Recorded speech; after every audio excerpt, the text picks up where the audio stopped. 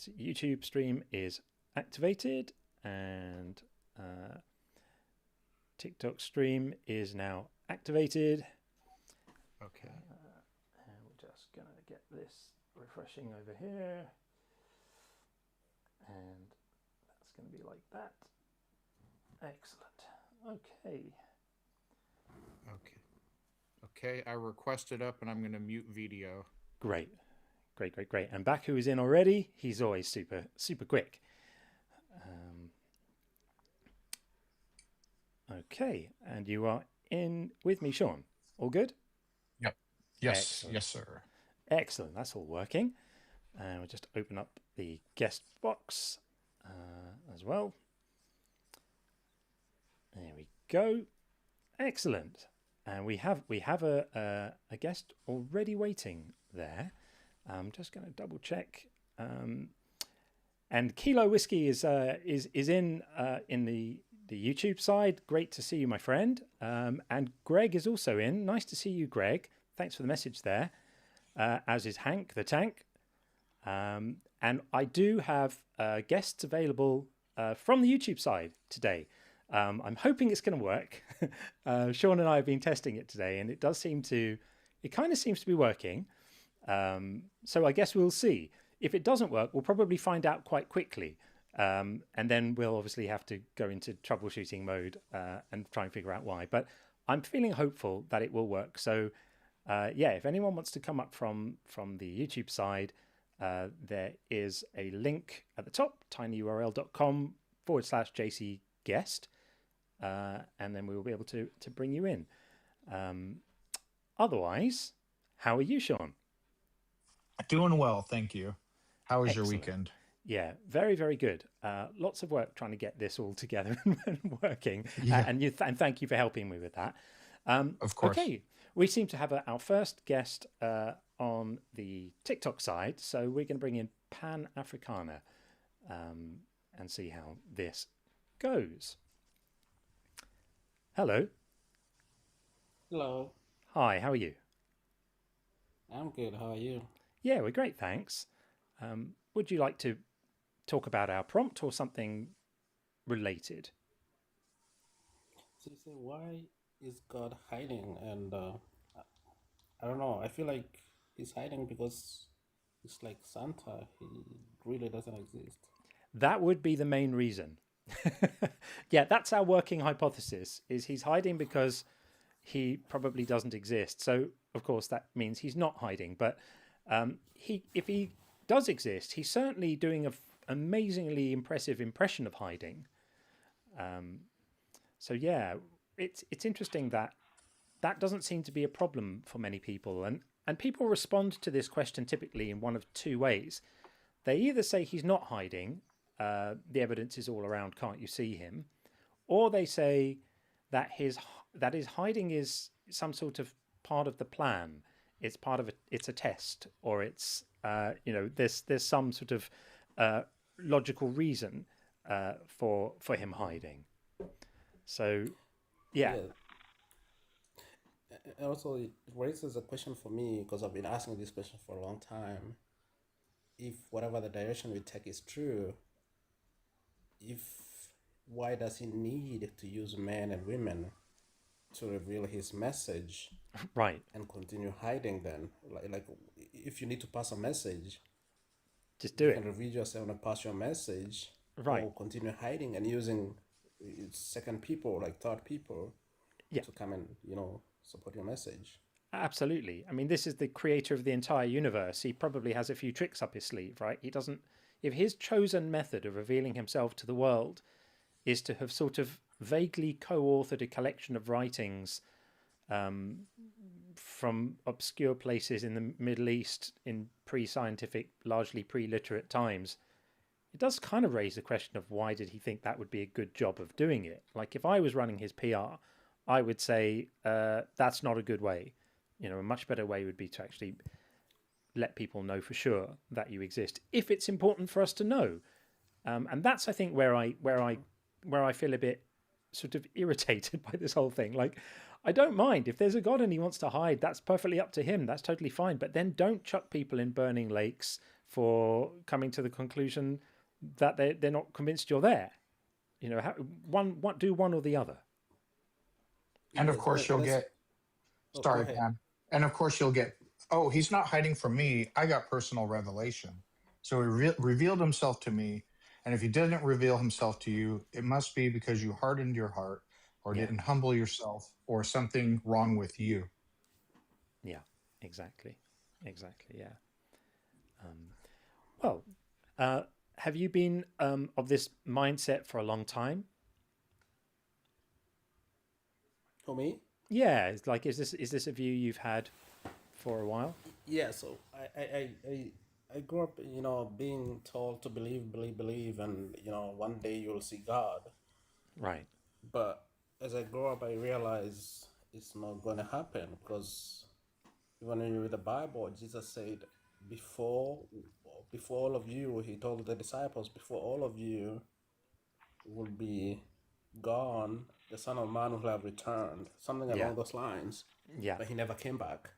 Yeah. So the question I have is like, if you're running for president, it'll be good for people to see your face. It'll be good for people to know that you're really running for president, and you sure if you're sending your PA every single time to represent you, not just for 1 year, but for all the eternity, you're sending some people to represent you.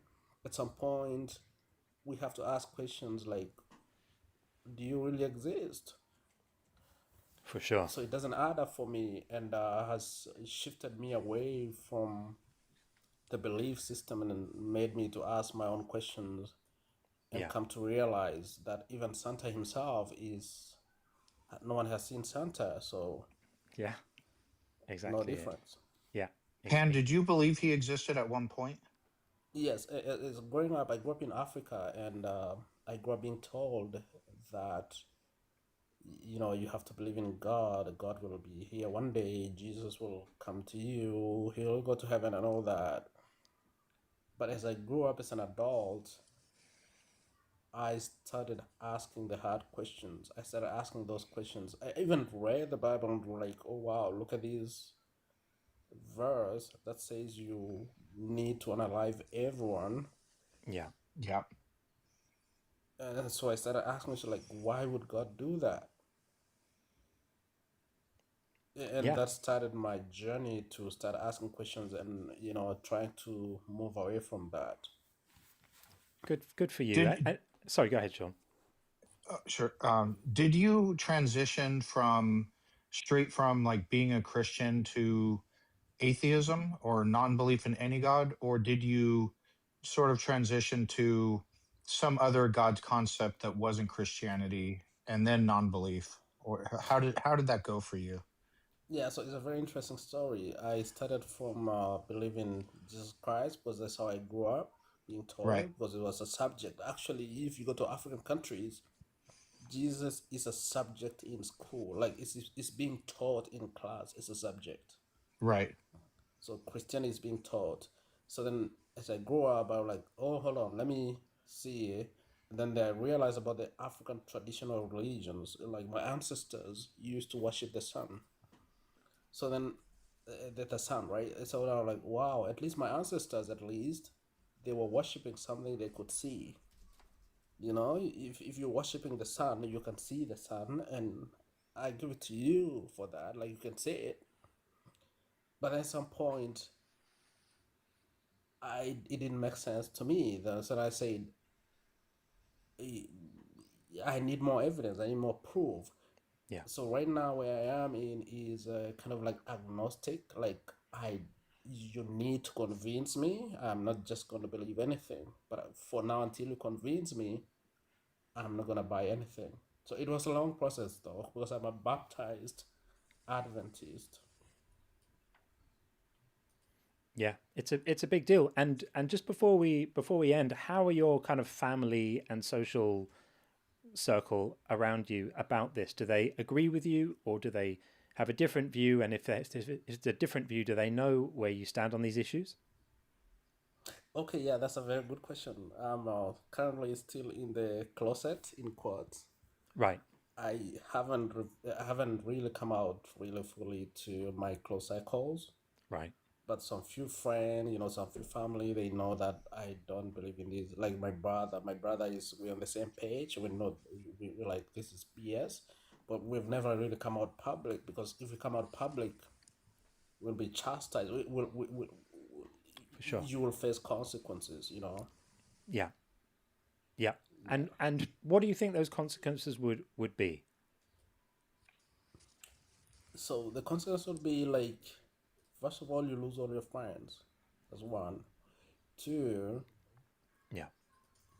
if you were to ever run for any elective position, you'll never get it. Right. Like zero. Yeah. It's like Yeah. it's gone.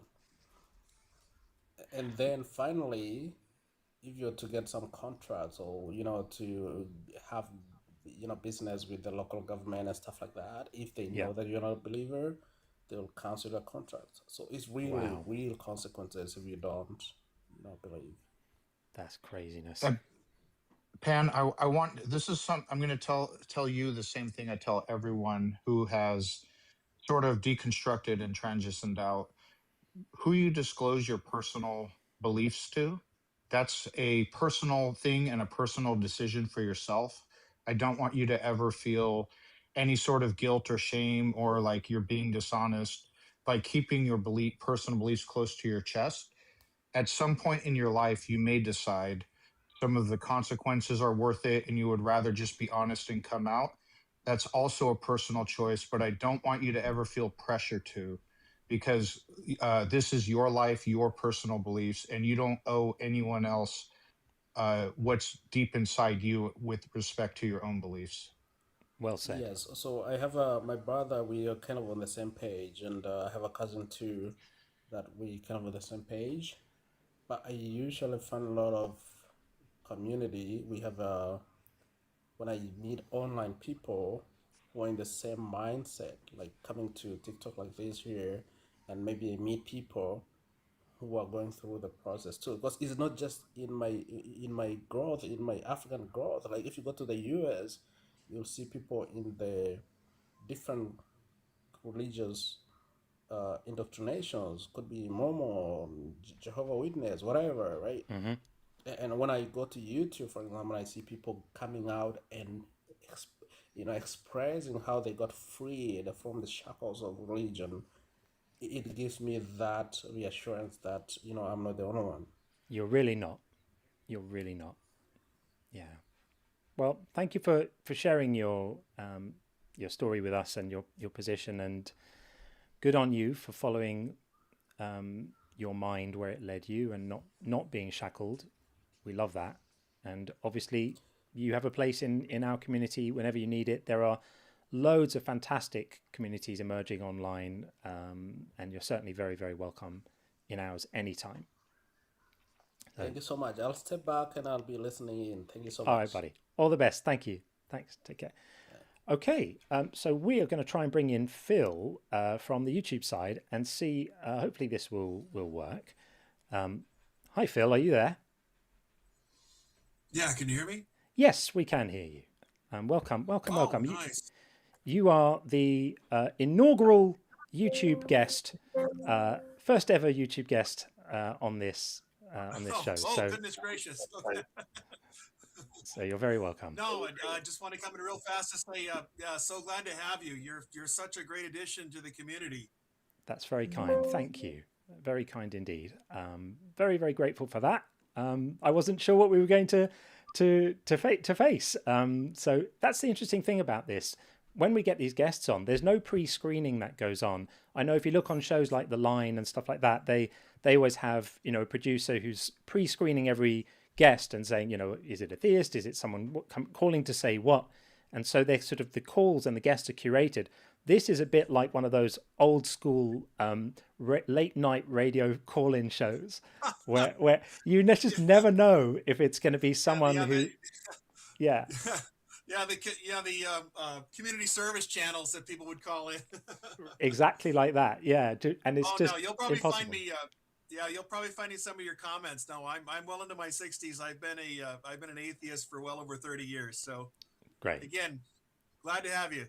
Well, thank you, And man. Phil- Really, really appreciate it. Phil, if you don't mind being a test dummy, are you able to hear me as okay as well? Yes, I can hear you loud and clear.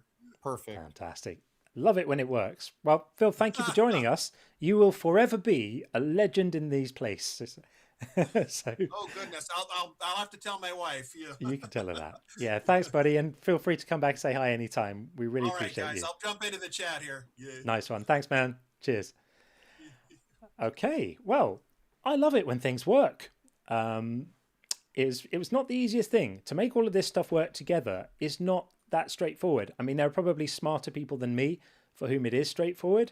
But even just a few hours ago, I was racking my brain to try and I had it where it was working, but then Sean couldn't hear the guests on the YouTube side, and eventually we managed to figure it out. So I'm very, very pleased about that. And as I say, Phil will be forever immortalized as the That's first right. ever, the first ever, The number one, the first ever YouTube guest. That's yeah. actually Yeah, that's it's really wonderful. cool. Yeah, really great. So thank you for that. And we are going to bring in on the TikTok side my very, very good friend Chaos Christy, who's also a moderator in the TikTok chat. Has a fantastic, inspiring. I say fantastic. It's a bit painful, but an inspiring story of deconstruction. Christa, how are you? Oh, hi. Hi. Tyler was listening and I wasn't. I'm good. He's got you. Excellent. Well, welcome. Lovely to Sorry, I hear was you. talking to my daughter. We're having a discussion about ADHD friendships. Fair I enough. wasn't listening at all. That's okay. Well, you're very welcome. It's lovely to see you. What's going on? You as well. For why is God hiding? I am gonna leave the room. I've got my daughter is reorganizing my fridge. Someone So has to. she's right Someone next has to. me. Fair enough. Yeah, better if it's not me, but kind of adult topics. So most people who are John's fans are kind of familiar with me and my story, but I had just tons and tons of trauma. And I think for why is God hiding for me, my father-in-law passed away after a 10-year battle with cancer. It had gone into remission and came back. And the final couple months were, anybody who's gone through caregiving at that stage knows, like, it was hell. You're always waiting for that phone call. And it never came. Yeah. Instead, our phone call was a family meeting where it was like, I don't even know if I should say that part. I need to talk to Tyler about that. But Sure. The event happened, and so I had never, for me, all of my family is in Scotland. I'm first generation Canadian. And I had had the typical losses, the, grandparents, older aunts and uncles, great aunts, whatever. But it was all overseas. So I heard and I kind of watched, but I wasn't part of it. And this was the first familial loss that I was part of. Mm-hmm. And I told my pastor this. So I had kind of an idea of what would happen, but just kind of, I guess, scholastic idea, like an academic idea. Mm-hmm. And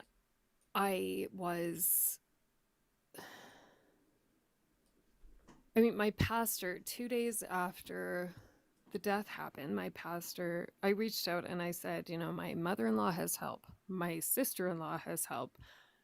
We don't have help.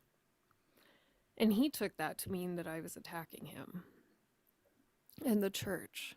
And that was what ended up getting me removed from my church at that time. But God, I was praying this whole time, and so were a lot of very close Christians that I had, like my family and friends. They were all praying about this one issue. And I mean, if God was there, I don't know who he was listening to, Mm-hmm. but it wasn't us. It wasn't any of us, his people, who had been very faithful, who had done everything right. Yeah. This pastor did the wrong thing.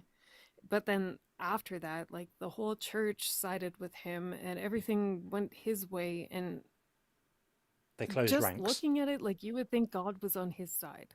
Mm. But I didn't do anything. Like I don't know. I'm sorry. I've had a couple of drinks. You can probably tell. That's okay. And I'm That's just, okay. I don't know. I always have issues talking about this because it's so convoluted and there's so many layers. Yeah, and But I think for me, like that was the biggest place he was hiding. that's Like, interesting. I was Say in more so about much that. trauma and I needed him so much. Right. Okay. Yeah.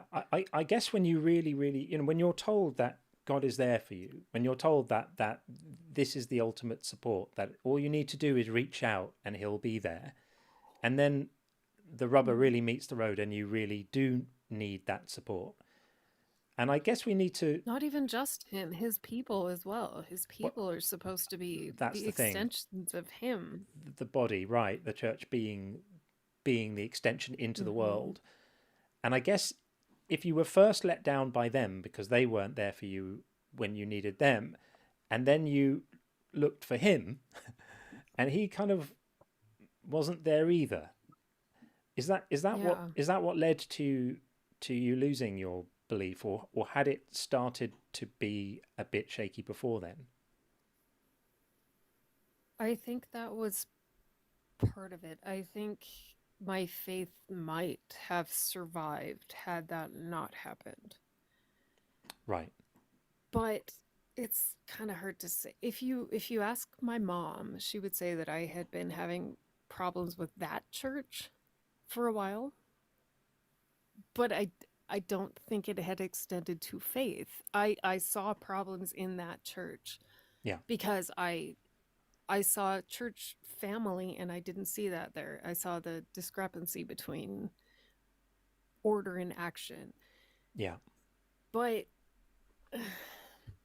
I could explain those things. It's just like when I personally was treated so badly. And Like another. I'm a very Sorry, yes, go ahead. open person, and I believe God can reach people through all sorts of things. I don't know. I'm going on a different train of thought here. Go on, Sean. No, it's okay. I I'm going understand. to lose myself and I'm just going to end up babbling. So No, you're fine. You're fine. Sometimes it's good to just get stuff off your chest. And I think we're going with that, and it's true. Um, Another Christian might say, "Well, you were in a bad church, and in our church, we wouldn't have treated you that way," and that may actually very well be true. But the important takeaway from this is, um, it's not likely any God exists, at least from my standpoint, of course. So, an empowering thought is that all we have is each other. And the reason I say that's empowering is because it puts responsibility on us to take care of each other, unlike your former church did. And possibly if you were in a different church, they would have been more supportive or what have you, but it would have benefited you because you have real live human beings that are looking out for your well-being, caring about you, listening to you, being kind to you. So the important takeaway, yes. even if being in a better church would have had a better outcome for you, it would have done so because real life humans would have been doing the right thing. And that's the important takeaway for all of us. There's no divine gonna make everything better if you just pray. No, we have to have action, and we have to take action for each other. Well said. Well, and I think too, like the last two pastors before this one, I still would talk to if I had problems. Like this isn't this church, it's this person. And the fact that a person can undermine church care so much shows how flawed the system is. Because like those For two sure. pastors were amazing people. And I really wish they had been there. But at the same time, if they had been there, I might still be there. And I don't want to be. Even though I'm in a position that's really hard and I'm questioning everything all the time, I feel like I'm more authentic. And like it sucks a lot. Yeah. I think things were a lot easier when I just believed God was in control. And But I feel like now that's why I get so angry with people who are too quick to say that people who lost their faith just wanted to sin, or just wanted to they had hardened their hearts, or that all of the sort of casual dismissals of the painful process that so many people have to go through when there's a collision, when their faith has a collision with the world around them, and the world around them wins. And it's a profound loss. As you know, a year after all of this, I almost died. Yeah. I had a tumor, and it was turning my intestine inside out. I needed God. Yeah. I needed to believe that everything was going to be okay, but I couldn't. Right. And so uncaring. And I had also lost all of those people. It's terrible. And it's so uncaring of people to just dismiss that as if it was just, you just decided one day that you just wanted to go and live a life of sin or some ridiculous nonsense like that. I think that I wish. Right. Yeah. Don't we all? I just think that's hedonism and sin. It all sounds fun. If only it were that simple, right? And I would urge any believers listening to just have a more compassionate attitude about people whose lives would have been so much easier if they could have stayed in that state of belief and continued to receive that sense of comfort from the ideas and the community that comes with them and all of that stuff. Thank you so much for the kind gifts on TikTok, by the way. I really appreciate that. Thank you. And some wonderful, very generous super chats coming in on the YouTube side as well from my friends from Yanto and also from Astronova. Thank you very, very much. I really feel for you. And anyone who's been through this process will recognize themselves in some of what you say. And that sense of loss is really, really hard. And then you do get something. I'm here, and that's why I'm being so in your face honest about everything. Yeah. Because I've found so many people who have gone through similar or worse. Yeah. That we have, and they just don't have anybody to listen. So that's what I want to be. I want to listen. And John, I owe you so much. You don't owe me and much. All of you guys. I love all of you guys. You're amazing. This is a community, and we welcome people in who can get something from it. And I think what we're saying is worthwhile. I'm not here to trash religion and destroy it for people who are in it and happy. Like, I don't go into Christian spaces telling everyone why they're wrong, or Islamic spaces telling everyone why they're wrong, or Jewish spaces telling everyone why they're wrong. I let people be in their own place, and then we just set up shop in this little corner of the internet for anyone who wants to hear this stuff, for anyone who needs a sense of I don't know, I guess legitimizing their non-belief after being told that it makes them bad by so many other people. That's the thing that we have to do, and that's a noble mission. That's a worthy mission. And if that mission upsets people who have faith, I'm sorry, deal with it. Your religious ideas might upset us. Dreadlocks in the comments right now. He just said, "Am I allowed to chill here, even though I'm Christian?" Of yes. course, of course, absolutely. Yeah. As long as you're not going to judge the hell out of everybody here, you're absolutely welcome and encouraged. Absolutely. And if you're, I hate that. I hate that thought that I hate Christian people. My mom is Christian. I'm very close to my mom. I don't hate Christians. Never did. Exactly.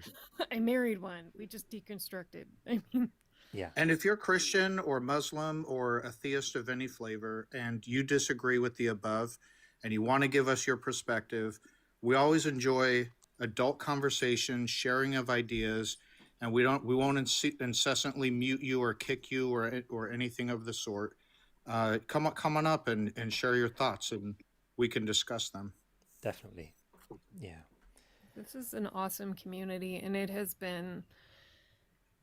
I can't even explain how much it has helped me. Well, that means And I a lot. think we're just set up to help so many other people. And like Speak. anybody who wants to chat, follow me and DM me. I'm always here to talk. I was going to say, speaking of which, do You're you have good, you're anything good. interesting Everybody's planned welcome. for tomorrow evening, Christa? I'm sort of more dealing with my feeling like I'm not a celebrity enough to be co-hosting, or to have you co-hosting for me. Well, I don't know. Christa asked I'm me. having my feeling Well, I don't know. I can't think of a word. okay. Unequal moment. Well, you don't need to feel that. So Christa reached out to me and said that that she would like to do a stream on Monday, basically to essentially reach out with what she's just said now, like a message to those who might need the kind of understanding that she can give and want to take part in the kinds of conversations that she knows how to have and that we sometimes have, and asked me if I would be willing to co-host that with her tomorrow evening, and I said of course I would. So we will be doing that for anyone who wants to. It won't be the same sort of thing that we do here. It won't be a debate. It'll just be talking to anyone who wants to. Tomorrow evening, I think you said same time as this, right? 10 p.m. UK, 5 p.m. Eastern time, and Yeah. so I will be. I think that's a great idea. Supporting Christa in that tomorrow evening. So Safe good space. for you. Yeah, a safe space You can for people have who want to talk. questions. Bakugan, if you want to come, I would love to have you there with questions. Questions are okay. Debates, I'm not doing. We want to do super safe space, like therapeutic space. But questions are always good. We can definitely do that. We can definitely do that. All right. Well, we're gonna monopolize you guys. We're gonna move it on. We got a few in the queue and some super chats to read out and stuff. So lovely to speak to you as always, Christa, and I will see you tomorrow evening for a little chat. We'll just have a little chat. It'll be good. And everybody else who would like to come. That's the one. Thank you guys. All right, lovely. For everything. You guys are amazing, both you and Sean. Thank you. All the best. You are too, Chaos. Yeah, you are. Say hi to Tyler. Take care. Will do. Bye. Okay. So yeah, some big thanks over on the YouTube. Astronova, thank you very much for a $10 super chat. So I believe the way you handle these difficult conversations is quite effective. Thank you for being here. When YouTube subs become available, I'll drop one. So thank you very much. I will be sorting out subscriptions to the channel this week. So thank you, Astronova. I always really value you in the chat. You're on point. Absolutely. If you fancy modding, by the way, for me in the chat, let me know. I'll make you a mod. Philo5227, when you talk to God equals a prayer. When God talks to you equals schizophrenia. I would agree with that. Yeah, people have definitely been given generous medical provision for claiming that he speaks back. So that is definitely a thing. And Matthew, thank you very much for the $5 super chat. Says, glad to be here for your first YouTube call. Best of luck with the channel. Thank you. Recently discovered you on YouTube and like your calm and compassionate style. Thank you very, very much. We try. Okay, we are now going to bring in Faze Bro from the TikTok side. Hey, Faze Bro. Are you there? Hi. Hi, Yeah, how are I'm you? here. Great, welcome. I'm good. Thank you. I mean, I'm coming in from a Phil Bro angle to this. Are you? Okay. So, like, what do you mean by why is God hiding? Like, what do you mean by that? Well, is there a particular word in that sentence that troubles you or that you're having a difficulty with, or is it just the collection in particular that you struggle with? Well, like, I mean, there is a presupposition in the question, which is he's hiding. So you're asking why? Yeah. And like, what do you mean by that? Okay, so it's sort of a bit of a rhetorical device, because I don't think God is hiding, because I don't think God's doing anything, because I don't think God exists. But what I'm saying is that if God does exist and he wanted to do the best possible impression of hiding he could possibly imagine, this is how he would do it, which is make himself completely undetectable to everyone other than people who already believe in him, and leave no reliable, independently verifiable evidence of his existence anywhere. And the universe looks pretty much exactly how you would expect it to look if there wasn't a God. So if he is there, he's trying very hard not to be found, in my view, which is fine because he doesn't owe us being obviously detectable and easy to spot, up until the point he starts making threats about what happens to people who are not convinced he's there. And at that point we have a problem, and that's why I go there on this. So, if he wants to be shy and coy and hide somewhere and remain invisible, that's absolutely fine. But then don't tell me I'm going to get chucked in a burning lake for coming to the only obvious conclusion, which is that I don't see any reason to believe he's there. Before we get into that part, okay, I'm not okay, let's step. What do you mean detectable? What do you mean detectable? So are you talking about what kind of experiential detect? Are you talking? Let's just say any evidence at all that would lead me to conclude that he's there. And here's the funny thing: if he's as smart as everyone says, he would know exactly what that evidence is, and has so far chosen not to provide it. So even if I can't tell you what would constitute that kind of evidence for me, he would know even if I don't. And he just hasn't provided it, because if he had, I'd be a believer now, right? Well, one of the things I thought about recently is how God, first of all, one of the ways that he says, for instance, he says wherever there is love or there's two people praying, I'm there, right? That's how he says it even in the Bible. Or he would say that you will know that I am with you because you love one another, right? That is how you detect him. I haven't seen God, right? If you're talking about visual way of I've never seen God. I didn't mention But visual. I love people, and so by what you said, me loving people means that he's detectable to me, but I don't detect him in any way. Right. Well, that's what I mean. That's what I mean. What if he is trying to be detected in that? Can an all-powerful deity try but fail to be detected?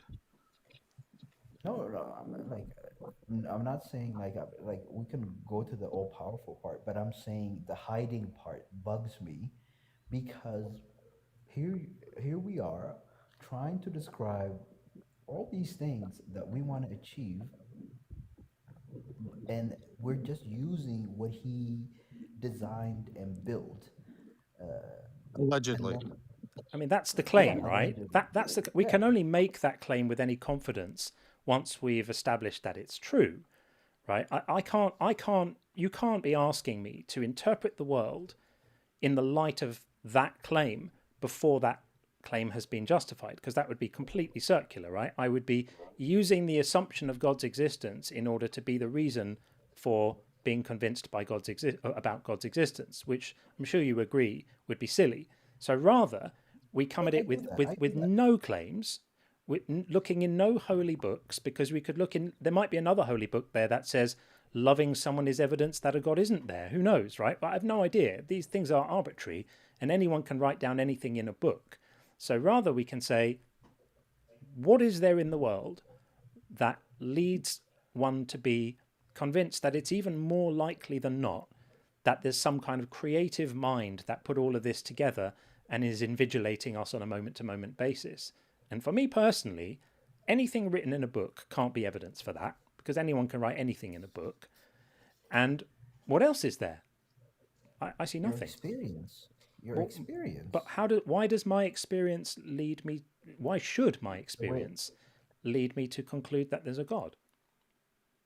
I mean, if there is a separate book talking about validating the things that you unearth as you live life as truth, and then let's say you decide to write a book when you're 80, after you've lived a rich life. And that book, like, let's say for this, like, yeah, I'm gonna like steel man it, and then say let this book be identical to the Bible. Like, like you've come all, like, it's just that's what I mean. Like, it's just like it just described the thing that you were compiling originally. But your Phil, argument is basically boils down to book says thing. No, because I do this. I genuinely do this in the way I live, because sometimes I find some like, something, let's say something um, wonderful or beautiful, and then I say, how does God fit into this? Like, that's how I think sometimes, Phil, what's right? convincing to you isn't necessarily convincing to someone else.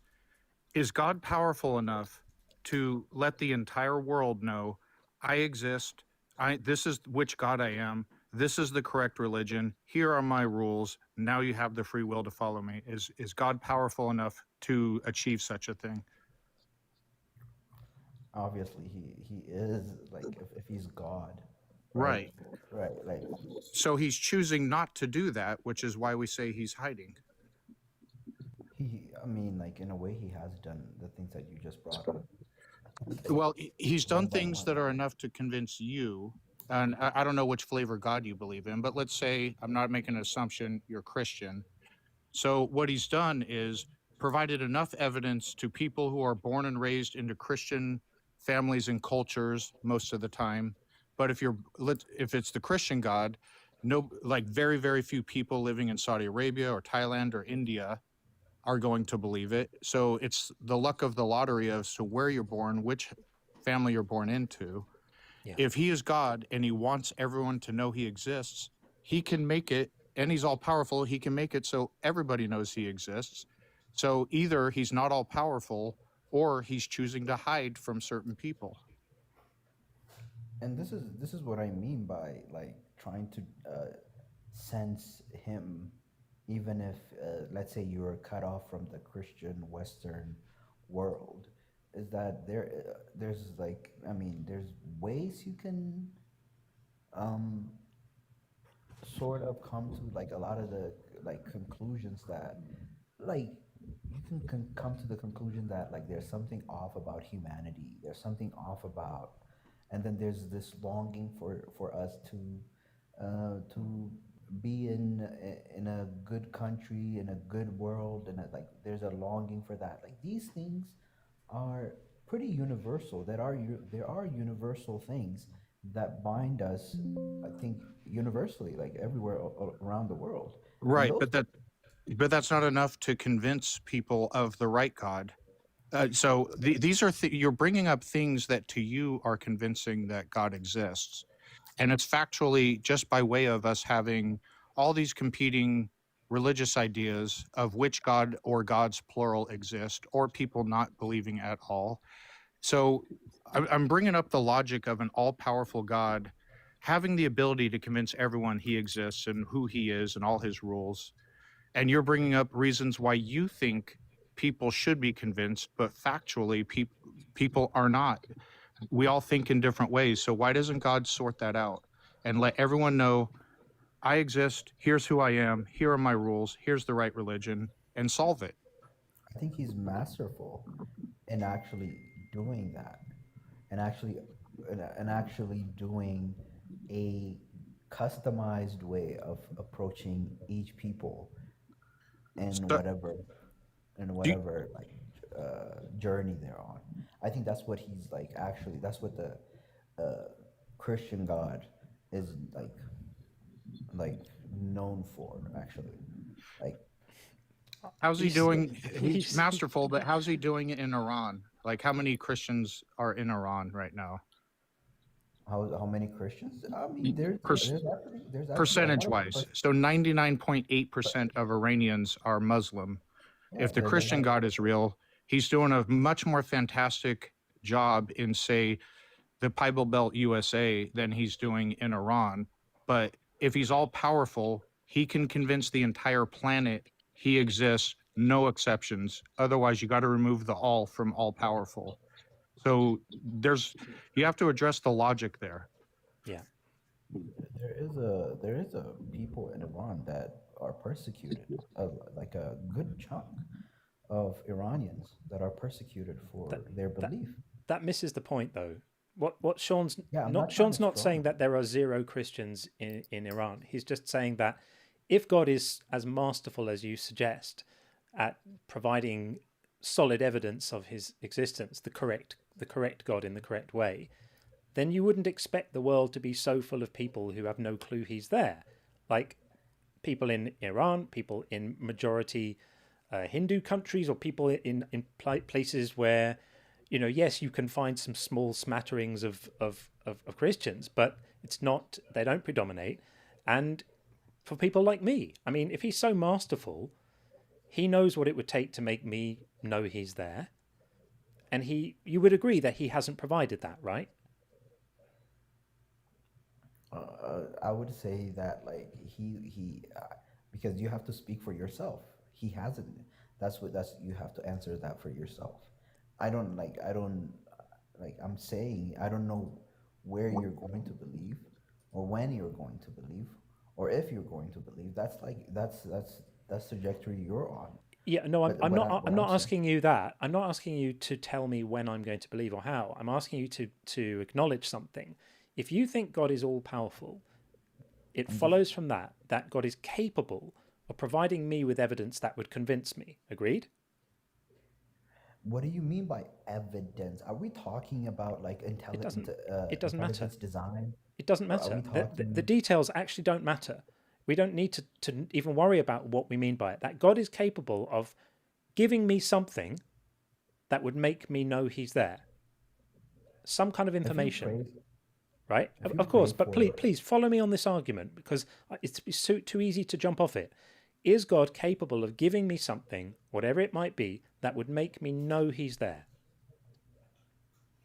if you're no, if yes, he is, but Okay. if Has he that is done if that? you can, Has he done that? if if when he communicated that you are receiving the communication, No, that that doesn't is work, because I that asked you that he knew something that he knew would work. Is he capable of giving me something that he knows would work? That he knows I wouldn't miss because I wasn't in the correct receiving mode, or my heart was I don't think hardened, or whatever it might be? Is he capable of giving me that level of persuasive evidence that would make me know he's there? because now you're saying specifically knowledge and knowing, but God does like I'm a Christian, like as a Christian, faith you Or even just understand believe, does or even play. just believe. Yeah, I mean, he could make faith. himself known to me such that I would have absolutely no doubt about it. But if you That want I to, would we can agree. recalibrate the question and say, is he capable of giving me evidence such that I would be undeniably persuaded that I believe he's there? And Yeah, belief. right, so if the answer to that is no, then you don't think he's all powerful, and we can talk about what the limits of his power are, and what he's not capable of doing. It does seem odd that he's capable of creating an entire universe with trillions of galaxies and trillions of planets and everything that's around us, but he can't just, you know, pop some evidence in front of a guy in the southeast of England sufficient to make me go, oh yeah, he's probably there. I mean, that seems unusual. So I'm going to guess that you think he could do that if he wanted to, right? Because to go back to this knowledge thing, God doesn't you Can have you to answer understand. his question, please? Yeah, I'd love. No, I just want you to because he follow me said on through the argument, because I'm just building a logical argument for you. So once you acknowledge, you need to either tell me no, he's not capable of doing that, or yes, he is capable of doing that. he is based on faith. Not based on anything. He's capable of giving me information that would let me know he's there and let me be persuaded that I believe he's there. Or is he not?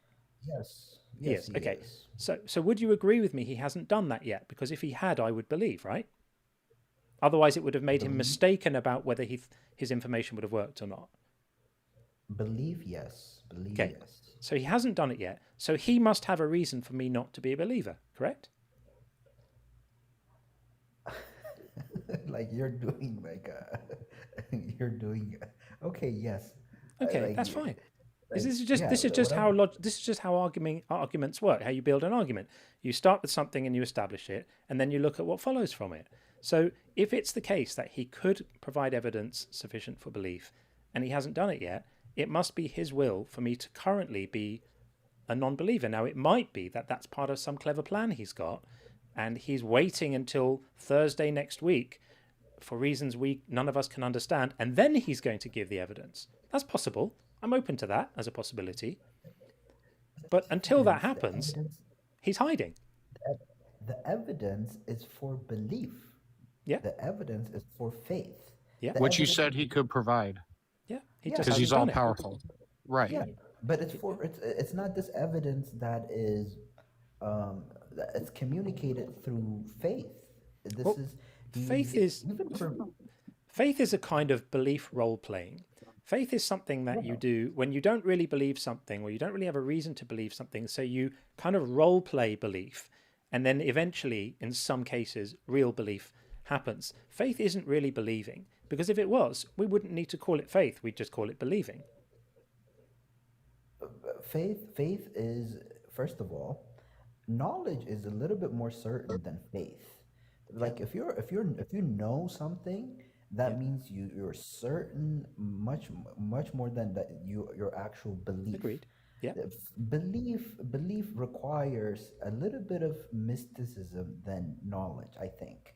And therein lies the wisdom of this communication that he does with us. Because if it was based on knowledge, the smartest person has the best access to God. Because this is about accumulating information and blah, blah, blah. And because it's about faith, it adds a little bit of, it's as much as I think it's egalitarian, in fact, that he approaches it that way. I think we belittle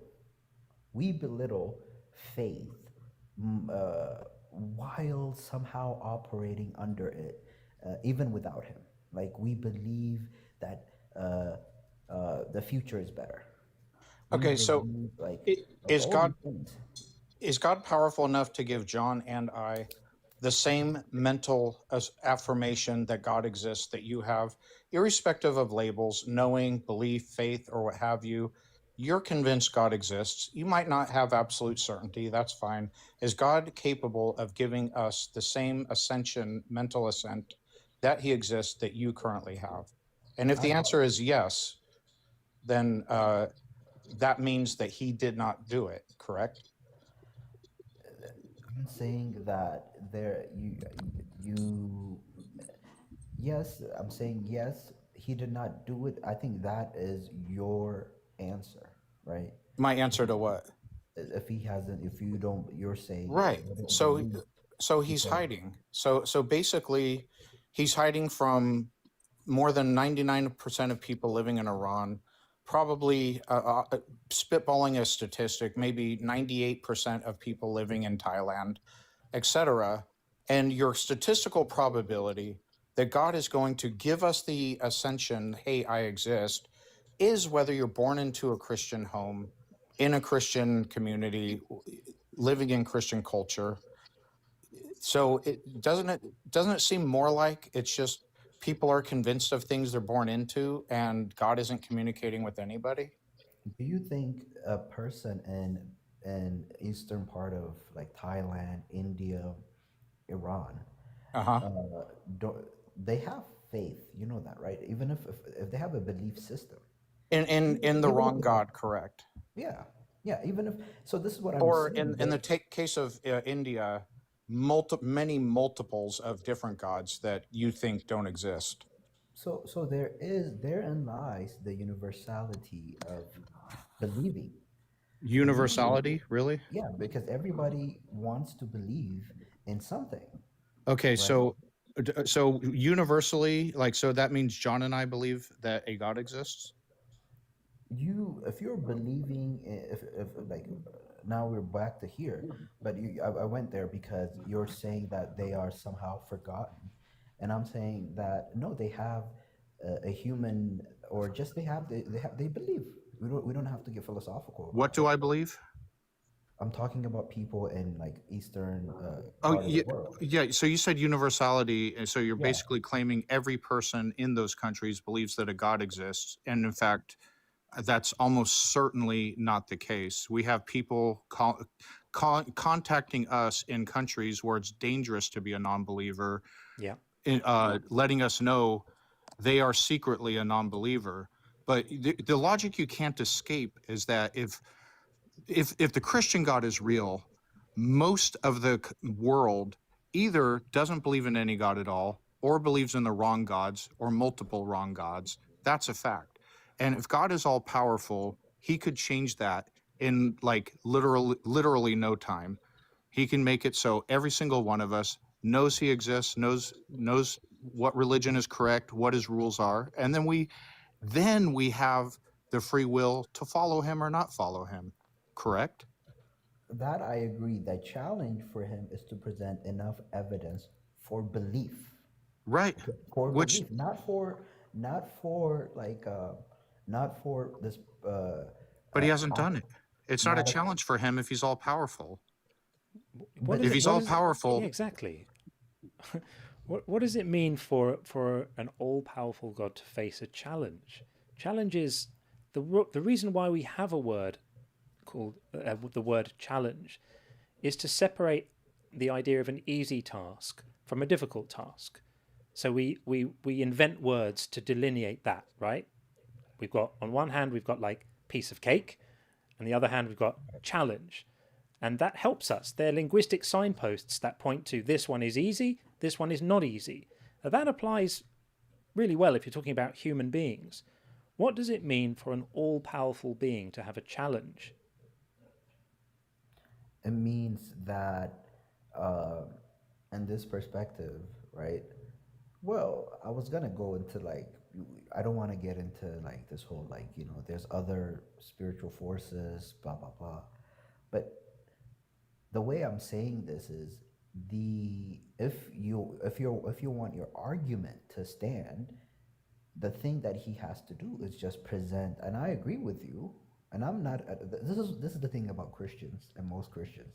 We are not defenders of God. Okay, He has a certain task. We are even if we like let's say like just talk about God and Jesus Christ and whatever. We're not here to defend him. There are certain things he needs to do irrespective of us. We're just a co-worker. Okay, we're not But like can I give you a perspective on that, though? Even if you're not here to defend him, you still give tacit approval to his policies. You still worship him despite his enjoyments. You still are devotional towards him despite the obvious moral problems with the things he says and does. So, yes, you're not judge and jury. Yes, you're not appointed to be official PR agents, although the Bible does tell you that it's your duty to go out and explain this stuff, right, in the Great Commission. But there's a yeah, problem but here like that's because when we see this kind of, there's a problem, there's a moral problem, which is that God remains hidden to many people at the same time as warning about the consequences of not believing in him. And that is like peak gaslighting. Can you see why that might seem morally problematic to someone where I'm standing, like outside of the belief system, outside of the axiomatic assumption that God must be good because it says so in a book? I'm just looking at these ideas, right? One of them is there's problems for you if you don't believe this stuff. And then the other is, but he's going to stay hidden for reasons. That's a problem. I agree. The way it's presented is the way it's presented, like in in that light, is pretty much in the Western world. If you believe, there's the bad place. That's the way it's presented here, and I think that's like there's the. I don't think that's the right way to do this. But he does even for I don't think he is hiding at all. I don't think God hides. In fact, if he was everywhere, it's so over like invasive that he's everywhere. I think like he would be. It would be annoying, not even to you guys, but probably even to me. Like it would be. I would be annoyed. Like like if he's like but he is like he's there at the right amount. If that makes sense. But dude, We we've didn't already suggest. established that he's hiding. We've already established that if Yeah, he wanted to make himself known, he could, and he hasn't. That is literally what hiding means. we're not suggesting he run around in our face all the time annoying people. You're a believer. Does he annoy you?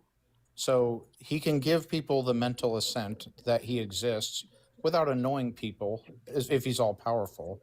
So here's the deal.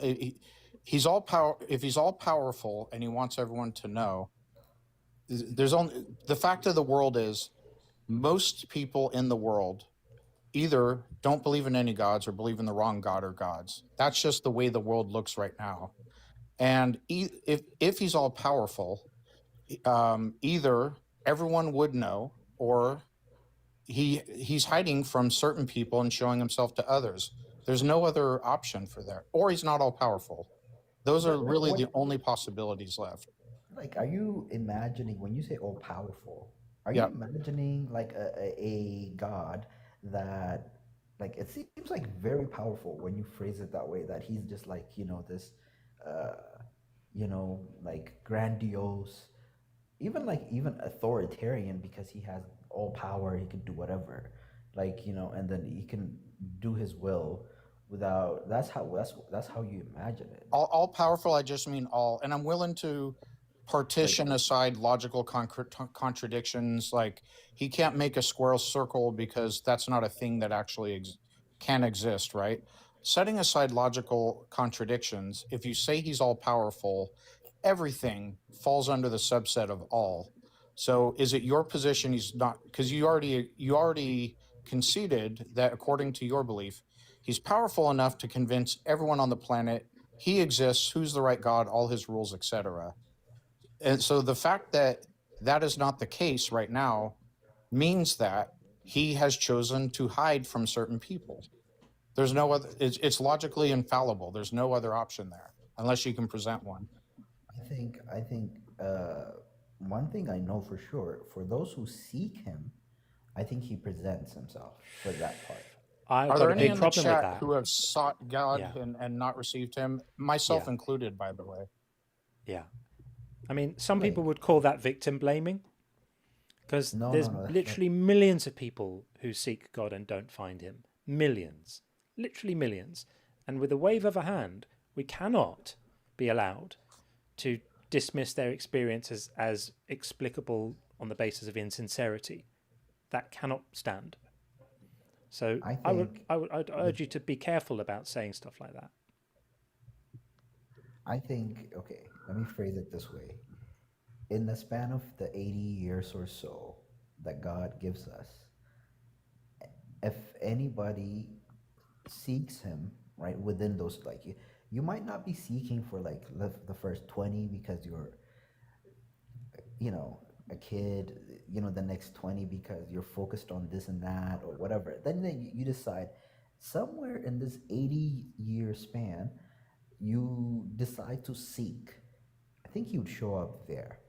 I think seeking is He factually hasn't. So for me, there are many like me. There are some in the chat, many who have come up and shared their stories. I'm a former Christian myself, and I began to have doubts. And at first, it first happened when I was a child. I was told, that's the devil talking to you, and you're going to go to hell if you stop believing. So that was a thought stopper. But as I grew well into adulthood, I allowed myself to really question. But I genuinely wanted to believe that a God exists, even if it's not the Christian God. I just wanted there to be a God in afterlife where I'm going to be with my loved ones again. And I prayed. I did all kinds of, introspection and talking to people about it. I genuinely tried and wanted to continue believing, and I couldn't. And I am not an anomaly. We have people that come in and share their stories all the time. Dr. Todd came in and spoke with us. He went and got a PhD in, I don't remember exactly specifically what field, but in theology, to be a better pastor. And he was a pastor at a mega church. And then he began believing less and less of the Bible. It's a long story, but there are cases like us all over the place. So what you believe to be true, I'm not speculating it's wrong, it's factually wrong, because I know for sure my own story, and I've heard so many similar stories of others who genuinely wanted to keep believing and couldn't. Again, like I'm not a defender. I'm just like, just presenting this thing that I wanted to share, which is, listen, if you're genuinely seeking, and through that genuine seeking process you left, right, you left even for 40, 50 years, right, that could be your story. And if you find it like that, we don't know, there is no math to it. It's not like this rigid thing. That the process of getting to know God is, if it's genuine, it's, and you left because you couldn't find him, or you saw this scary whatever, like that was like vindictive God, like when you were young, and you left. I think, in my perspective, that's probably a good thing. Like, like because that's probably going to turn you into a terrible human being. Like, and that could be the process. And who knows? The story's not over. But but what I'm saying is, if one seeks, and however the story goes, I think there would be, and I don't know, because I have my own way.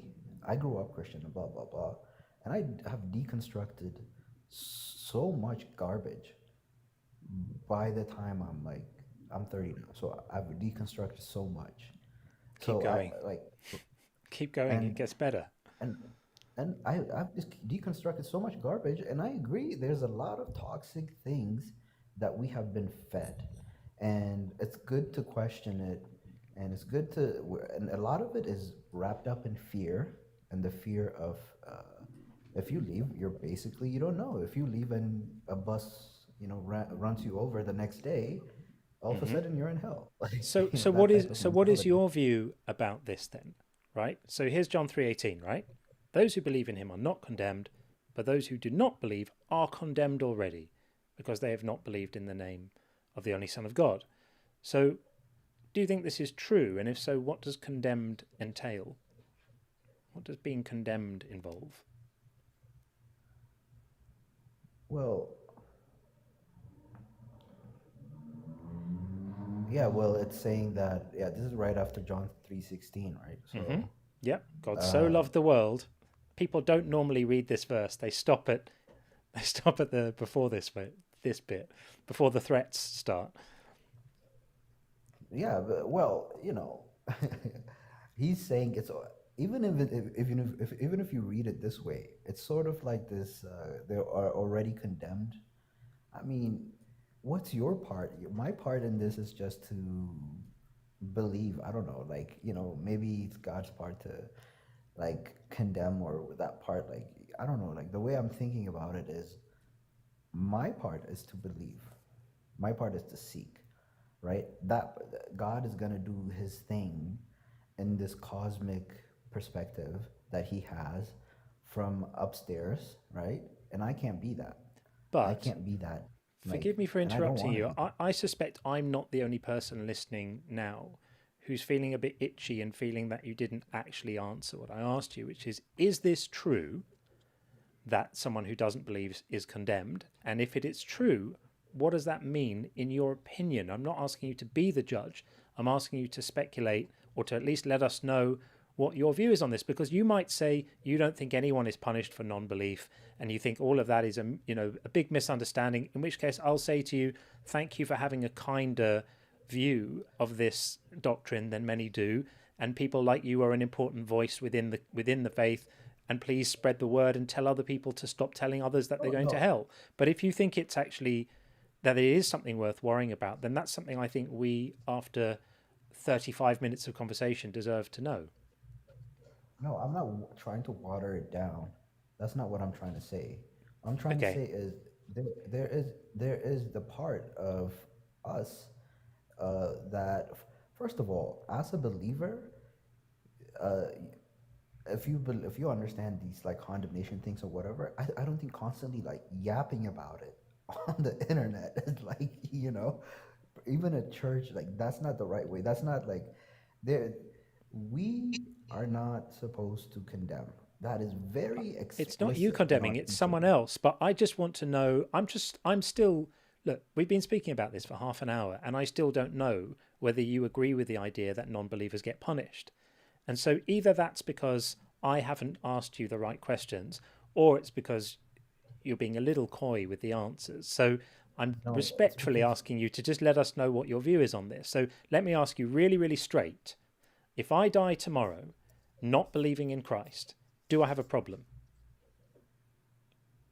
uh,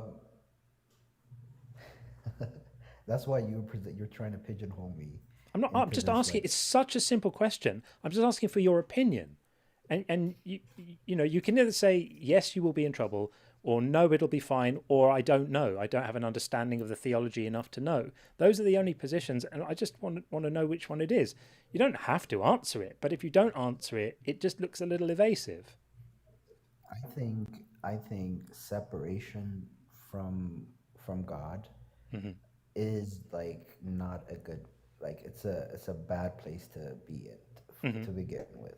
Okay, so that's what it means. Can you Like, see what's maybe on the it has screen right started. now? Oh, you're bringing on like crazy shit, like revelation. I mean, crazy stuff like revelation and stuff like. Yeah, yeah. Are the non-believers going to be thrown in a lake of burning sulfur, or if not literally, this could be a poetic metaphor for something else. It might be that this is just poetic language, but it's presumably not poetic language for a weekend in the spa. It's presumably poetic language for some experience that people might not enjoy. So again, is there a penalty imposed, in your view, on people who reach the end of their life simply not having been persuaded that any of this stuff is true? That is a reasonable question to ask. Again, like,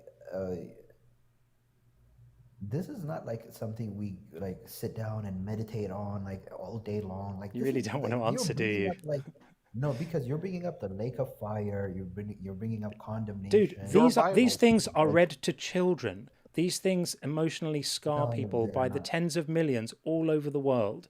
I know They're not people read who to suffer children. from post-traumatic stress from having been terrified by this kind of imagery and these kind of threats. So again, you can't just wave it aside because you think it's overly poetic language or metaphorical, something like that. This is in your book. Jesus himself said that non-believers would be cast into hell, and he didn't paint a rosy picture either in Matthew 13, I think it is, right? So this is not something that can be batted away. Even if you don't buy it, you have to admit that a lot of other people do, and this is where we're coming from. That it's deeply problematic. A book that's going to make these kind of threats, and a God that's going to set up a system where hundreds of millions or billions of people think that there's a terrible punishment in store if you don't believe the right kinds of things and you don't believe in him, and then he makes zero appearances. I've got a big problem with that. Anyway, dude, we've reached the nearly 40-minute mark, so I think perhaps we'll draw a line there. But thank you for coming in to speak to us, and Thank you, nearly Jason. giving us your I opinion. We do appreciate the appreciate it. conversation. All right, Appreciate it. take care. Later, guys. Thanks, bye. Worth noting that verse also lumped together the faithless with murderers, the sexually immoral, the cowards, Right. like lumped us together just simply for not believing Yeah. with some horrible people. Absolutely horrendous. So a couple of things to read out. So Philo in the YouTube, thank you very much for the $5 super chat. Says God is incomprehensible. Now let me describe his attributes. I love that. I've often thought that. I think one of my videos was about that. You can't possibly understand anything about God, and now let me tell you absolutely everything there is to understand about him. And then Yantro, sorry, I always get your name wrong, sent a wonderful message as well, which I now can't find, but with a super chat as well. Thank you so much. I'll try and read it out. I haven't got a grip on how to keep track of these in the in the chat yet, I know I need to get an aggregator that pulls them aside so I can deal with them one at a time. So if you're very generous and you send a super chat, and I don't read it out, it's my own ineptitude and the fact that I haven't implemented the right bit of software to gather them all together yet. I'll try and do that in the coming days, but thank you. And yeah, Ianto as well says, again, thank you very much for the super chat. Support the stream, help John keep the show going, like and share, subscribe. Super chats welcome, be kind, stay hyped, and let's learn something new. That's lovely. We really appreciate you. You're a wonderful friend to the channel. So thank you very, very, very much for that. Okay, we are going to bring in from the TikTok side, Ideate there. Oh, it would be Ideate, of course. Ideate there. Hello, how are you? Hello, man. How are you? Good. You sound like you're possibly underground in a big metal bunker 10 feet from your phone. Can you get any nearer the mic? Yeah, I'm sorry about that. I just have a bad mic. If it's okay with you, though. Yeah, is there any way you can get any nearer the bad mic? Because you sound like you're sort of at the other end of the room and it's just a bit hard to make you out. Or in a small enclosure, because there's like an echo coming through. Yeah, it's not but ideal. you're audible to a point, so let's see what we got. Yeah. Okay. Okay, sure. What questions do you have? Well, we're making the claim. The first question is, why is God hiding? Which is a fair question, because we're told that it's very important to have a relationship with him, and that there's some significant degree of danger involved in not having a relationship with him, and yet he's so coy. He's so shy. He just stays hidden, and so there's a bit of a tension there, and we're wondering what people's views are on that. Okay, so my understanding on that is that, let's say you have a pond and you have a bunch of fish in there, and that in this analogy you would be God, right? So for the fish, you wouldn't be present for them unless you're in the water, right? And if it is in your nature not to be present in the water, you will be hidden by default. Yep, that's completely fair until you start setting the fish on fire for not believing you. Okay, so that's the second question, I'm assuming. Well, it's more just, anyone with a passing acquaintance with Abrahamic faiths understands that this idea of believing the correct things is a central pillar. And that's really what I'm pushing back on. If it's that important to believe the right things, and if there are penalties for not being convinced of the right things, then it would be incumbent on an all-powerful God to give us the information to be able to make an informed decision. And that's where the fish in the pond analogy fails, because the fish in the pond can just get on with being fish in the pond, completely oblivious to you as their owner or God, right? You can sprinkle fish food into the pond every day to keep them fed. All they see is the food. They don't understand where it came from. In that sense, it's quite a good analogy. But where the analogy breaks down is we don't issue orders to fish that unless they are sufficiently devotional to us at the end of their lives, that we're going to pan fry them. Yeah, so I use the fish analogy just to explain the hidden attribute of God. But as to answer the question why we will get punished, it would take a bit more understanding of what the punishment is, right? Well, So any what is punishment. hell? It's not. It could be any punishment. It could be a minor inconvenience, and it would still be immoral. Oh, why would it be immoral? Because he gave you his word. Well, why impose a Through minor prophets. inconvenience? Why impose a minor inconvenience on people because they're not convinced by something when you stayed out of the pond? God could easily dip into the pond, couldn't he? To let all the little fish know he's there, give them a little stroke so they know they've experienced the hand of God and they know he's there, and then no one needs to be inconvenienced. Well, he has done that, and there are many instances of miracles. For example, big figures like Moses, Joseph in the Bible, right? But the issue is that we right now don't believe in it. Correct. And God would know that we wouldn't, because people with a reasonable epistemic standard and a respect for evidence and basic critical thinking skills can see that a story in a book isn't a reason to believe in an all-powerful creative mind of the entire cosmos. because there are lots of stories in lots of books that we don't. You know what it's like to read a story in a book and not believe it, because there are some books that say that Muhammad flew to the moon on a horse, and I'm going to assume you probably don't believe that to be true. So you've had the experience of reading a story in a book and not believing it. That's just the same experience I've had. I've just had it with respect to a different story, right? So it's not a crime in your case because you read about that and were not convinced by it. Why should it be a crime in the case of other people who just read a different story and are not convinced by it? Okay, what about the message of the Bible are you not convinced about?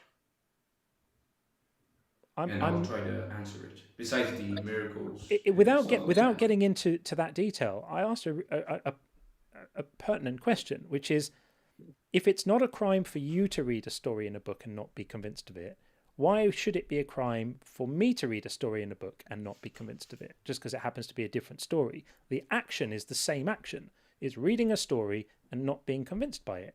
It's identical, other than the specific content of the story, but that's irrelevant. Yeah, okay, so I don't want to feel like I'm going in circles for you, but this would take a bit better understanding of what the punishment is, right? And the punishment is that you'll be left to the consequences of your own actions. So let's say if you told a kid to go to school, right, and to read the books, and he just saw the books and he says, oh no, I don't believe in it. And if you just leave him be, he will face the consequences of his actions. And that is what is the punishment. So I'm going to tell you that's deeply immoral, because not being convinced by something isn't an action. It's a cognitive state, right? So the world gives you information all the time, and your brain does whatever it can to make sense of it. And your brain is constantly evaluating the information that's coming in, and you're discovering, after that process takes place, whether you find yourself convinced by something or not.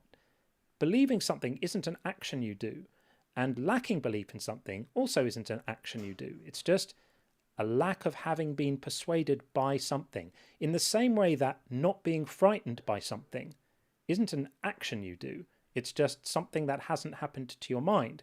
If I say to you today, if I say I saw a dog, and you don't find that funny, you didn't decide not to find it funny. You just didn't find it funny. Your brain heard me say the words, I saw a dog, and the sort of humor recognition circuits in your cognitive machinery in your brain didn't light up. Similarly, if you read a story in a book and you don't find it convincing, the belief circuits in the brain just don't light up and you're not convinced, and there's nothing you can do about it. So to call it an action deserving of consequences is morally deeply problematic. Can you see that point? I'd agree with that if a person doesn't put in any effort into reading the Bible, right? What if a person As puts an in academic what if a or- person puts in 30 years of effort into reading the Bible and still finds it Yeah. unconvincing? Well, that is an action that he took. No. Is it not? The action is reading the Bible. What isn't an action is not being convinced. Okay. So you're telling me that it is immoral to be not convinced by anything? I'm saying it's immoral to frame a lack of being convinced as an action amenable to consequences and punishment. That's morally incoherent.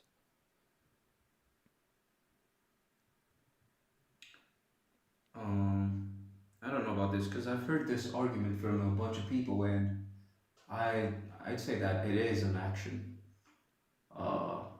How? How's it an action? If you're not convinced, you're not convinced. You can't just decide to start finding something convincing that you don't find convincing. All you can do, right? I'm not making the claim that there are no actions at all you can take around belief. You can definitely do stuff, like you can choose to study on it.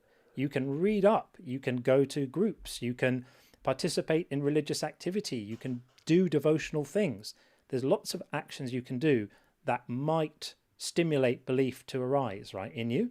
But what if you do all of those things and you're still not convinced? You must agree with me, surely, that the only way you can have a belief is if something happens that makes you find it convincing.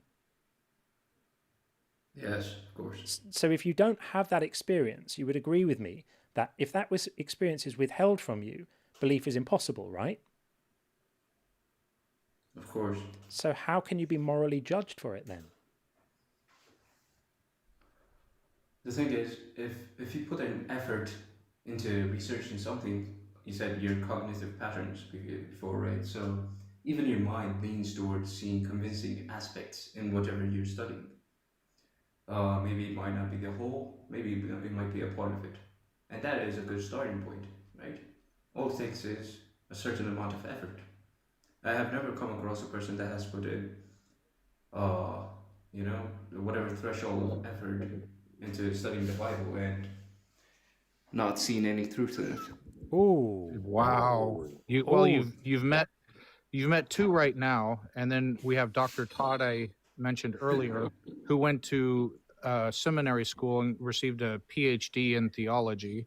You have Justin from Deconstruction Zone, who also went to seminary school, has, I believe, 2 masters in different areas of theology, was a Christian at the time, and he stopped believing.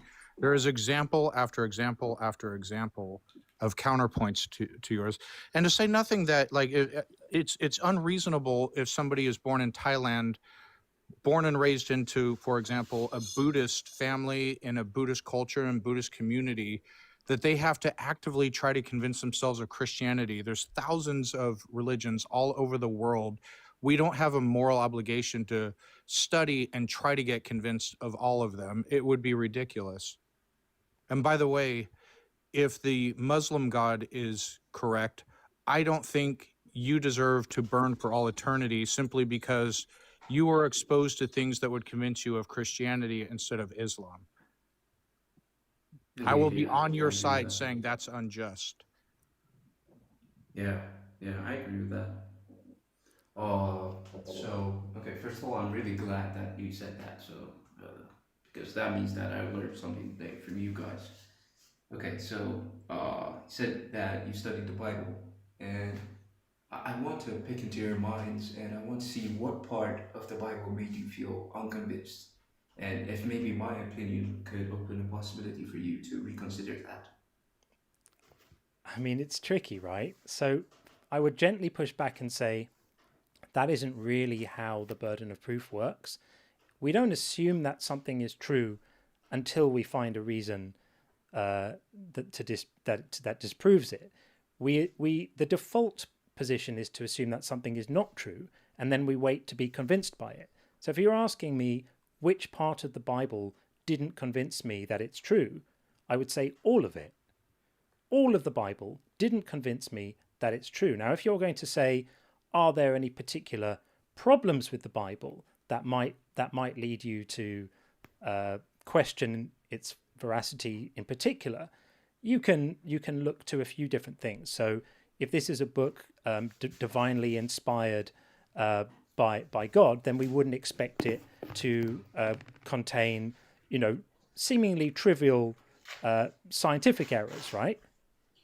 If it's inspired by God, then it shouldn't have scientific errors. So the fact that it's got lots of silly little scientific errors in it seems to describe a world which is, a flat circle with a dome over the top of it. And we now know that that's not the shape of the world.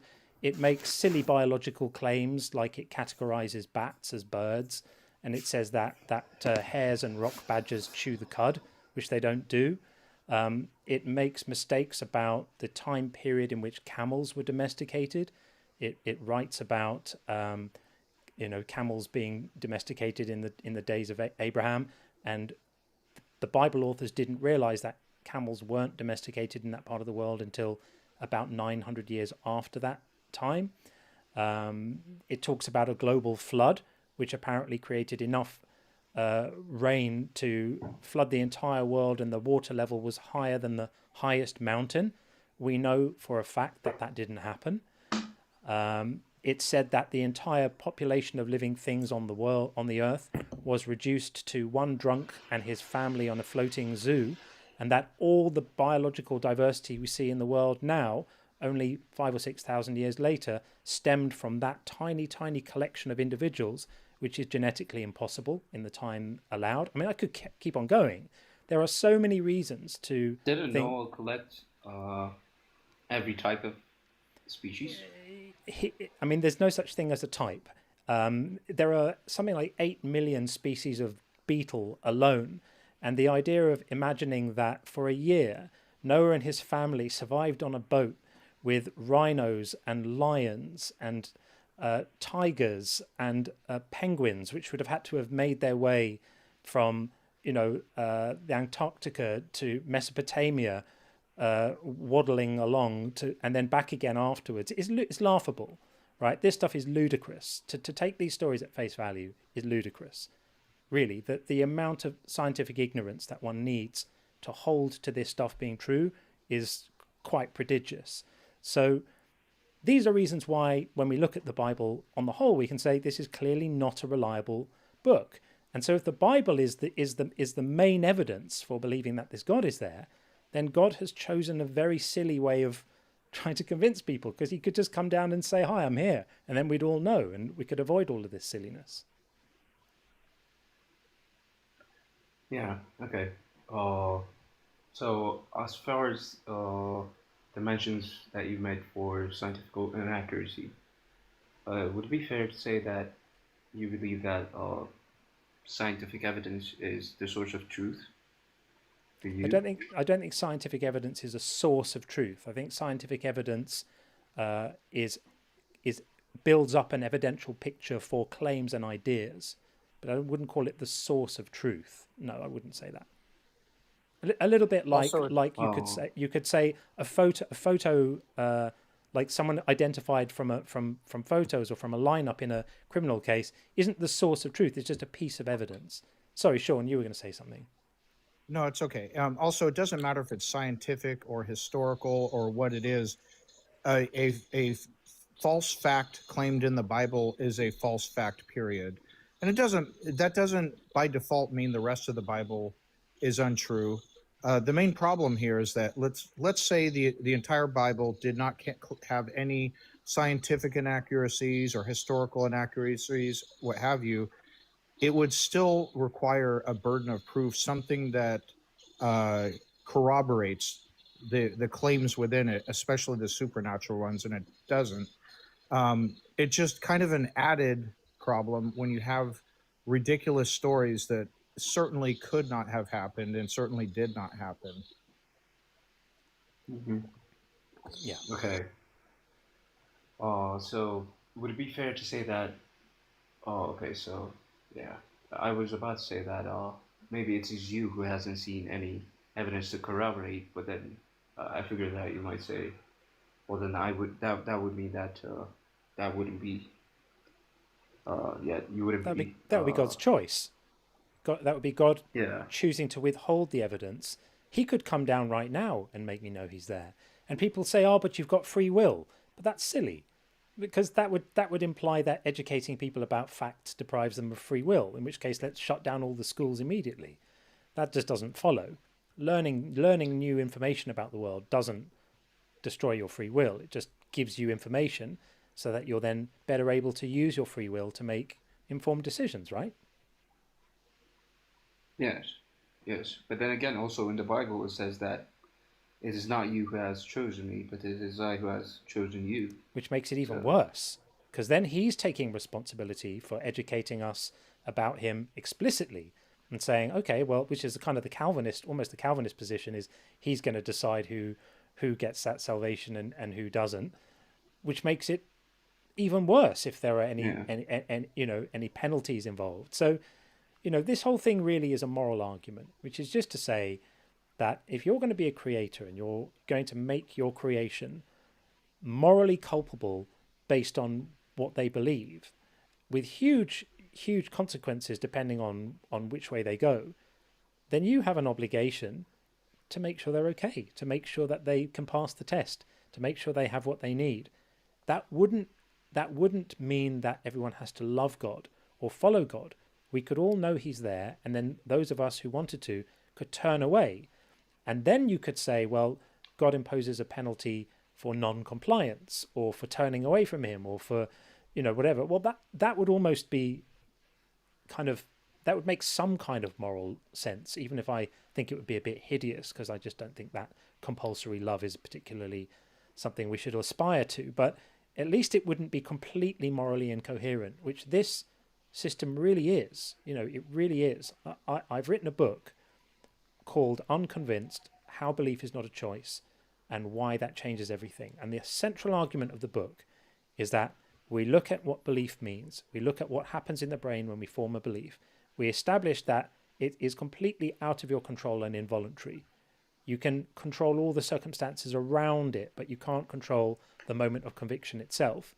And then we say, once we've realized that, how does it look ethically to start condemning and punishing people for what they didn't find themselves persuaded of? And it just morally collapses.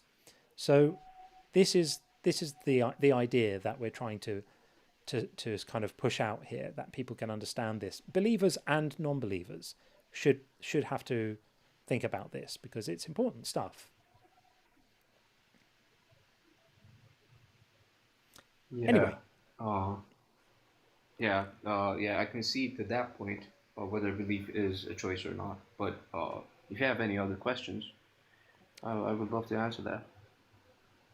I mean, maybe we'll move on, because we do have a few more in the queue. But did you have anything, Sean, that you wanted to add? No, just I appreciate the way you engaged in an honest manner. Absolutely. And so if you have any more thoughts on the matter or anything else you would like to share, we welcome you back, and you've been a great guest. Absolutely, yeah, completely agree. You've been a pleasure to talk to. So thank you for coming up to speak with us. Really appreciate it.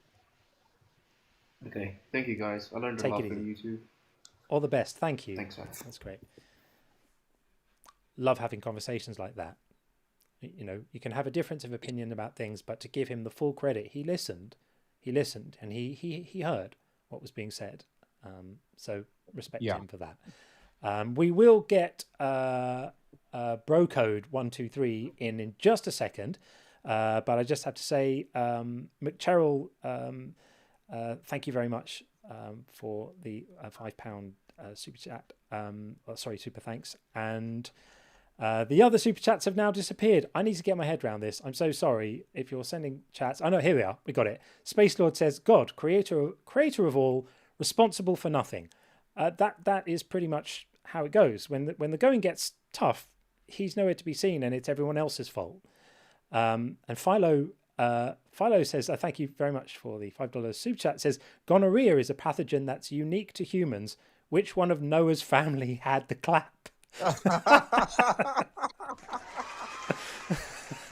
I've never heard that before, and I love it. Thank you very much for that. That is exceptionally good. I'm loving that, and I suspect I might know which one it was as well. I'm going to have to steal that for later, but yeah, that's magnificent. Thank you very much for that. Bro Code, you're in with Sean and John. How are you? Well, I'm good. Hello, how are you? We are good, thank you very much. You're very welcome. What would you like to say? So my English is not that good. I just want to express myself. I've been here for a while now, and I understand where you're coming from, right?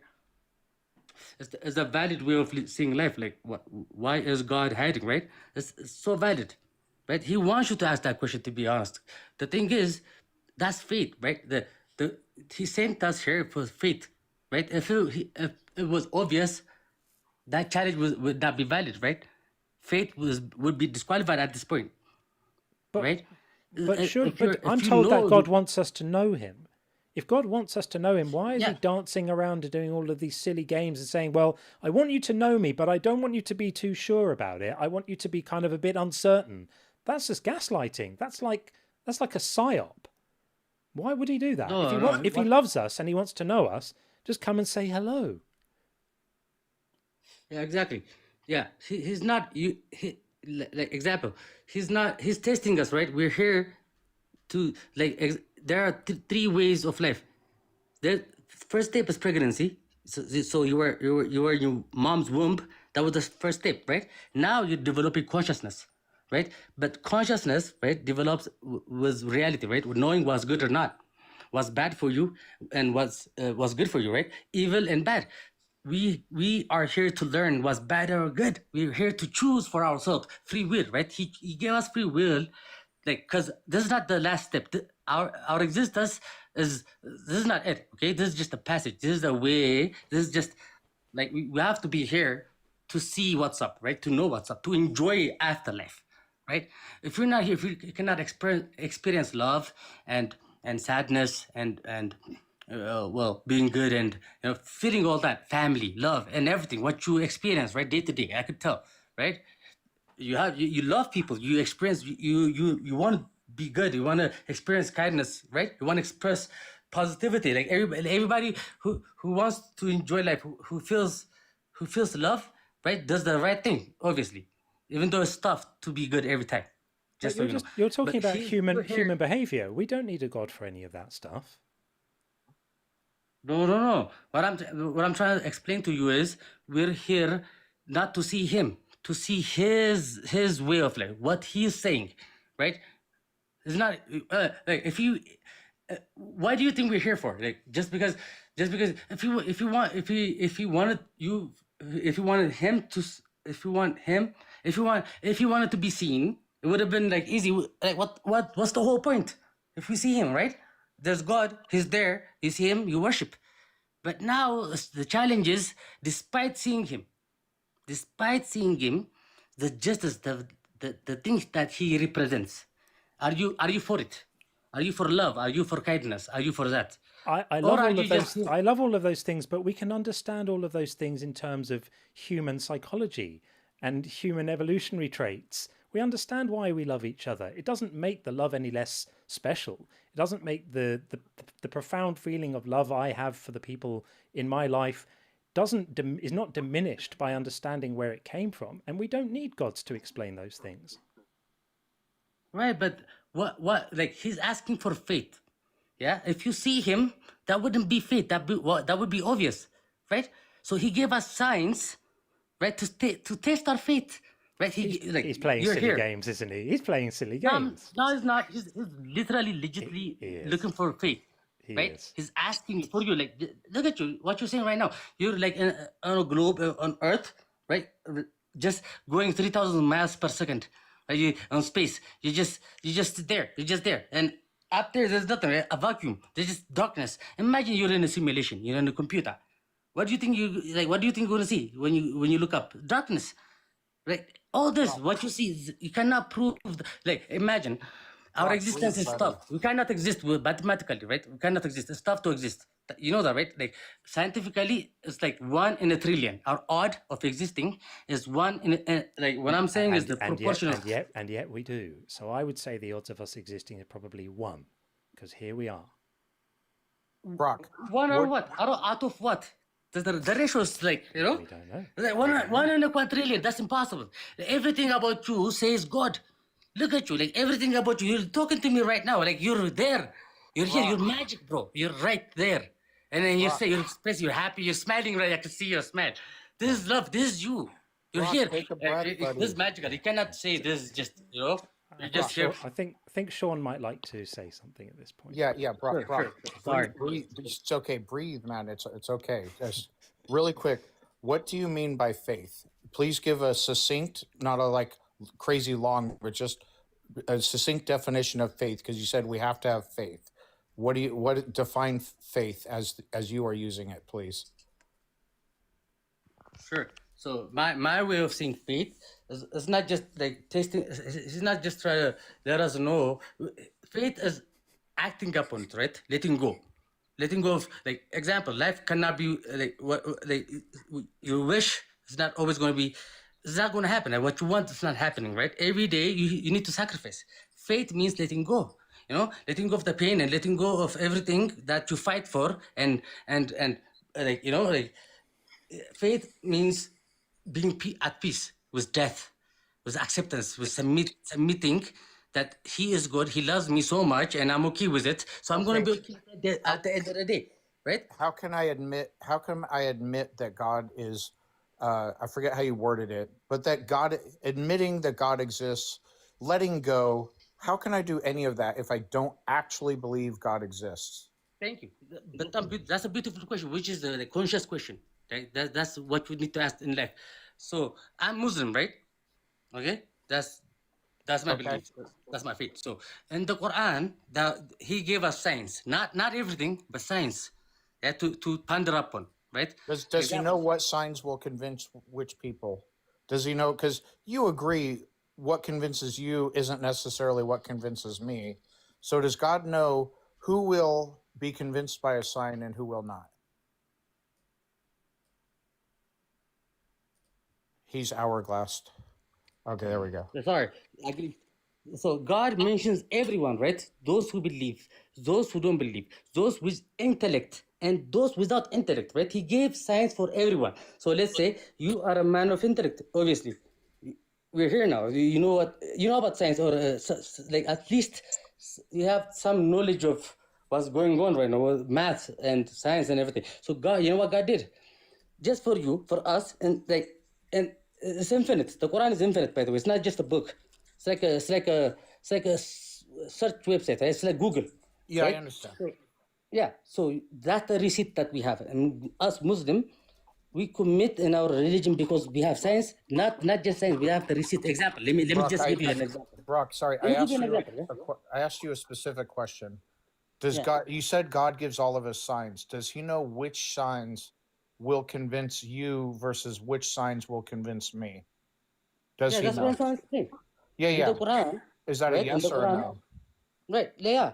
Let me explain to you. In the Quran, He gave signs for everyone. Let's say there are people of the books, Christians, right? Right? So He gave signs for the Christians, just for them specifically, right? And for the people of intellect, let's say people of science, people of physics, He gave on the Quran. He gave signs for every. That's what the Quran is. It's a miracle. That's why we really ponder upon it. We give it time, right? We don't just read it one time. The Quran has informations that you decouple. Let's say there are numerical miracles, scientific miracles, and grammatical miracles, right? So this science, when you relate to it, if you're a poet, let's say, right, you can relate to the Quran through the literature, right? It's like you're not a I'm not. You're not a poet, right? You're not grammatically, there up there. So if you could understand Arabic in the Quran, you will submit right away. If you're a scientist, if you're a physician, if you're one of those, He gave you signs for everybody. He gave signs for. That's what the Quran says. The Quran is for everyone. Brock. Yeah. All right. So for the scientists, He gives signs in science, according to you. However, a PhD scientist is far less than the general population, likely than the general population to believe any God exists. So he's clearly not doing a good job. So here's the thing: if God is all powerful, He could give everyone on earth whatever sign would convince them that He exists, which the correct God is, which to you is Allah, what His rules are, etc. Right? But He has not done that. As a matter of fact, because most people on the planet either believe in no God or believe in the wrong God. And it's largely dependent on where they are born and which family they're born into. Yeah, not necessarily, because I was born in a I was born in a deep hole. Like, trust me, I had no way of understanding what's going on. Right, trust me, I tried to save myself. I'm trying to save because the question is what is going on, which every living being should ask. If you have intellect, if you have consciousness, right, you should be asking. We're going to die one day. So what is this? What's going on, right? What am I doing here? Because everything applies after that. Everything that you do matters after that, right? If you're a believer, the way of life you live is different than an unbeliever, right? Obviously. So not necessarily, but okay. Yeah, our survival instinct demands answers, right? If anybody who actually literally cares about his existence and his death and his everything, that's the question. That's the first test is that. That's the first test. He wants us if you want to save yourself, you need to ask questions. Now we're not like us. We're good. Trust me. We're here. We're actually trying to discuss about it. Okay, we actually gave it time and we're here. Like all 101 of us. Okay, this is what he wants from the start. If you don't do that, everybody's not here. Everybody's trying to be happy and success and The problem all is that. the problem is that there's disagreement amongst the 8 billion people who live on this planet about what constitutes a sign. So some people would say that the biblical prophecies about Jesus are a sign. I personally think they're wrong. Some people would say that that the writings of the Prophet Muhammad in the Quran are a sign. I personally think they're wrong. Some people would say that the writings of L. Ron Hubbard and the Church of Scientology are a sign as to what's really true. I personally think they're wrong. So if everybody disagrees about what is a sign and everyone thinks that their signs are real signs and everyone else's signs aren't real signs, can you see that from the perspective of someone who doesn't think any of these things are a sign? This all looks a little bit silly. So the thing is here, when it comes to Islam doctrine, we don't say that any other beliefs would go straight to hell, right? Let's say there's a Christian, right? In the Hadith, they say states that there might be a Christian who submitted to one God, right? But he has lived his life worshipping the one God. Like you're one, God is one, life is one, everything is one. The sun is one, our life is one, everything is one. Like one is the universal answer. I'll tell you that much.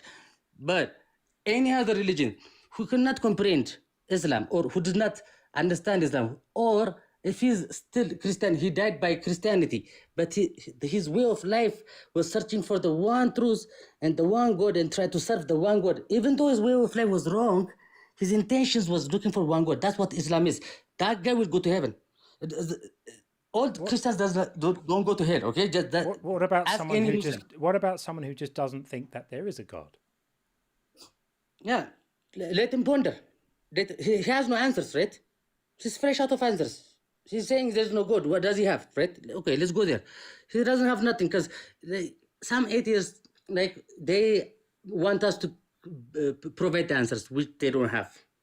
You know, because we shouldn't be biased, right? We shouldn't be, what do you call it? We shouldn't be, I don't know, double standard. It shouldn't be no double standard. He's asking me for proof of God, and I should be asking him the proof for there's no God, right? It should be both ways. But he's claiming, and he wants me to prove it.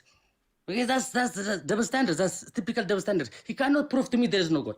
Okay, how can you prove to me that there is no God? That's the basic. Atheism is not necessarily saying there's no God. Yeah. It is anyone who is not convinced there is a God. I'm an atheist, but I don't claim things that I can't possibly know. I'm willing to be convinced that there's a God, but the burden of proof is on you if you claim there is. Maybe. Do you understand the difference? Yeah, maybe. I don't know. I don't know. That was I thought atheist means the people who don't believe in God. I thought that was my. That's what it means, but I think you're missing a subtlety. There's a difference between saying I don't believe in a God and saying I believe there's no God. Can you understand that difference? It's a little subtle, and sometimes it takes people a while to see it, and sometimes they never do. But do you understand the difference between those two positions? Right. That's right. When they're still claiming it, right? No. I asked you if you can. Do you understand the difference between the claim I don't have a belief in a God and the claim I believe there are no gods? Yeah, what's the difference? The difference is that one is making a claim about how you think reality is, that the number of gods is 0, and the other is just a claim about what you've so far been convinced of. No, still the reality. He's claiming his reality. Still a claim. No, I think you're misunderstanding. I think you're misunderstanding a little bit. So I'll explain it again. So I don't know if there are any gods or not. I'm open to the possibility, right? So I'm not making the claim there are no gods. I'm not saying there are 0 gods. I'm just saying I haven't been persuaded that any exist so far. They might be out there. They might not be. I don't know. But while I'm saying I don't know, it just means I don't have a belief yet. It's a very, very different position. So it's not, you can't say, can you prove there are no gods? Because that's not a claim that Sean or I are making. Yeah. Right? Yeah, I understand now. It's a gentler claim, right? And Right. I so, thought I took it at a whole other different level. I thought it was the direct opposite, right? So yeah, there's God, there's no God. So, right? yeah. Maybe now you explained it more. Thank you for that. I don't know. I don't know what the specific definition was. Right? That's okay. Yeah. Thank you. Thank you for that. Anyways, Sure. what I'm trying to explain. So why I believe. Let me tell you why I believe in God. Right? That's more easier, don't you think? You can if it can be brief because people don't want a sermon. But yeah, you can tell us. I mean, you've already told us you think science. You think science. Right, sure. I believe in science. I believe. All I'm trying to explain is I faith begun like I'm certain in God now. It's because of the Quran. It's like uncanny. It's like the science that it's all about science. If he was direct, that wouldn't be faith. That wouldn't be a test. I'll be honest. What you were asking for, right? Why God is hiding is because He wants faith. That wouldn't be faith. If He was out there and obvious, yeah. I have a question on that, Brock. I have a question on that. Why would it be considered a virtue to believe something with insufficient or just enough information? Why is that virtuous? Like, why is that a test? That test makes no sense to me. Like if I had a son who didn't know about me, and I just dropped little hints because it was important to me that he believe I exist with like insufficient information. Why is that virtuous? No, it was necessary, right? It's necessary for the afterlife. You cut out. He might have got a phone call. I'm sure we'll be back in a moment. Yeah, I think he got a phone call, but I've never understood that. Like, why is it a test? He can't give you too much information because he's testing you. Why is believing with not enough or barely enough information, why is that virtuous? If I was a God and I wanted to test people, I would test people to see who had the intellectual integrity to not believe things on insufficient evidence. That wouldn't be a virtue to me. I don't think he it is a disappeared. virtue. I think you got a phone call. I think you got a phone call. He obviously had to go. It's a shame he had to go because I was going to ask him to explain this surah in the Quran that says, "Indeed, those who disbelieve in our verses, so the same signs and verses that he was offering us, we will drive them into a fire. Every time their skins are roasted through, we will replace them with other skins, so they may taste the punishment again. Allah is ever exalted in might and wise." Well, I don't think that is so barbaric. I don't think that's wise. I think that's psychopathic. I think that's absolutely monstrous to say the people who don't believe the same, things on insufficient evidence, who don't believe just the claims in this book, we're going to just do a Thanos, as you once said, Sean, and just, click our fingers and make them disappear. No, we're going to keep on inflicting pain infinitely on these people. That is craziness right there. That is absolutely horrendous. Okay, we have a few in the queue, so we'll move this along. Okay, I'm not entirely sure how we pronounce your name, Yed Nekachu Garamu. Hello. Hello. How are you? I'm good. Good. If you could speak up a little bit so we can hear you a bit better. You're a tiny bit quiet. That would be great. Okay. So you said that you cannot show either to prove the existence of God or not. You are in doubt, yes? I'm not convinced of any gods. Yeah.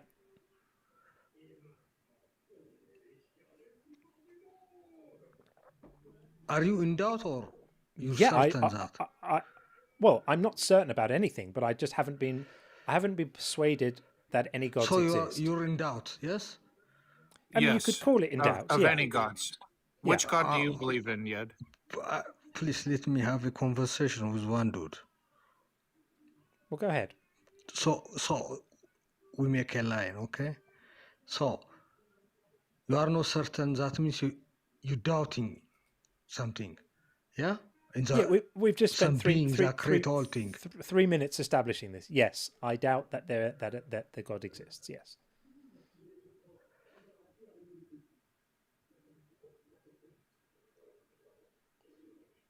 Sorry, I don't know if you were waiting for me. I did answer your question. Yeah.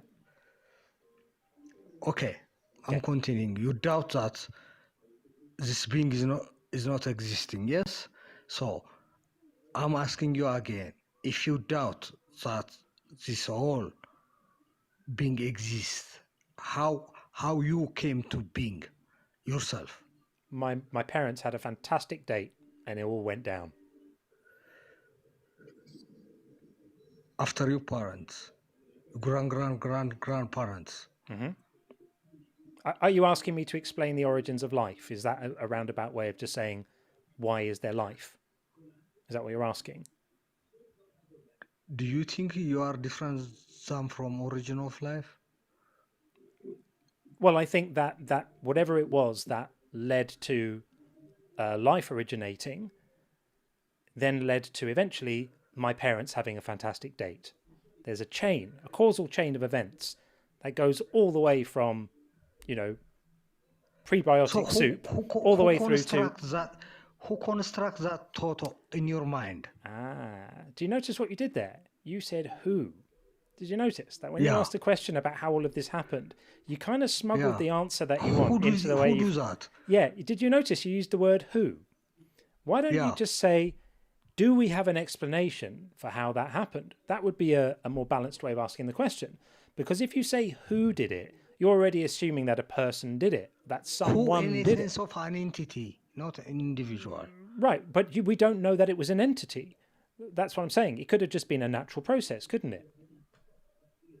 That natural process is observed by a human being to create you now, yes? Yeah, could have been. It is. It's not could or should. It is. So, you all understand this and you still doubt that there is some being there. I do. Yeah, and let's say for argument's sake that I think that we have a pretty good understanding of how this life thing happened, right?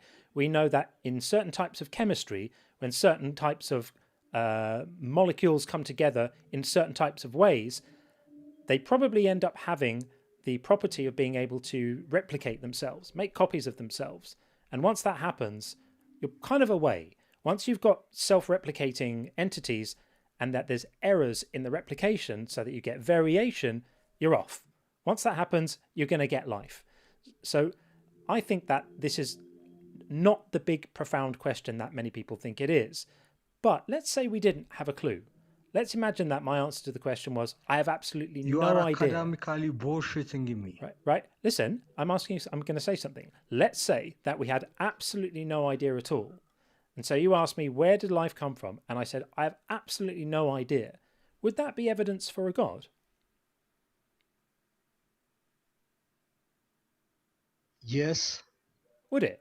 Because surely it would just be an evidence for a lack of our understanding. I mean, there was a time when nobody understood how thunder and lightning happened. Was that lack of understanding evidence that it's caused by a God? No, that's a different topic. Different. Okay. So there was a time that nobody understood where illnesses come from. Was that lack of understanding evidence that illnesses are caused by gods? I'm still saying God is someone we say who, yeah? I'm getting the sense that they're missing the point I'm making a little bit. I'm not constructing a God with the birdie guys in the sky. Right, but that you don't need to. You're just saying that there's some kind of creative mind. But the reason you're saying that is because there might be things about science that we haven't answered yet. That's called an argument from personal incredulity, which means you don't personally understand how certain things could have happened. Therefore, it must be magic or a mind or something. The more intellectually honest thing to do is to say, we don't exactly understand how this process happened. We're working on understanding it. And in the meantime, we don't know. We're not completely sure. We're working on it. We'll let you know when we have an answer, which is exactly what happened with weather and thunder and lightning and illness and all sorts of other things that we used to not understand. Magnetism, electricity, optics, all of these things that we used to... what did you say, Sean? Epilepsy. Epilepsy used to be demonic possession, right? And now we have better explanations for all of those things. And here's the interesting thing. In the whole history of mankind, not once has a scientific explanation for something been subsequently replaced by a supernatural explanation for something. And yet the inverse happens all the time, right? And the more we learn, the more we push the boundaries of what we understand, the smaller the territory where the gods are supposed to hide gets, right? The more we push the boundaries of our understanding, the divine shrinks and shrinks and shrinks. And yet still people cling to the little gaps in the knowledge that we have at the moment and say, you haven't completely explained this yet, therefore that's evidence for a god. I just don't think that's a very compelling argument. I don't understand why anyone would.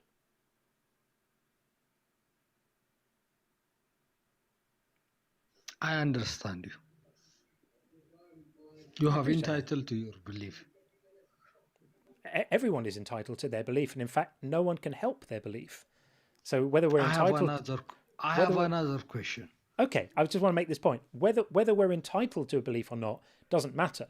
You have the beliefs that your mind has become persuaded by and convinced of. So our entitlement is pretty irrelevant, I got you. Really. Don't worry. Okay. I have another question. Sure. In the age of humanity, human being now is sending a rocket to the space. So, which is the most effective way of sending a rocket in one location? Earth keeping rotating, so if you always launching a rocket from California, it costs you so much money because Earth keep rotating, okay? Yep. So when you launch a rocket in California, is it feasible and costly effective, or are you going to find another location that is easy and in minimum time? Is it possible scientific proposition? Are you asking me if it's scientifically possible to choose another launch site for a rocket? Is that your question? Yeah. Of course, you can launch a rocket from wherever you want. It may make it logistically harder to get it to where you're wanting to get it to if the location is less amenable to what you're trying to do. But yeah, you can launch a rocket from anywhere you like. Yes, you can do it, but how many time and cost it takes you? Does it not bothering you? I'm feeling a little bit lost here. I don't have any clue where you're going with this. Do you, Sean? I can't help. I'm not a rocket scientist. But yeah, I don't know where you're going with it, Red or Yed. Yes, some places may be more cost effective than others based on logistics. Yeah. Where are you going with this? Based on time and cost. It's not logistics is not a problem. Okay, so what's the point you're trying to make? You're trying to say that if you want to launch a rocket, if you need to do it somewhere else, it might cost you more money. Okay, and?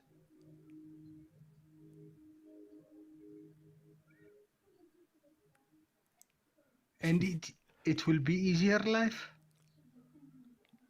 I'm feeling really lost right now. Yeah. Is it just me?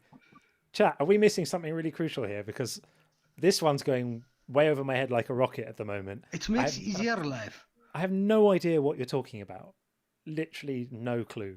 Like I'm trying to read between the lines here, and there isn't any space between the lines for anything to be found. So I'm struggling, I have to say. Someone say my TikTok stream is gone. That's weird.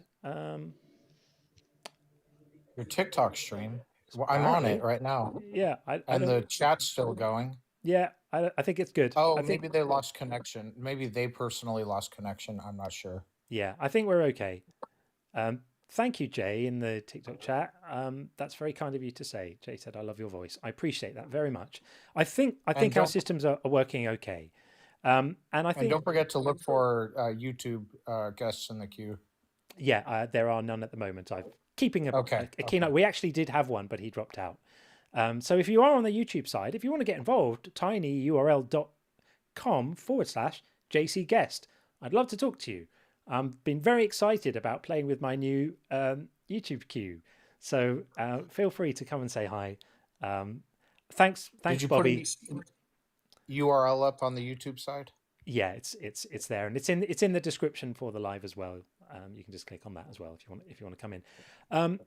Yeah, I think maybe. Yeah, sorry, forgive me. I think we might move on because I don't understand the point that you're trying to make, and I fear that we might labour too hard to extract it to for it to be worthwhile. But Danielson is asking a question. Yed, what shape is the Earth? That's a good question. Maybe that's where he was going with it. Nobody saw that. Sorry? Nobody sees the Earth shape. Nobody can see the Earth's shape. Okay. Yeah. Okay.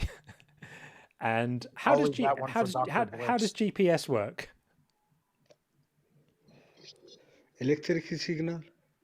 An electric signal. GPS do not tell us weather shape or anything. Right. It tells you the location. Okay. Good.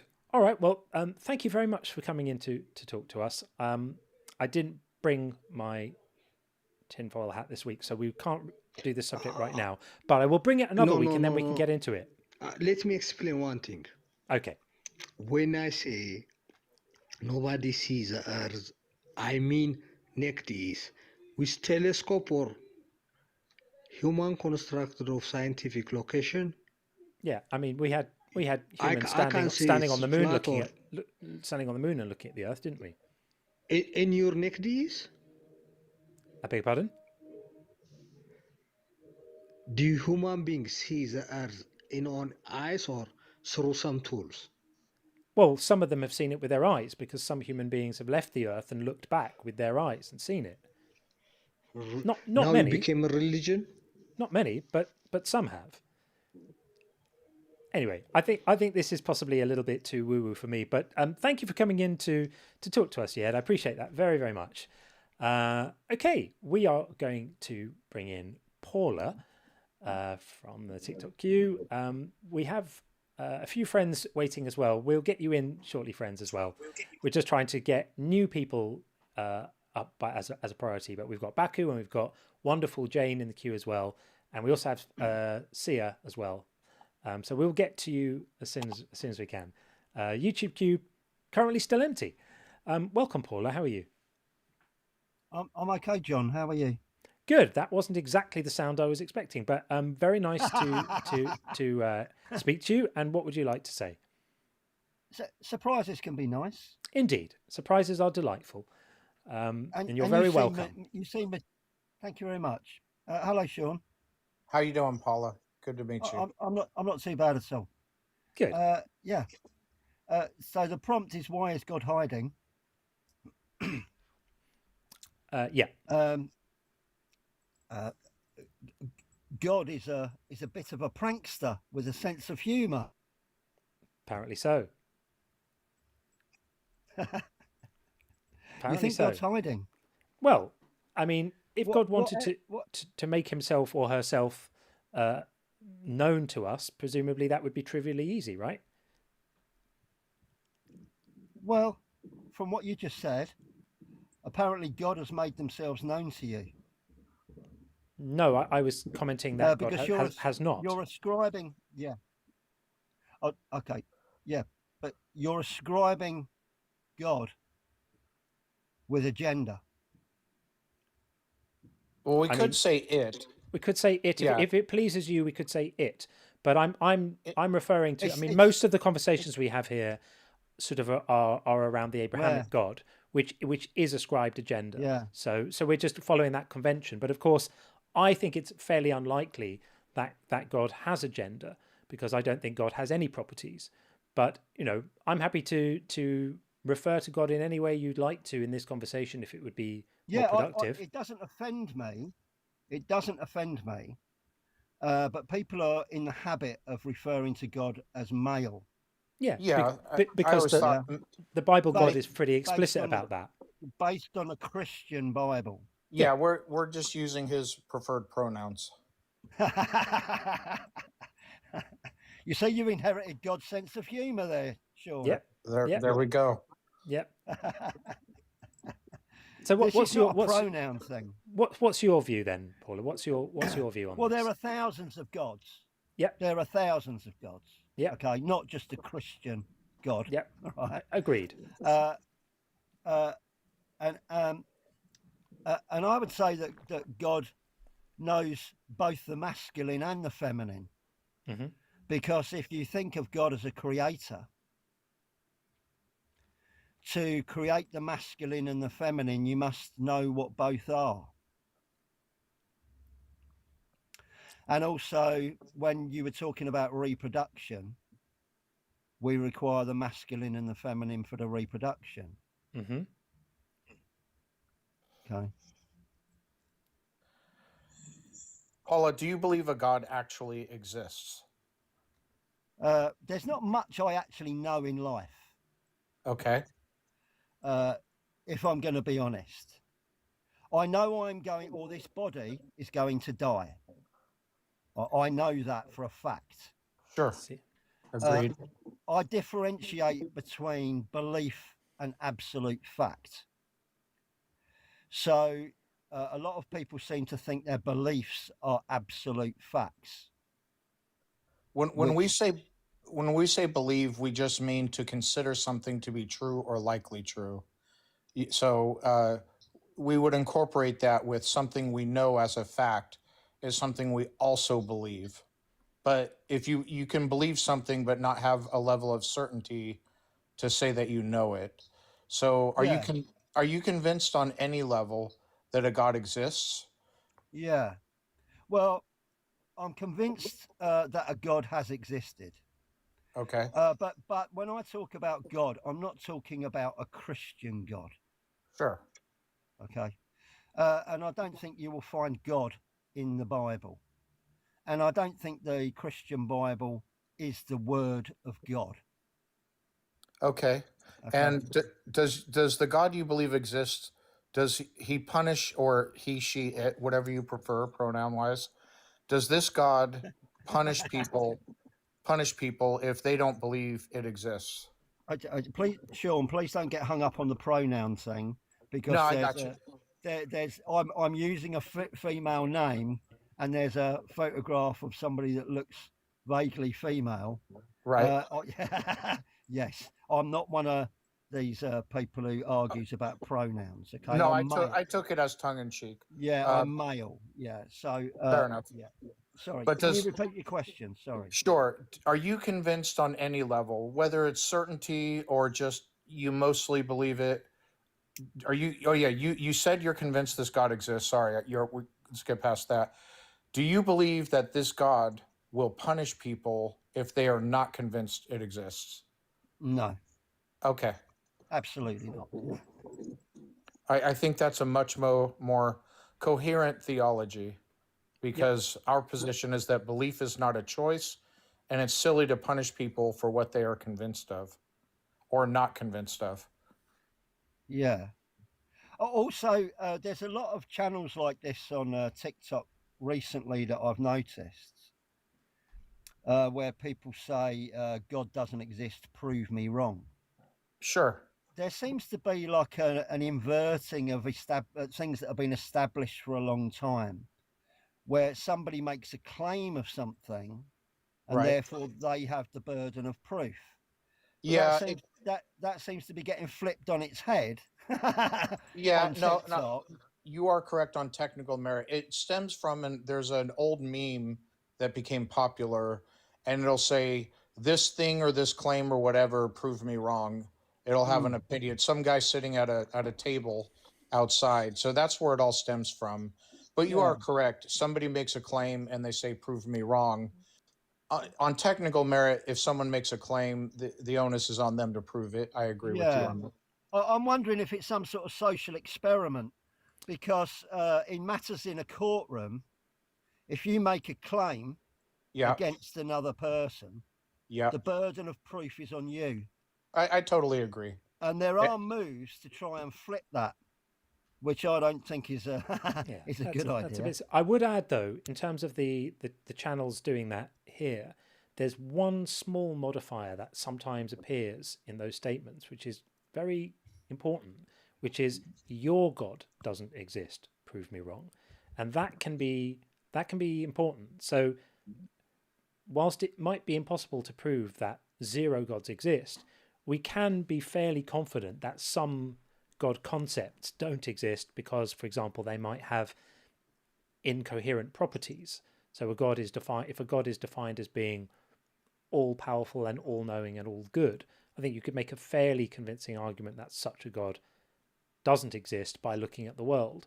And there are other God concepts that we can be fairly confident probably don't exist, like, you know, the Greek gods, the Greek pantheon. We can be fairly confident that those gods don't exist. So it is possible to moderate your position slightly and say your particular God doesn't exist, prove me wrong, which is really an invitation for other people to then come up and say, this is why we think it does. So it's more a sort of way of getting a conversation going. But you are right. If someone makes a claim, the burden is on the person making the claim, which is why I don't take that position. Mostly I hear that I'm wrong about everything. So thank you for that. You're not wrong about everything. Well, I don't think so, but I think I might be being gaslit.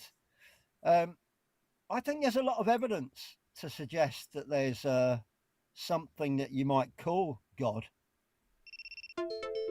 What would be what is the best one? Yeah. Well, I mean, you could also. I'm fairly certain you can't convince somebody that there's a God. Okay, because it's a personal investigation that each human being must make. So what's the evidence? And if you don't make that investigation, do your research, you can't rely on others to convince you that there's a God. And if somebody else has convinced you that there's a God, all you're doing is believing what somebody else has told you. Okay. It's a personal But that's how we build knowledge a lot of the time. For example, if I want to know how car engines work, I don't need to research it myself from first principles. I can just say to someone, you know, how do car engines work? And they can tell me, and then I can take it that was an explanation, right, for how car engines work. So we can't all become experts in absolutely everything. And part of the way we collectively benefit from the knowledge that we've got is we share it. So, you know, I would slightly gently push back on what you're saying, in that, you know, sometimes we can leverage the time and effort that other people have put into something in order to be able to benefit from that knowledge. Yeah, I agree. Of course, hopefully your mechanic is a good mechanic. Sure. And when they've been showing you how the engine works and how to repair things, they haven't made a mistake. So let's get back to God then. Encounter, right? Possibly so, indeed. So what's the evidence that you discovered in your personal investigation then that you think counts as evidence for a God, in whatever you think that might mean? Intelligence. Intelligence where? What is intelligent? Well, our own intelligence? Okay, so we exist on the planet Earth. That's just evidence for us existing here. That's not evidence for a God, is it? No, it's evidence that we exist on a planet. Well, that's not being debated at the moment or disputed. In the infinity. Okay. Well, in the infinity of space, and this is the only planet that we know that sustains life. Do you know how much of the known universe that we've been able to explore for life? It's the equivalent. I get it. Yeah. Yeah. I'm not arguing with that at all. But we do live on this beautiful planet that supports fantastic, different, diverse life forms. Yep. That all work amazingly together. Do you know? And should one little thing be out, we probably wouldn't exist at all. One little thing, such as if we were slightly closer to the sun. How slightly? If pollinators didn't exist.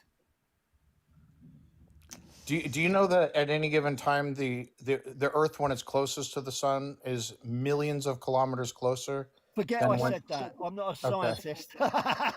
Sure. I'm not. I'm also not into biology. But if there were no pollinators, we wouldn't exist.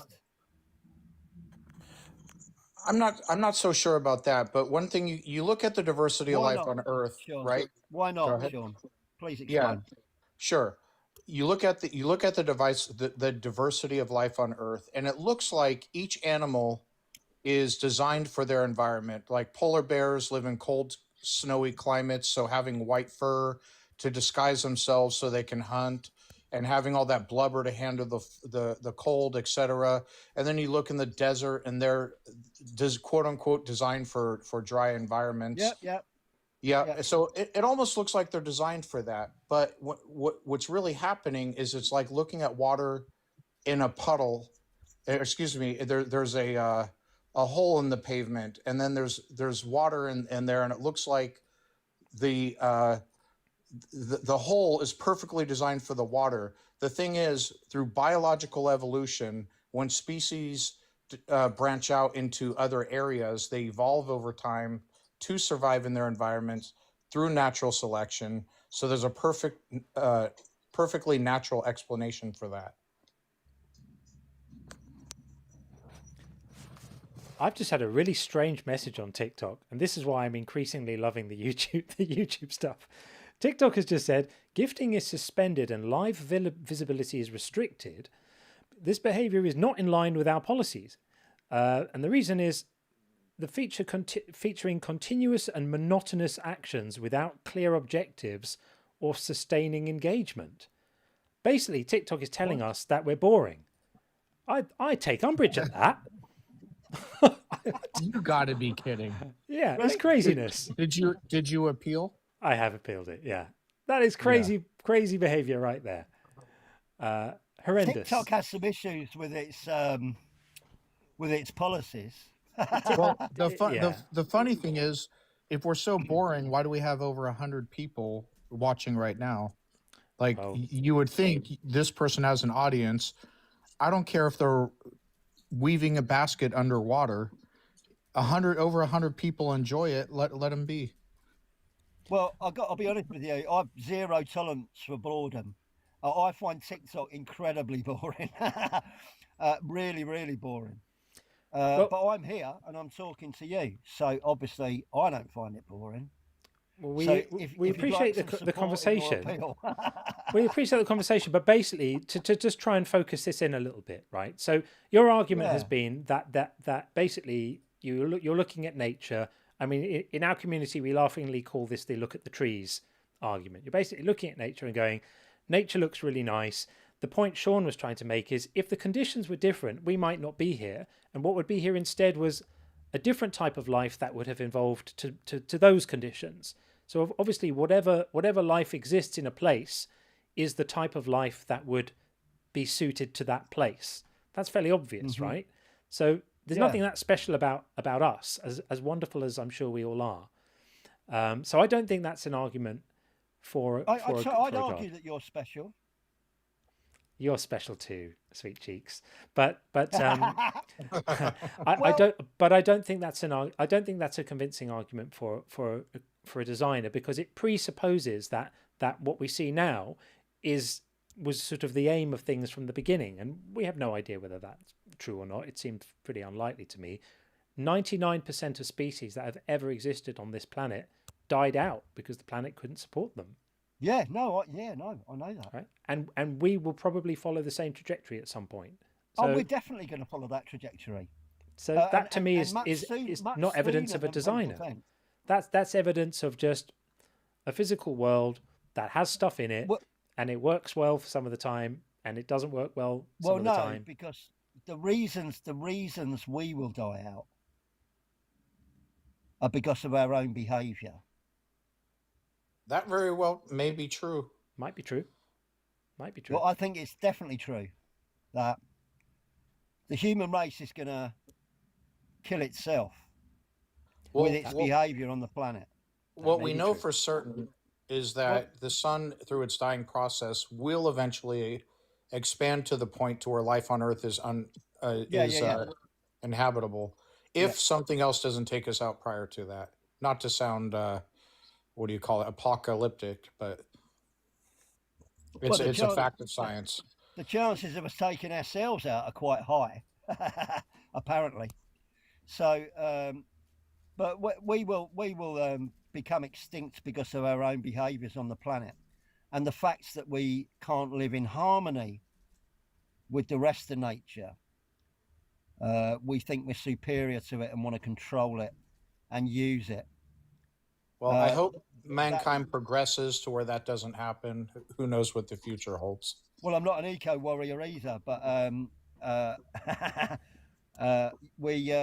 big business and corporations use the planet to earn money and use its resources and pollute, and they pollute human beings with the stuff they put in food. So things aren't looking very good. It's almost like I could argue that those in power who make the decisions about the foods we eat and stuff like that, they also know that time is very short, and so they're trying to grab whatever they can while they're here. Dude, I think we've drifted way off where we started, so I think we'll probably move it along. But thank you for coming in to give us your thoughts and ideas. I appreciate that. So yeah, no problem, John. Thanks, Paula. Okay, all the best. I don't think we did drift, but never mind. Well, we did a bit because we started off talking about why is God hiding, and ended up talking about the powers that be and stuff in our foods and political stuff. So that's all good. We appreciate the conversation. God's creation. Nature is God's creation. If God is the creator, and if we don't live in harmony with that creation, we're going against God's will. Fair enough. I see what you did there. Okay, well, thanks for coming in to speak to us. We appreciate it. Pleasure. Take it easy. Nice speaking to you. Bye. And you. You too. Okie dokie. Yeah, so I'm watching the TikTok stream, and the numbers are falling away there. So what I might have to do is restart the TikTok stream. It won't affect the YouTube side. Might have to restart that because they're just not they're not pushing it out to feeds because they got upset that we weren't all dancing or something. This is a platform for idiots, and those of us who want to do kind of slightly more interesting things and have conversations get penalized for it. If we'll you're, give it, are you gonna? Okay, so you're gonna give it a shot. Okay. But yeah, I mean, I watch the numbers. It's just falling at the moment because then I'm guessing they're not pushing it into people's FYP, feed. So silly nonsense. This doesn't happen on the other side. So it's kind of going back up a little bit. So let's give it the benefit of the doubt and see what happens. And in the meantime, we'll bring Sia in, who's been waiting. Then we've got Brandon, we've got Jane, who's been waiting for ages, and of course our dear friend Baku as well. And Bobby is also in the queue. So we'll get there. Still no takers on the YouTube side, by the way. Okay. I'm sure that one will guy change at some point. came in very early and none since. Yeah, there was one other, and then he dropped out. He wasn't able to wait. Obviously for a while. Hi, how are you? Oh, you were just talking there, and it just sounded different. Oh my god, sorry. That's okay. We surprise you. You're up now. So welcome in, and thank you for your patience waiting. And what would you like to say? Yeah. So the prompt is, why is God hiding? Yeah. Can you get any closer to your microphone because you sound a bit muffled and far away at the moment? You were good at first. Sorry. That's it. Sorry, my thumb was on the microphone. I was holding the phone wrong. That's the one. Okay, we're good now. We're in good shape. So yes, the prompt says, why is God hiding? Why do you think God's hiding? So he's not hiding. We can call him, she, it. Mm-hmm. He's not hiding. Where is he? He is within all of us, in what we do and how we treat others. How would we know if he wasn't? Because if he wasn't, you're like an evil person who has no empathy and does evil things. I mean, do you really think that someone without a belief in a deity would be inclined to do evil things? Because I'm someone without a belief in a deity, and I try not to do evil things. I don't see the connection there.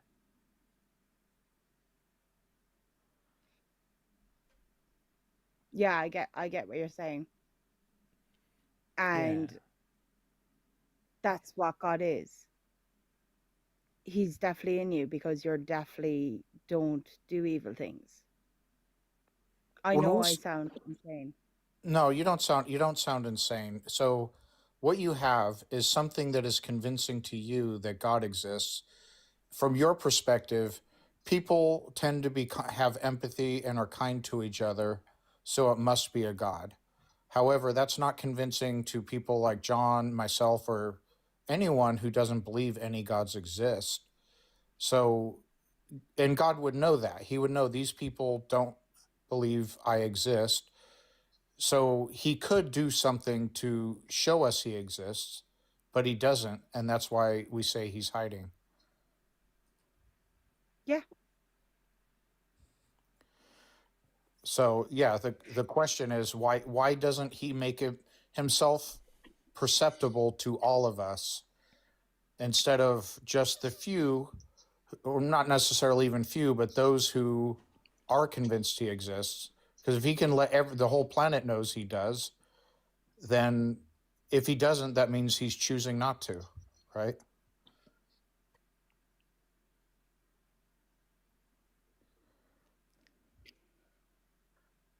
You there, Sia?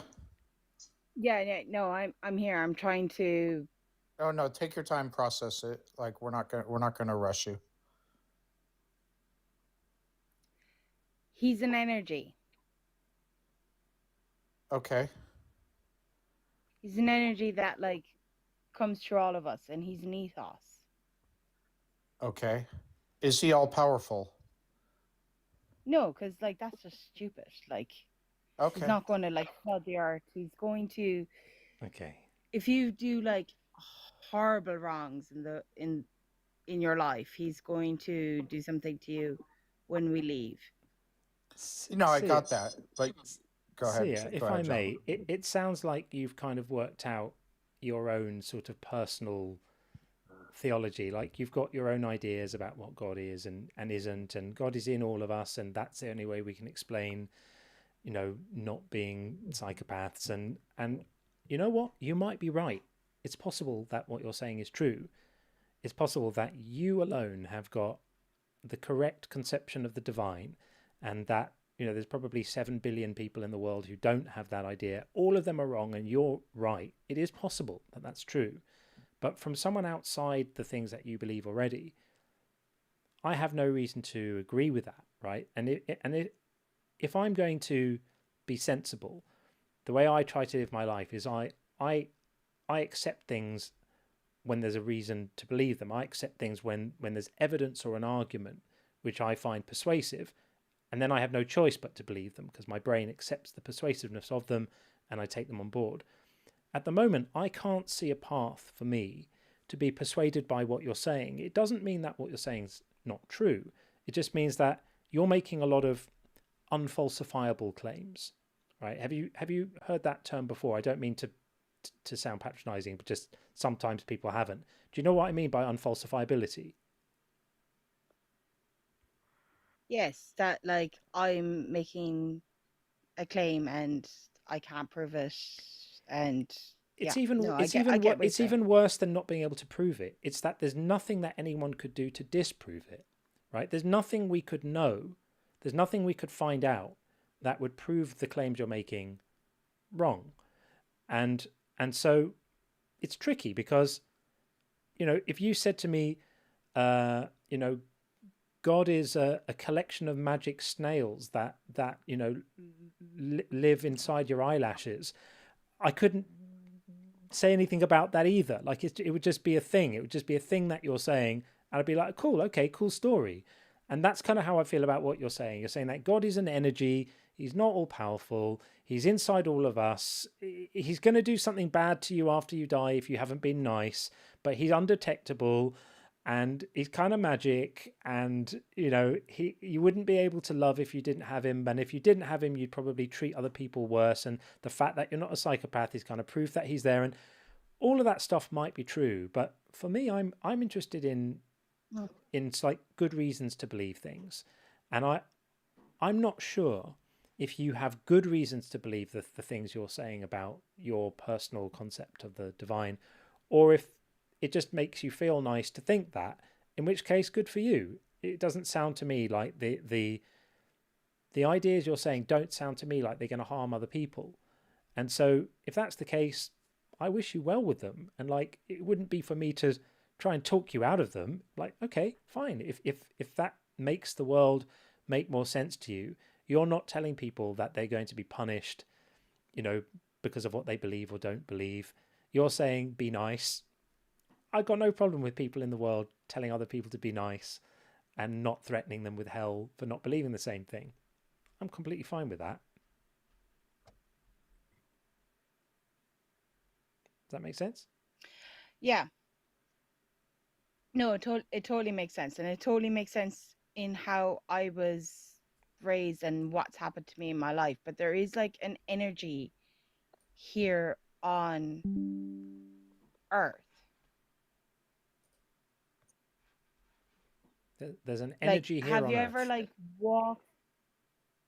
There is an energy here on Earth. And like, look, people can go do what they want with their lives. They can, like, people are like, oh, like the whole idea of like organized religion and this is right, this is wrong. It's all ethoses and everything. And you have to like decide which ones you believe or not. But there is an energy here on Earth that we can't, no science can define it, or no, like there's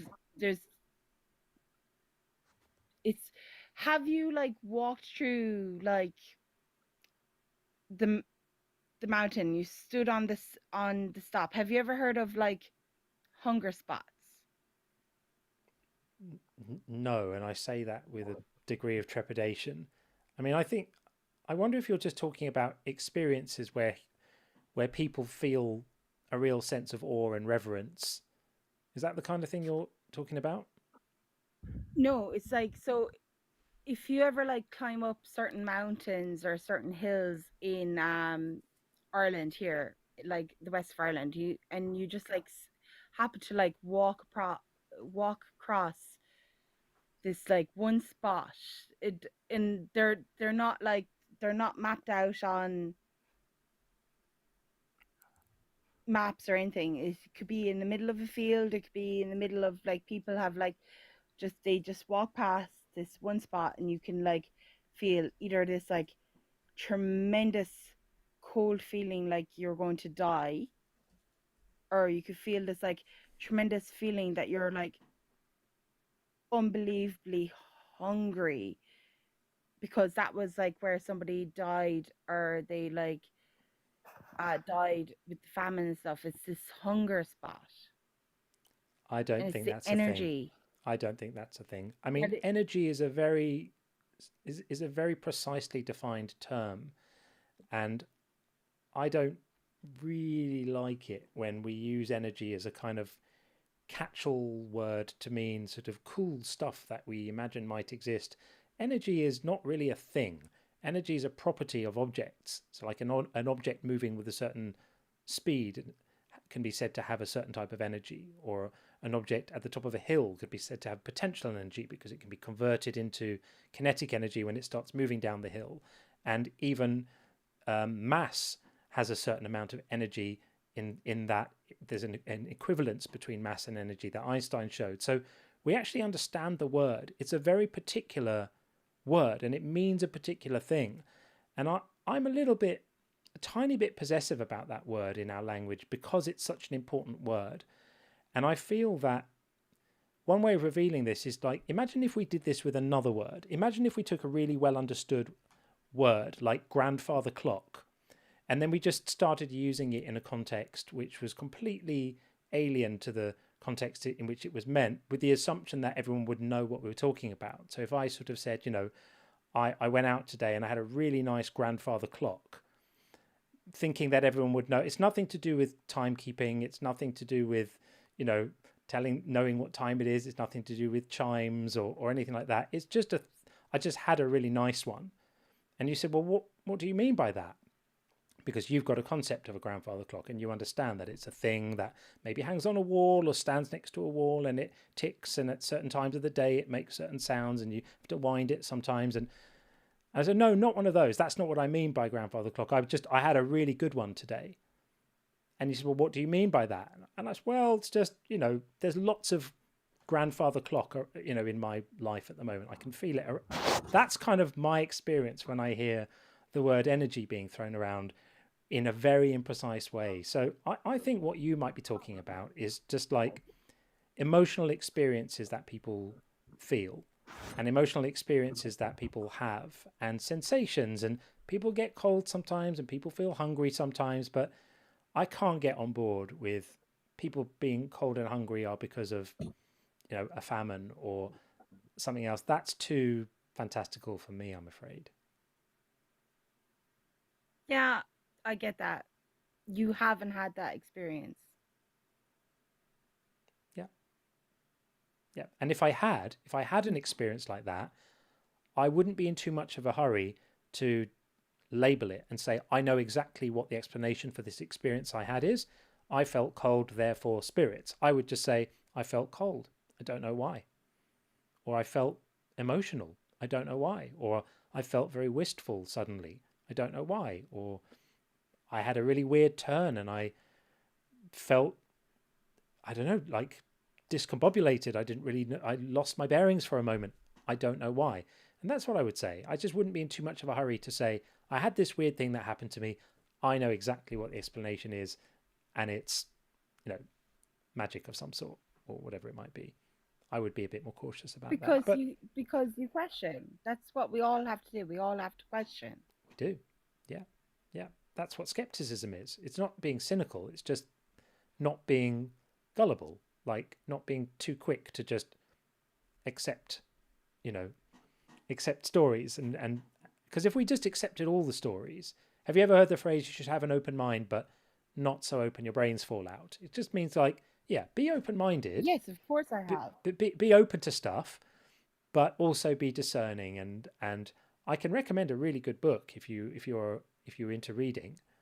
I love reading. Oh, good. Okay, then if you want to read something that will really challenge you in a good way and give you a fantastic perspective on how to think about some of this stuff, I think you might really enjoy The Demon Haunted World by Carl Sagan. Demon Haunted World. It's a beautiful book. I'm actually just writing it down now. Oh, good for you. It's honestly, I recommend this book every week. That there's not a week that goes by that I don't find myself speaking about this book because I love it so much. It's a fantastic book. Carl Sagan was a wonderful, wonderful thinker, a brilliant communicator, a really, really warm human being, very humorous in the way he looked at the world, and just a fantastically gifted storyteller and communicator of science and stuff. And he wrote this book, and he talks about all sorts of things in the book. He ran the search for extraterrestrial intelligence. He was a really fascinating guy. And in The Demon Haunted World, he speaks about like how to think about these kind of things. You know, when the discussion starts getting a bit esoterical and talking about spirits and about stuff like this, and he wasn't sort of crapping on anyone at all. It's a really warmly written book, but he sort of gives you tools and ways that you can think about these kind of ideas so as not to get sort of duped and so as not to end up falling into, you know, ways of thinking where you might end up believing things on insufficient evidence. I really recommend it. It's a fantastic read. Even if you read it and don't agree with some of his thinking, and it'd be hard not to, because it's like being lowered into a warm bath full of common sense. It's a beautiful book. The Demon Haunted World. I think the subtitle is Science as a Candle in the Dark. Carl Sagan. Definitely read that. Do you think that like I'm just like believing all ghosts and fairies and stuff? I actually genuinely believe in science. I think you can believe in both, right? So you can believe in both, but there comes a point where if you follow the sort of principles of critical thinking which underpin the scientific method, you might find that your belief in some of those more esoterical things is on shakier ground than you think. So, I don't think it's either or. Definitely, I don't think that. And see, yeah, go ahead. neither John nor I are passing judgment on you. I don't want you to think, yeah, that he's not approaching you like judging your entire intellect, your entire mind Absolutely. frame on having one belief that he thinks is irrational. We all believe, myself included, almost certainly believe things that aren't true. It's because we're all flawed human beings. We're all capable of being wrong about things. So Yeah. no one's passing judgment on you, and I don't want you to feel that way. Yeah, well said. Yeah, I mean that's absolutely not where we're coming from. Is to not to make you feel judged, just to offer you another way of thinking about these kind of esoteric beliefs, if you want to, and if not, as I said before, if it's working for you and you're not hurting anyone, and you sound to me like you're not, good for you. Enjoy your life. Do whatever do whatever helps you and get through it. Oh, I can tell you that there's like God believers. Like my grandmother is like a major. She's like the biggest Catholic you could ever believe. She is a pioneer.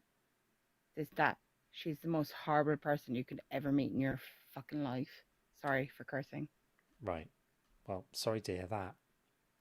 Sorry to hear that. That kind of piety can be hard to deal with. But you sound like you're forging your own way, and we're not going to rib you for that, because, as I said, what we're primarily preoccupied here with our ideas that hurt people. That's really what I'm pushing against, what Sean's pushing against, are ideas that harm people. And there's nothing you've said really that's made me think that there's any harm, in what you're saying. And so, you've got a pretty individual take on things, right? You've kind of worked things out in a way that makes sense to you, and that's fine. No, but he's not hiding, or he, she, it, whatever. That's it. That's your prompt. And I looked in your little thing that you have like a book, and it's about challenging beliefs and challenging fate. My book isn't about challenging beliefs and faith. My book is about understanding that belief is involuntary, that you can't choose what you believe. That's the subject of my book. Oh yeah, because people raise you to believe certain things.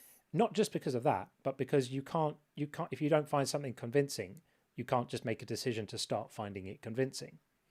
It's just basic human psychology. You are persuaded by whatever you're persuaded of, and you find convincing whatever you find convincing, and that's as far as you can go. And so you can only believe something if you've been persuaded it's true or likely true. And if you're unpersuaded of that and you're unconvinced, to the name of the book, there's nothing you can do. You can only wait for new information to come in that's going to persuade you, and other than that, the belief is kind of not available for you as an option. That's the subject of the book. Okay. Yeah. Anyway, yeah. I told you I thought. Go ahead. Sorry, I was going to say we'll move on, but I'll give you this last word. Go for it. So if I said like, oh, I think that like fairies live in the garden over there, you'd definitely be like, nah. Well, I would say, what's the evidence for the fairies? I'd want to know, because if there are fairies, I'd like to know about them, because they're kind of cool. Because they live in the fairy fort. They live in the fairy fort, and I would want to know if there are fairies. If fairies are a part of nature, that's definitely something I'd want to know. I'd want to understand how they work. No, but like the Irish understanding of fairies. Well, I don't think I have an Irish understanding of fairies. I understand fairies to be little cute winged things that kind of flutter about and normally wear. Yeah, no, that's not what fairies are. They're that's the not what Tuatha Dé Danann. Okay, so educate us about the fairies. The Tuatha Dé Danann were magical people that lived in Ireland years before Ireland got colonized, and they ended up living in the fairy forts, which is what they call ring forts, which ring forts were actually the historical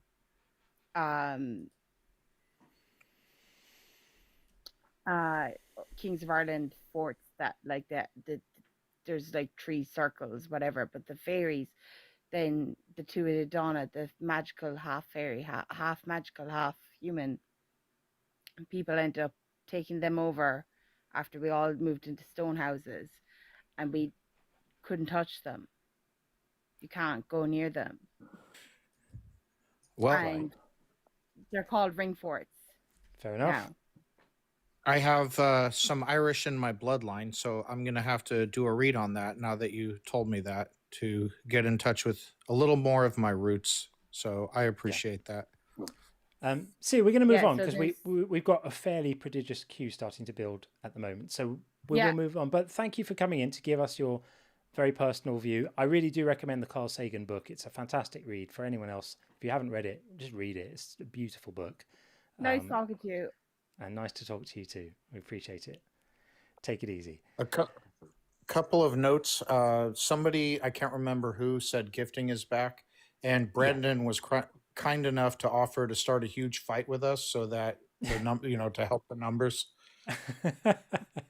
You can always rely on Brandon. We'll get to you shortly, Brandon. We are going to bring in KP from the YouTube side. So welcome, KP. Can you hear us okay? I can hear you. Can you hear me okay? We can. Hallelujah. Wonderful. Welcome. Thank you, Sean. I'm John, and Sean is with me here. Sorry. Yeah. All My good. Apologies. No problem at all. The floor is yours, my friend. So I wanted to I know that the information that I've been trying to watch your YouTube videos, and it's obviously about the Bible, and maybe you might go on to the Quran side of the world, but so my how do I put it? So I am a Hindu, right? So as a Hindu, we believe that animals have the right to live, and even and we pray to animals because that's creation, so of God. And over here we find 90 billion animals being killed yearly for our consumption, and it hurts that they never chose that life, yet we're doing that to them, right? So that's where my belief kind of comes from. And then hence going further into how things are written in our books and scriptures, and when you like Bhagavad Gita, which is the word of Krishna, right? Have you read that book, by the way, John? Or I haven't. I have to admit to being extremely poorly educated on the Hindu faith. So I've spent a lot of time with my head in the Bible, a small amount of time with my head in the Quran. I researched that a little bit for my book because there's stuff on Islamic eschatology in my book, a little bit, not much, but a bit. And no, you can consider me profoundly ill-educated as regards your religion. Okay, yeah, and I think there's a lot of misconception too with how things were written and rewritten in the history books, and there is a caste system, which clearly it is, and a lot of people throw that in our faces where they call it the caste system, but it's actually the Vern system. So maybe I can say that if you can pick up the Gita, there is also a site from there is a holy-bhagavad-gita.com, which is a wonderful site for your information. It has the exact explanation of the Sanskrit scriptures, right? And then the interpretation of it. To me, again, I've been searching for the last 4 or 5 years, just getting Gita into my life made such a profound change that it was the effect of just the wordings, the power of those shlokas was unbelievable. So that is at least my 2 cents on this for now. I have friends, right, that are Christians, and they I have a little bit of a banter with them as well, right, that about how I mean, you know more about it than I do, and maybe I can point your channel to them, is to have them come on your channel for sure. Sure, thank Um, you. yeah, yeah. But yeah, that is my 2 cents for it for now. Yeah, my to me, the every I mean, unless anybody can find, it's going to be really difficult to find. So somewhere life started, and I think what in our books what it says is, yeah, every life form has to be treated with respect. And in our, I mean, even women is, we there is cultures where little girls that we go to the temple, and we pray to pray to them, right? So it's part of the culture. It's not a male dominated thing, right? Both, it's so equal, where both the male and the female are part of that, that responsibility, because birth comes from that, right? So you cannot ignore. I think all the other religions have a very easy way of either punishing or ignoring that side of the female side of the world, versus if you look at the Hindu or the Sanatan culture, it's very yeah, it's there is more respect for sure. So that's what I can say for now. Well, thank you very much for giving us a bit of an insight, because we almost never speak about Hinduism here because it just doesn't really come up. So I'm listening with interest, and there is a little voice in my head saying, you know, dude, get better educated about this stuff. So you've kind of given me a little bit of a boot there to do it. And thank you very much for coming in. We really appreciate that, KP. Thank you. Awesome. Thank you, John. Take care. You. Thanks, my friend. Bye.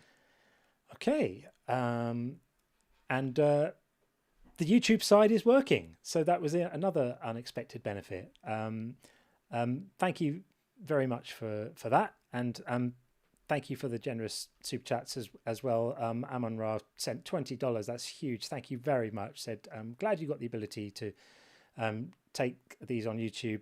Been wanting to contribute. Well, that's extremely kind of you. Thank you very, very much indeed. I really appreciate that a lot. Okay, we are going to bring in, Jane has been waiting too long. Baku, we see you too, my friend. We got you, I promise. So we've got Jane, we've got Brandon. Breezy has just come in as well, so we'll get to Breezy as well. But in the meantime, Jane, welcome back. Always a joy to speak to you. How are you? Yeah, nice to talk to you guys. Hi, Sean. Hey. We talked a little bit about marketing the other day, and I took it, I think it was last night, I'm not sure, it was a couple days ago, whatever. I took a little bit of time to map the conversion process to a pretty common like marketing funnel. And I thought it was really eye-opening, and I thought it kind of said something about like not only do people who don't believe not have much of a choice in it, or who aren't convinced, but also like I think it's worth pointing out the level of persuasion that people who do end up making that choice were under when they did, become convinced. So like in a marketing funnel, like this is a pretty basic one. Of course, there are lots of them. But you're going to like expose people to ideas early. You're going to try to like repeat the ideas, and you're going to hopefully deliver them in some kind of way that has like rhyme or cadence or something that's palatable, right? And then you're going to pair that idea to emotions. You're going to provide social proof next. You're going to try to build some community around it. And then you're going to have, be encouraging people to like frame their identity with it, like make it like, this is who we are. And then, and you're going to segment that audience. So when you pull people in, you're going to segment them. So you're going to do like early childhood ministry, youth ministry, boys and girls separated, these sorts of things. So we see audience segmentation. Next is a clear call to action. So this is when you see things like, for me, I think the one that stands out in my mind was like purity culture. Like we're signing the thing to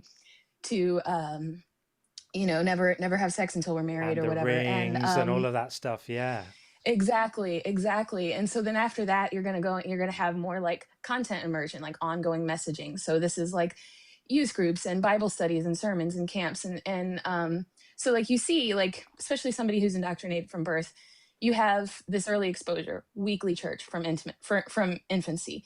the doctrines normalized in every day. Even if you're not raised in a religious family, you still see it down the street every single day. You still see people in the grocery store saying these things to each other. It's still introduced to you all the time. You have tons of exposure. And then the emotional pairing. So we link it to religion and safety and family and bonding and holidays and all these things very early before you even have the ability to question any of it, right? So we've already looped it into something that's incredibly, like into a lot of emotion.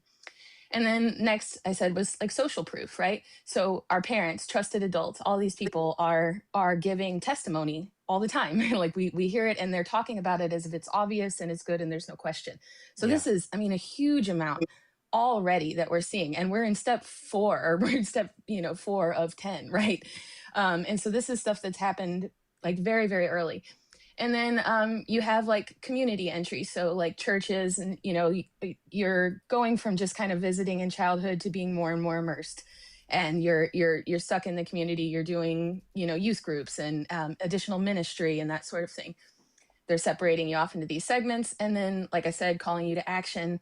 Later on, they intensify the like emotional moments. So you're going to see things like retreats, conferences, like these big revival night type things, because at this point you've been in the messaging for a while. We need to make it more interesting. We need to keep intensifying that.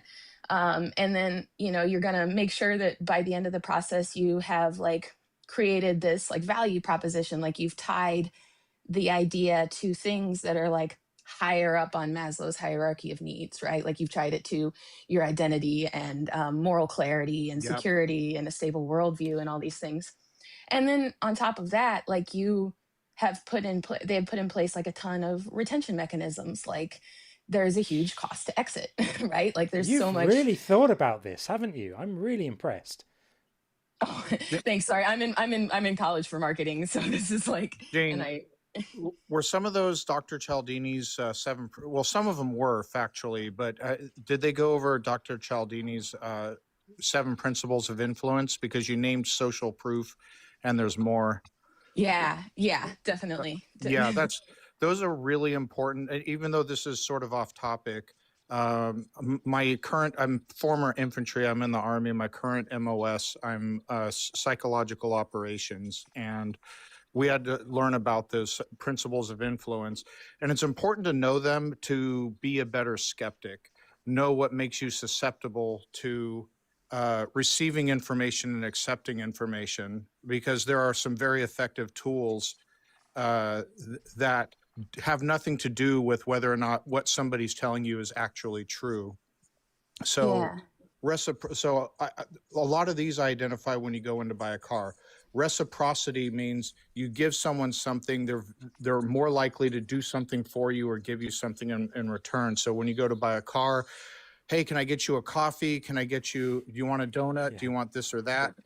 Now you feel like you owe them. Liking is another one. That happens at the rapport building phase. So they're going to start talking to you and chit chatting and find common ground. Oh, you like to play chess? What's your favorite opening? I play chess. And they're going to build on that. The more you like someone, the more likely you are to trust the things that they're telling you. And I don't want to run through and explain every single one and bore the room, but look up those. It's Dr. Now I might be mispronouncing his name, Cialdini, Cialdini. 7 principles of influence. Just for your day-to-day life, know when you're being influenced. It's not even necessarily like a shady thing to do. There's nothing wrong if a salesperson meets you, they chit chat with you, they get you to like them. There's nothing wrong with that, but just be able to recognize when people are putting influence techniques on you, so that you can leave your skeptical brain open to better ascertain the information that they're giving you. Yeah, absolutely. Well, thank you guys for letting me info dump on you. That was fun. I enjoyed that. Really impressive, Jane. Really impressive. I mean, I think I actually think that you're sitting on something quite profound there. And I think that you could, if you were so minded, I think you could write this up into something, identifying the parallels between these sort of the psychological techniques involved in establishing and consolidating religious control, and these sort of tried and tested, marketing and coercion techniques that we're all subject to every day. I think that's I think it's very profound. So you definitely want to keep on pulling on that thread, and we definitely want to keep hearing about it. If you develop this thinking anymore, bring it back and talk to us about it. And I think it's brilliant. I think it's really impressive. So thank you very, very much. Sure, thank you. Maybe next time I'll talk about the pipeline for converted like later in life, because I thought about that one a lot last night too. So do it. Come back. We'll be your I'll catch you sounding next board, time 'cause on that one. You're amazing, Jane. Thank you. That's awesome. Thank you. All Thanks, right. guys. Have a good one. And You you too, speak Hayes. soon. So for people on the YouTube side who won't know, I mean, Jane was just a guest on the show maybe a couple of months ago. Just came in one day, told her story about deconstructing in a very religious area with many religious people around her, and she's just become such a wonderful part of this community and such a fantastic voice within it. And we're really, really grateful to have Jane. So thank you, Jane. Okay, as promised, we will bring in Brandon, and then see where we go after that. Brandon. All right. Hello. Let the argument begin. Welcome, Evening, gentlemen. How are you? No, your numbers are looking good, so I'll only throw fists if you really want me to. Okay. All good, all good. Super interesting change of prompt, and some real interesting conversations. Some more than others, naturally. Sure. Obviously, I don't think that God is hiding, but I wonder what you make of the fact that to the majority of humans that have ever existed, they wouldn't feel that God is hiding, and likely the majority of humans on Earth right now. I don't think all of those people have an equally strong argument for the God they believe in existing, but this idea that God is hiding is a novel one. In terms It's not really that novel. It's a common expression. It's called divine hiddenness. So this we can say for sure, like if you look at the world today, if you believe in a specific God, because so many different people believe in different gods, no God, or even multiple gods, whichever God actually exists, if any, it is objectively hidden from everyone else. Moreover, if God is all powerful and he wants everyone to believe he exists, he's not doing anything about it, because there are people who believe in no gods or the wrong God. So either he isn't all powerful or he's choosing not to reveal himself to everybody. That's just a fact. Like it has to be one of the two. I hear you that there's diversity among people who believe in God in terms of the God they believe in, but I think it is the case that the majority of humans would be united in looking at this question and think, well, he's not. Because the majority of humans that have ever existed have thought that God's existence was convincing or obvious in some way. Sure, but if it's Yahweh, most people don't believe Yahweh exists, right? Sure, but you could say that of nearly any God as well. And if we ignore the fact that all these people are believing in the wrong God, if we just ignore that, and your argument is they just believe in some kind of higher power, there are people like John and I, millions, I think hundreds of millions at least, if not a billion, of people that believe in no God. And if God is all powerful, he could reveal himself to us. So at minimum, he's hiding from some people, maybe not all, right? I hear you. I guess, do you think there's any relevant point in the fact that though there, I acknowledge, are hundreds of millions potentially people who might ask the question, why is God hiding? Because they are atheists, that in terms of the population of all humans that have ever existed, it's a blip.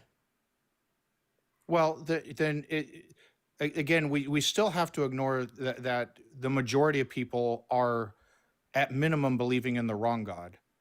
But let's just Totally. ignore. I could see that. Absolutely. Yeah. But as a matter of fact, even if we ignore that, there are millions of people who do not believe in a God, and you say, well, he can't be hiding because most people believe in a God. Even if they all believed in the right God, there are still those of us who don't believe in any God. And if God is all powerful, that means he is choosing to remain hidden from us, because even when we search, we don't find him. I've done tons of searching. I know John has, and many have too. He's choosing not to reveal himself to us.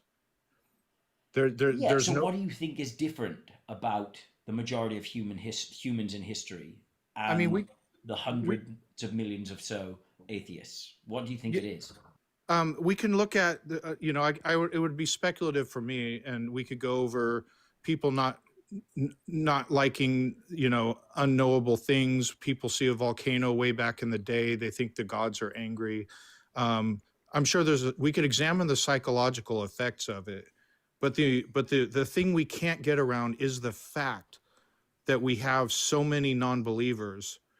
And it's just a fact that God, if he exists and is all powerful, is choosing not to reveal himself to everybody. But as a separate matter, we can explore, why is it that most people believe in some kind of higher power? But to me, that's a sort of a separate argument that we could go down from a psychological standpoint. But God is hiding himself from John and myself. And the question is, why? If he exists, why? Yeah. Could I add something, which would be that even if it were true, let's imagine that only 1% of people in the world didn't believe in a God.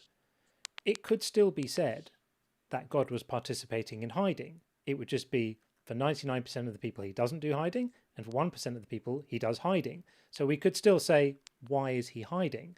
Right? We would just say, well, he's not hiding for them, but he's hiding for someone, right? So I understand your argument that well, for lots of people don't share this view. That's fine, but from where I'm standing, I always come back to the same thing as, like, if God wants me to know him, he knows where I am, and if he's as powerful as we're given to believe, it would be trivial for him to make me know him, and then I would know him. So it must be the case that if God does exist, he must want me to not have belief, or he's not very powerful. Because if he was even half powerful, he would be able to provide something that would make me, I'm open-minded. I don't hate God. I haven't shut down. I don't have a hardened heart. I'm ready. I'm open-minded. I've always said this. And I did go through a sort of seeker phase. I mean, not for a long time, but there was a point where I was like, yeah, if there's a God, I want to know this God. And that would still be the case. If there is a God, there's something I would like to know. So, and God would know that I'm sincere about that too, right? I could be bullshitting you, but I can't be bullshitting him. So God would know that I was sincere about that. So you've got sincerity, an open mind, and readiness to examine any information. All I ask is, let it be reasonable evidence, because that's how my mind works. My mind just wants. And that's the crux. That's the crux. That's what constitutes reasonable evidence. Well, even if I don't know, God would know, right? God would know what would be sufficient to convince me. I mean, it's definitely not the case that there's nothing. That there is no reasonable evidence. Could it be the case that would convince you? Nope. How do you know? Because, I mean, God could immediately start, for example, by, he could make an appearance and he could give me predictions for what's going to happen tomorrow. And then I might think, I must have hallucinated that. And then all of those things come true tomorrow. I'd be like, bloody hell, okay, that would get my attention. Or, there are all sorts of things God could do. God could spell out the solution to Fermat's theorem in the stars in the sky. There's all sorts of things that would, at least, even if I didn't jump straight to the conclusion that it's a God, because it could be aliens, or it could be, there will be other potential explanations. It would at least be something. It would at least be something. At the moment, there's nothing. Literally nothing. Zero. Like literally nothing. All I hear is, fairly poor kind of apologetics arguments. And When you say there's nothing, do you mean that there is no piece of evidence that at all raises the likelihood that a God exists that you've ever experienced? Zero, none. Because you could substitute into that word magical pixie, or is there no piece of evidence that raises the evidence that Puff the Magic Dragon exists? I mean, you could put anything in there as a placeholder for something which is currently unproven and unfalsifiable. And that's the problem with the God hypothesis, is it's a bit unfalsifiable. Because I could say to you, what condition could be true in the universe that would serve to disprove the possibility of a God? Oh, thank you for the hat. A good hat. The problem is, you wouldn't be able to answer that, because how could you? That any potential configuration of reality is still compatible with a God. So it's completely unfalsifiable. So it's a sort of... I hear you, but I guess that feels like a mirrored situation, because it would be equally impossible to know that a God did or does not exist. I'm just asking for a bit of evidence, unfalsifiable, though. Right? But just a bit of evidence.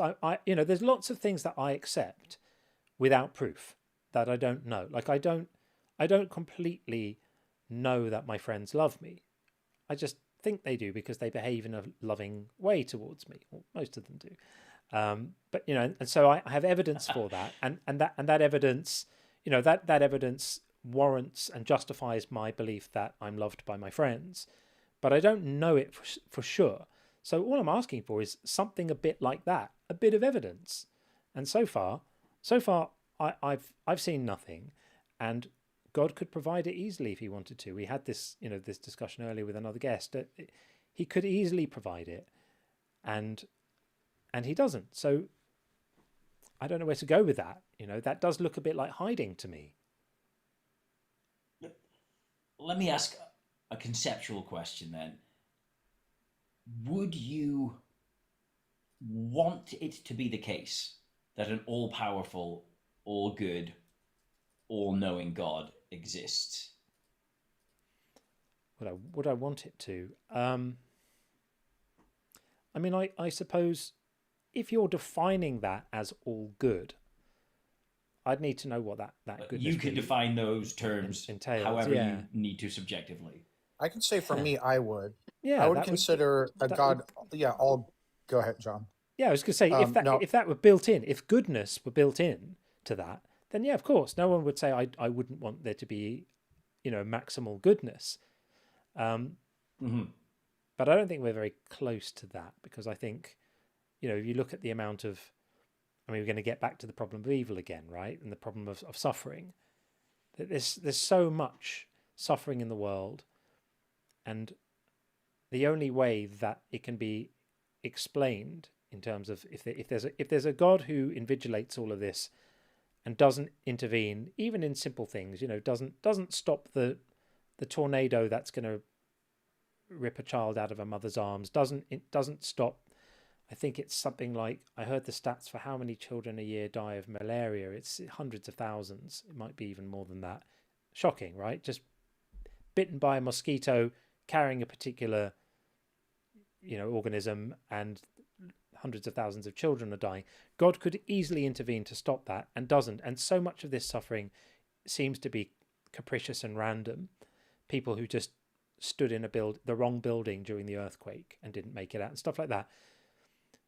The only way that can be explained is if this amount of suffering is a necessary component of some bigger plan that this God has. But then that brings up the question of, is God so limited in his power that he can't achieve his plan without that minimum quota of specific suffering? So it's hard. It's hard to get there. Yeah, the question comes then, like, what would such a God optimize the universe and existence to?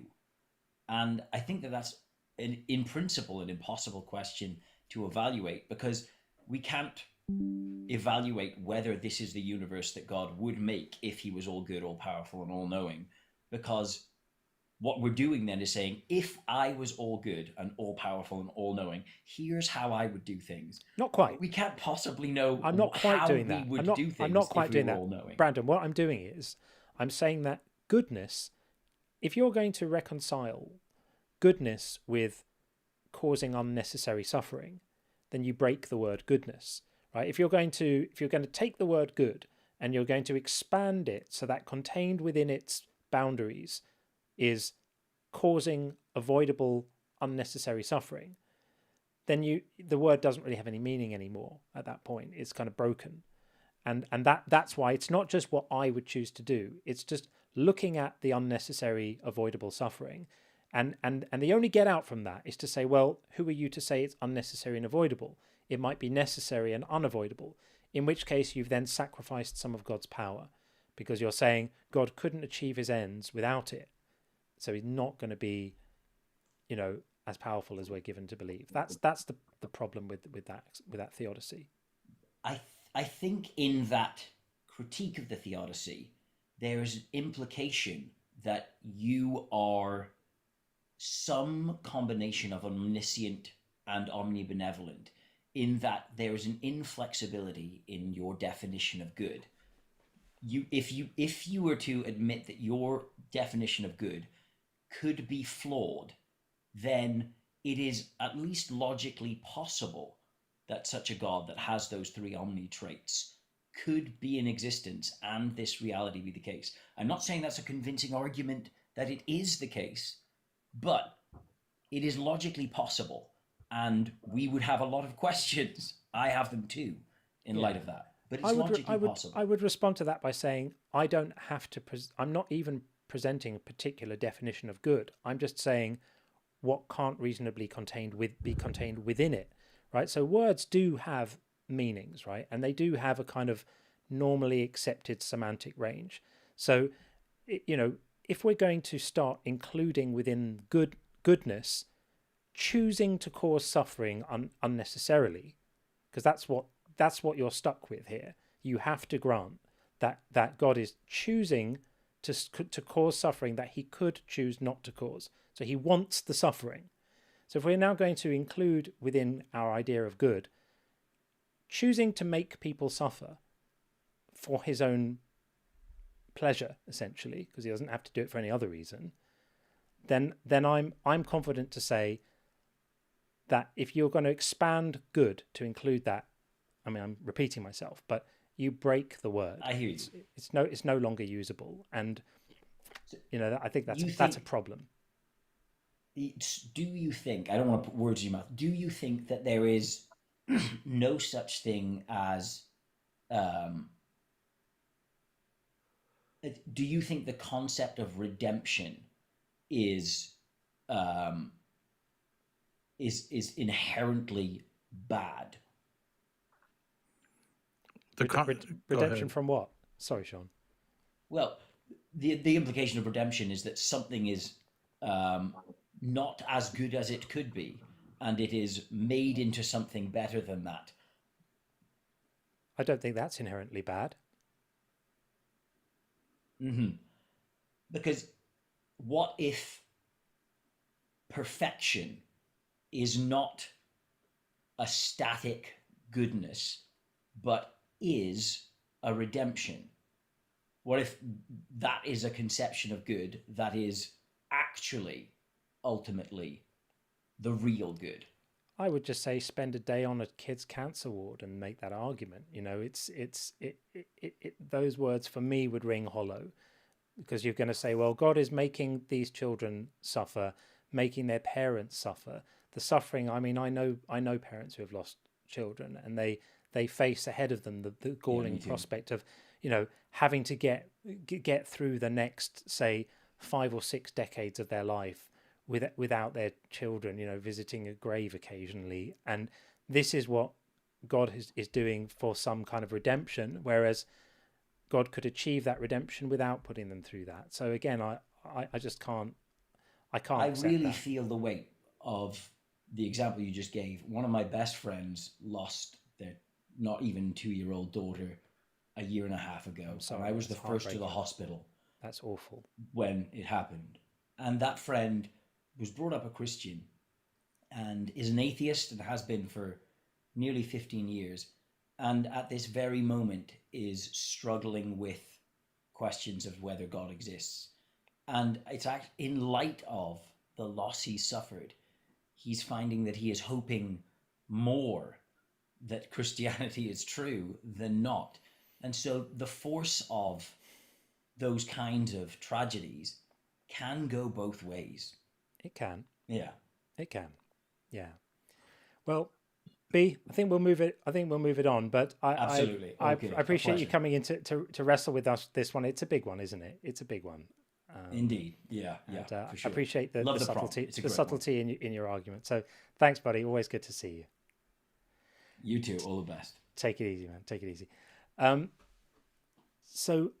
Harbinger to Demons on the YouTube side is reprimanding me and saying, John Cohen, so you're mad at a God you don't believe in because he doesn't owe you an answer. God doesn't need to change your heart.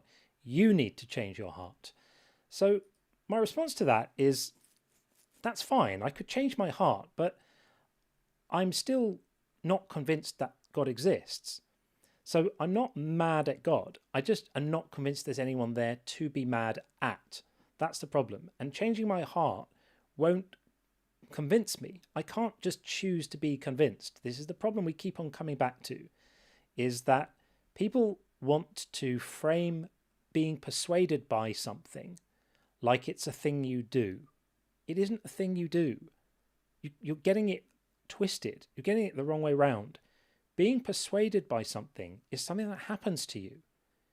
Just like being frightened by something is something that happens to you. It's not something you do. Nobody decides to start being frightened by something. It's a reaction that you have to something that happens in the world. It's a reaction your mind has to something it perceives as a threat. It could be a spider, it could be being up on a tall place, or it could be a scary thing on the TV. It doesn't matter. From your mind's point of view, you experience fear when your mind interprets the input in a certain way, and you don't choose that. And it's exactly the same with belief. You can't just say, I'm going to change my heart, and now I'm going to be convinced of things that I wasn't convinced of before. That's like a fantasy idea of belief. And here's the funny thing, is if God created us, he would know this about human psychology. He wrote the code. He made our minds operate this way, and he knows this stuff if he exists. So if he does, he would also know that it's morally incoherent to punish people for not having mental processes that they can't have. You can't just decide to be convinced of something. Okay, I'm feeling really guilty because we haven't brought Baku in yet, but I promise we will soon. In the meantime, we are going to bring in Gary Steele, and then we have Think About It is back to speak to us again, and we've got Mustang as well, and we've got Mikey as well, who we spoke to last time. So a few in the queue on the TikTok side, none in the queue on the YouTube side at the moment, but that's okay. We can roll with that. Welcome, Gary. Yes, can you hear me okay? We can hear you very well indeed. Thank you. Welcome. Okay. If I could change the theme a little bit. Sure. I wanted to talk about the perception of the word atheist. Sure. I'm in the Midwest in the United States, and I grew up in a church, very fundamentalist Christian church. Mm-hmm. And basically, if someone said they were an atheist, it was kind of synonymous to an evildoer, moral degenerate. And you get some of your callers, and you're very patient in responding to them when they try to accuse you of being evil, better than I would. I wish there was a word that said, I'm an atheist, but I'm not evil, kind of a thing. You know what I mean? I totally it's the know perception what you mean.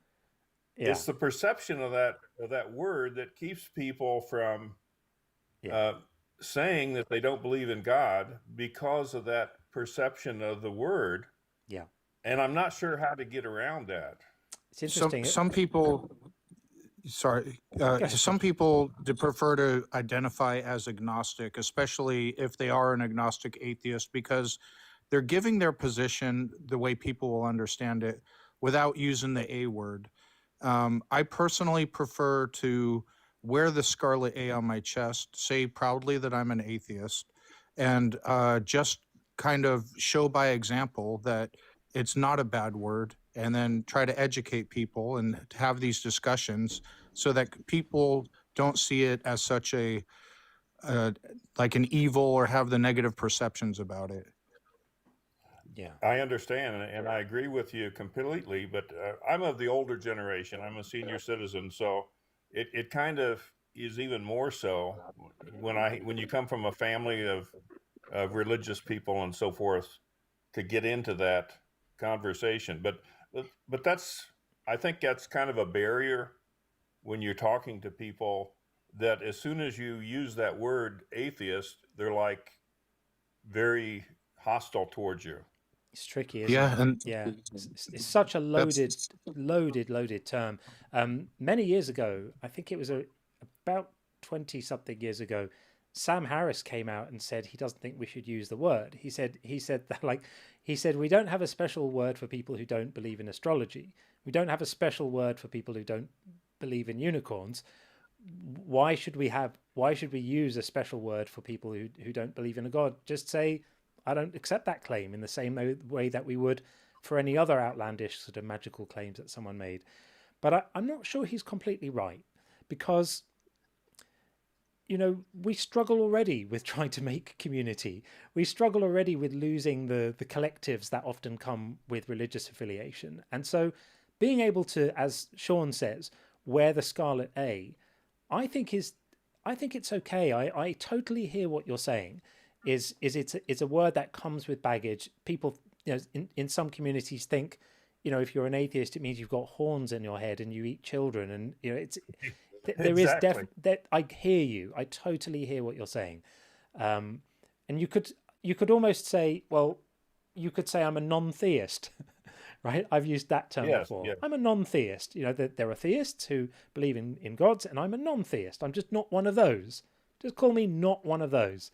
But I think ultimately, if people are going to be prejudiced about non-believers, I wonder if it matters that much what word we use. I mean, for some it definitely will, because for some it's just a signifier and it's an unpleasant one, and they're the people with the horns or whatever. But I wonder for other people, it's just once they clock on to the fact that we're not signed up with their project, and their project has told them that people who aren't are unworthy, they're deserving of punishment, they're deserving of condemnation, they are already condemned, then that creates the in-group, out-group kind of stratification, which it's there already. So I do hear what you're saying. I really do. And there are instances where perhaps another term could be used. I think maybe it was Christopher Hitchens that first said that everybody's an atheist for all the other gods that they don't believe in. We just go one and further. he's just an atheist at one further, right? And that's a good explanation, I think. It is, yeah. It's a very good argument too. Yeah. Well, Yeah, Gary, thank you. Sorry, Sean. No, it's okay. We have to be sensitive to the fact and remember that in some places it's literally unsafe to admit to others around them that they are an atheist or a non-believer, however you want to word it. I'm in a situation in my life where I don't have to worry about my safety. I don't have to worry about major repercussions. So for me, I find it sort of my duty to be open about it. Now, I don't go to work and throw my theology in everyone's face, but I don't hide it if the topic comes up.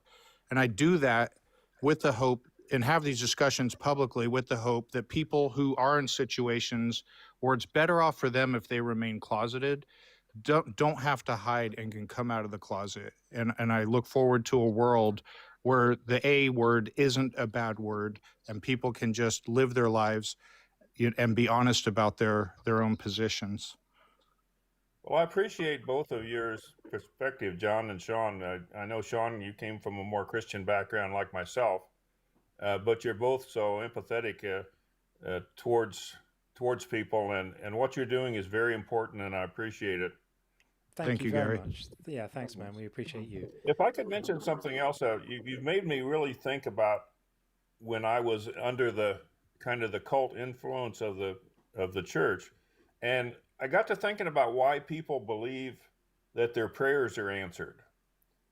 And sometimes I think about a situation where one of the things I did growing up was I would always help people with their assignments in school, and I would explain the problem to them.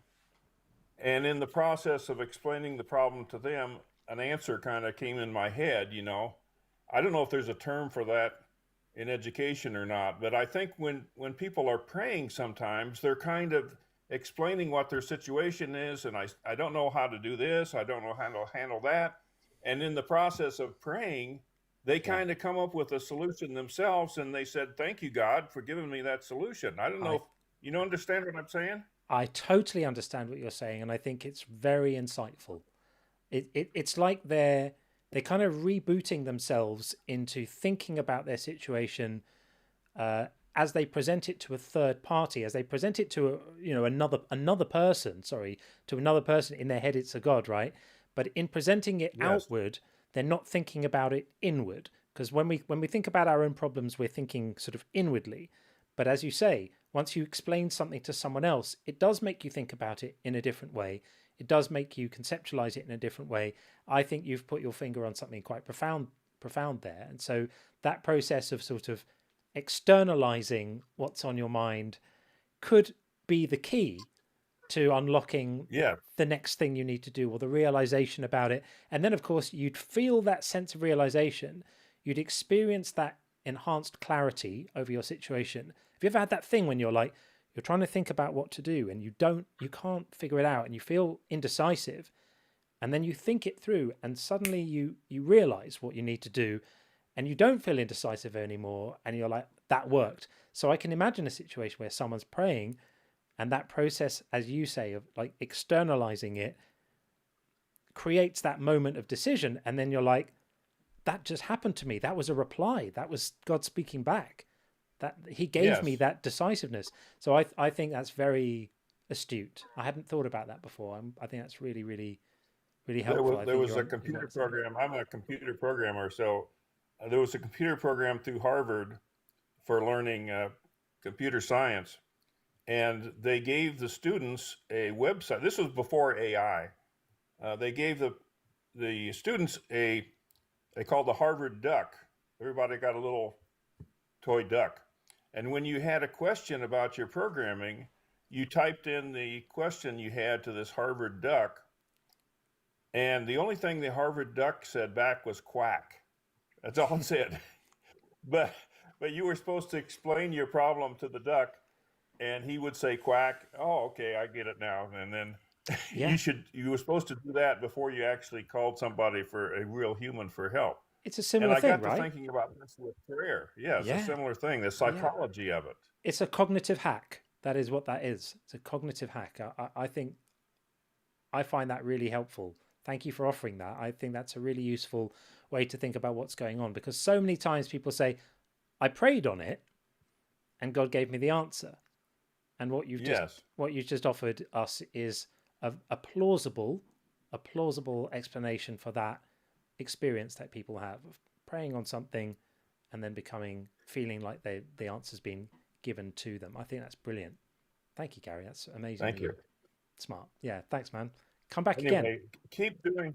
Keep doing what you're doing. I want to improve the name value of Gary. I know you've had a Gary in the past that was not your favorite Gary.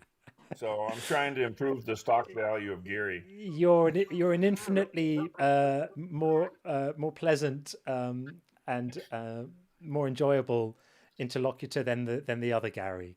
Well, I appreciate it. Yeah, thanks, man. All the best. Take it easy. Keep up the good work.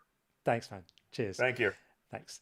Okay, we will bring in Mustang next. I'm not sure if we've spoken before. Hi, Mustang. Hey, how you doing? Good. Have we spoken before? I'm not sure if we have. Oh, no. Well, you're very welcome. Hi. What would you like to say? Oh, talking about God's existence and Yeah. see, time to us is so long, but to him it's a wisp of vapor. He is the initial mover of life, a boulder off a cliff, if you will. And you know what laissez-faire is, no interference. That's all there is to it. Right, but why is he hiding? He's not hiding. Well, I haven't seen him. It's laissez-faire, is no interference. Well, he doesn't need to interfere to just let me know he's there. I mean, the thing is, you can be laissez-faire, but if you're going to be laissez-faire, don't stop being laissez-faire when someone reaches the end of their life and suddenly, like, he's not going to be laissez-faire when he's chucking people in burning lakes, is he? Why does the laissez-faire bit only count during the period where what you do is going to determine the rest of your existence? And then once that bit's over, he stops being laissez-faire, doesn't he? Will we have to be... Will he continue to be laissez-faire if I die tomorrow? Not if we're saved. If I die Not tomorrow, if we're saved. Yeah, but I'm not saved, right? So if I die tomorrow, you're saying he's going to stop being laissez-faire, isn't he? No, you're going to live the rest of your life, and you may have pain and turmoil, but you'll have good times too. We're all going to die. We can't get out of this world alive. No, I think. Hang on a second. Hang on. I think you missed what I said. So we're told in Christianity that if you when you die, if you don't believe in Jesus, that you have a problem, right? John 3:18, we're condemned already. Revelation 21:8, that we join the murderers and the sexually immoral in the lake of sulfur. Mark 16:16. It's throughout the book. It's a central principle that if you don't believe in Jesus, you're going to have a problem when you die, which is why people say get right with Jesus while you can. Do you agree with that? I don't think there is a per se lake of fire, though. That's where I do disagree with my own. Okay, so let's imagine that the fire is poetic and it's not a real fire.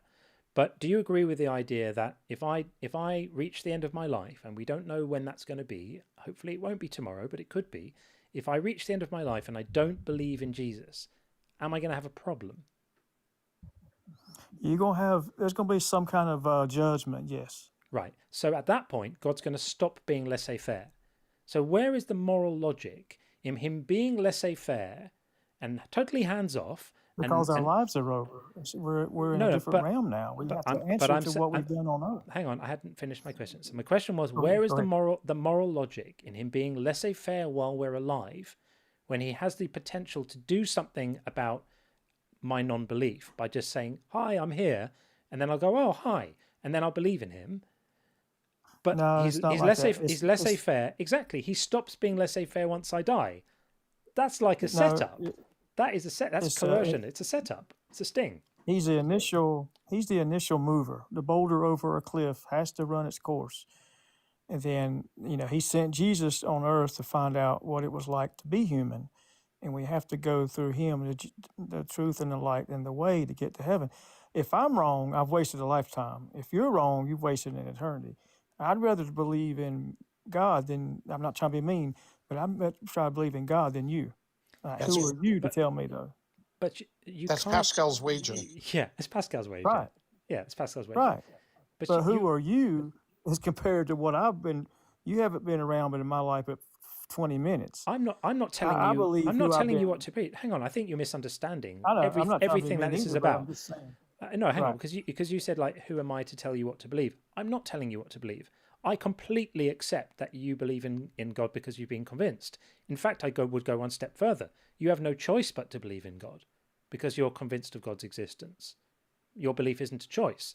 But just like my non-belief isn't a choice.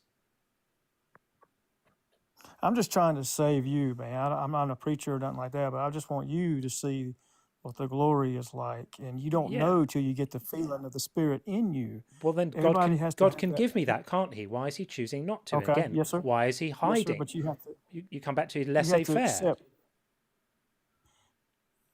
Laissez-faire is our life because there's no interference. He's not going to combine, but he did send his only son to find out what it was like. Mustang, you're not addressing the point. Yeah. The point is, belief isn't a choice. I can no more choose to believe Yahweh or Jesus exists then you can choose to believe Thor exists. So if he's going to punish people on the basis of whether they're convinced he exists, it's incumbent upon him to show everyone he exists. Then we can choose for ourselves whether or not we're going to follow It's him. the word. You believe the word. It's faith. That's like you talked about earlier. I can't choose to believe the word. That's not something I can just choose any more than you can choose to believe in all the Hindu gods. It's more of a feeling when you're saved. It comes over you. Yeah, why doesn't he give that to everyone? Just let everyone know That's not he the exists. way it works. It's laissez-faire. You have to seek him. And if I seek him and don't find him, then what? You're not doing it. You're not in your heart. You're not. That's factually wrong. Myself and That was tons a bad of people. choice of words. Let me think. I mean, y'all are good. Don't get me wrong. Total respect. This is something I just want to know that you have the power within yourself. Everybody has God in us. God is innate. Here's the word innate. I think it was in my ethics class. He's in us, all of us. So we're already a part of him. You don't have to doubt him. Mustang, you're kind of preaching but not addressing the logic of this. Go ahead. Okay, so belief isn't a choice. So it's not a decision I made not to believe God exists. But after I die, I'm going to be judged on just not being convinced of that.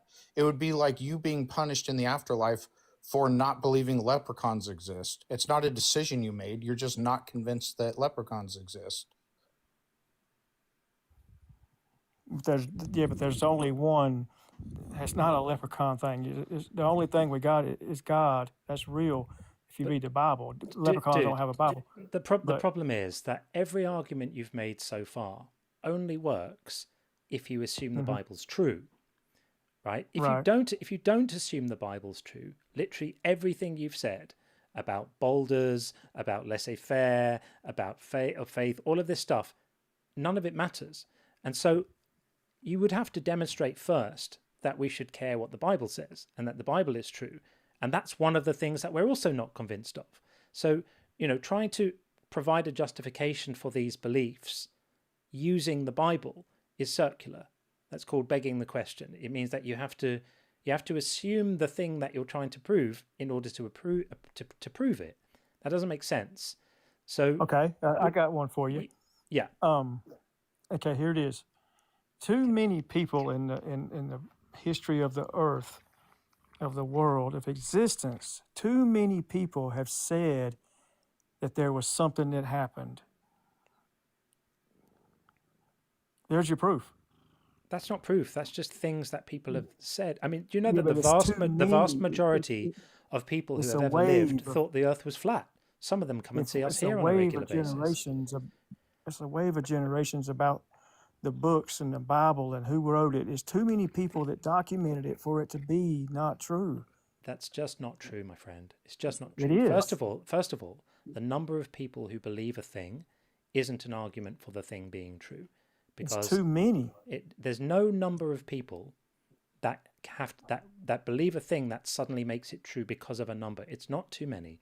We can understand that everyone in the world could think that something's true. Is not evidence that it's true. The evidence for it being true. The evidence of it being true is whether there's good evidence for it or not. No, you just said it. It's not how many people. It's not how many people believed it. If everybody believed it, it wouldn't be true. But it is. You just contradicted I didn't say there. It wouldn't be true. I said it wouldn't be evidence of it being true. We don't measure the truth of something by the number of people who think it. That's a terrible fallacy. Okay? Mustang, that's a textbook fallacy. It's called argumentum ad populum. And furthermore, way more people on this planet don't believe Jesus is Lord and Savior than do. So, but I won't make that as a claim that Jesus doesn't exist, because that would be a fallacy if I try to use it. And we have over 1 billion Christians in the world, agreed. We also have over 1 billion Hindus and over 1 billion Muslims. That doesn't mean any of them are true. Yeah, it's a big debate when you get to other religions. God says at one time, I'm a jealous God. I have no other gods before me. I used to think that was kind of wild, but then I got to thinking, in a sense, I can see what he's saying, because he has given each of those regions a chance to see God. And Uncle Ben said, with great power comes great responsibility. In Amazing Fantasy number 15, that doesn't mean Spider-Man exists, but it is profound. Right, yeah. Yeah, that's a problem. And, you know, I'll come back again. I like y'all. Y'all think y'all do a good job here. Good debate. It's thank just you, the fact Mustang. yes, sir. All right. Thanks for coming to speak to us. Appreciate it. All right. Okay, thanks. Yeah, I mean, I think it's a pretty foundational problem if you have to use the text to provide a reason for why you should believe the text. That's a problem. That's a problem there. Okay, we have to bring Mikey in. We still have Baku. I haven't forgotten about you. The queue's getting big, and we got Radio Spencer in. We will definitely get Spencer in shortly. If you don't follow Radio Spencer, give him a follow. He's awesome. His content's always on point. Superb guy, friend of the channel. We'll get you up in a minute, Spence. Mikey, hello, welcome. Hi, how are you? We're good. How are you? Good, thanks. Good. What do you got? No, it's just appreciating the conversations that you're having here. It's pretty interesting, always. Thank you. Yeah. Thank you. Do you have a thought on this one? Yeah, why is God hiding? I think let's just say like you were alluding to, like I heard earlier, like if God if he can see how good his creation is, right? Like right now, and how if he sees given our like other universes, let's just say like a multiverse, where he can see our future selves and how perfect everything is, then, and if we're on that same route, then why would he want to deviate us from that, right? As much as the suffering is going on today, right? He can see that we're on this route that's going to take us to like unity and perfection. So why would he want to deviate us from not allowing these things to happen? Is he powerful enough to achieve whatever goal he has for us without the suffering? Of course, but then that would mean his influence has changed the game. It's changed the game. Like if he sees with no influence how perfect we become, right? Why would he want to change that? Because the route there involves so much suffering. I mean, we always end up coming back to this problem of suffering because it's such a devastating problem. It's right, not, but I'm saying it's a temporary effect, right? It's a temporary effect. Well, that's great when you're not the person with bone cancer or who's just lost a child or something like that. It's so easy to say, but the agony. But in reality, it's true, right? You don't suffer forever, right? Yeah, but is less suffering better than more suffering? Well, that's what I'm saying. Like if he sees the total union and perfection that was a question. Respectfully, that was a question. Is less suffering better than more suffering? Not necessarily. Not if it means that he has to like come into play, right? He doesn't have to do anything. He could just choose. Right. He could just choose the less suffering, and not have to do anything. He could just click his fingers. Or no suffering. If he's all powerful, there's no goal. He's not choosing our suffering. We suffer because we suffer, not directly from God. What? There's nothing he can do about it? Is that what you're saying? Yeah. He's powerless to stop it. He sees that it child as had to get leukemia, and there's nothing he could do. He sees it like an evolution. Let's just say. Like, why would you try and stop an evolution, or you know, like into something like it, like the butterfly and the larva and the caterpillar, right? Yeah, but Yeah, I got you. But there, if he's all powerful, there's no situation you can come up with where the suffering is necessary. Exactly. Because when we say suffering is necessary, like for example, if you prick a child's arm to give the child a vaccine, the pain was necessary for a greater good, right? But I'm not all powerful. If God is all powerful, there's no ends that he can't achieve without the suffering. So the suffering is definitionally, if he's all powerful, unnecessary suffering. And the suffering doesn't always end. What if it's necessary when the for event evolution? ends? Well, It's necessary for evolution, right? Necessary you need for to evolution, experience why? suffering in order for you need to experience suffering in order for you not to suffer. Well, that's like to get over that's suffering, ludicrous, and dude. you would know you're. What? Mikey, that's I'm silly. listening. But it's silly because that presupposes that this was the only possible way God could organize things.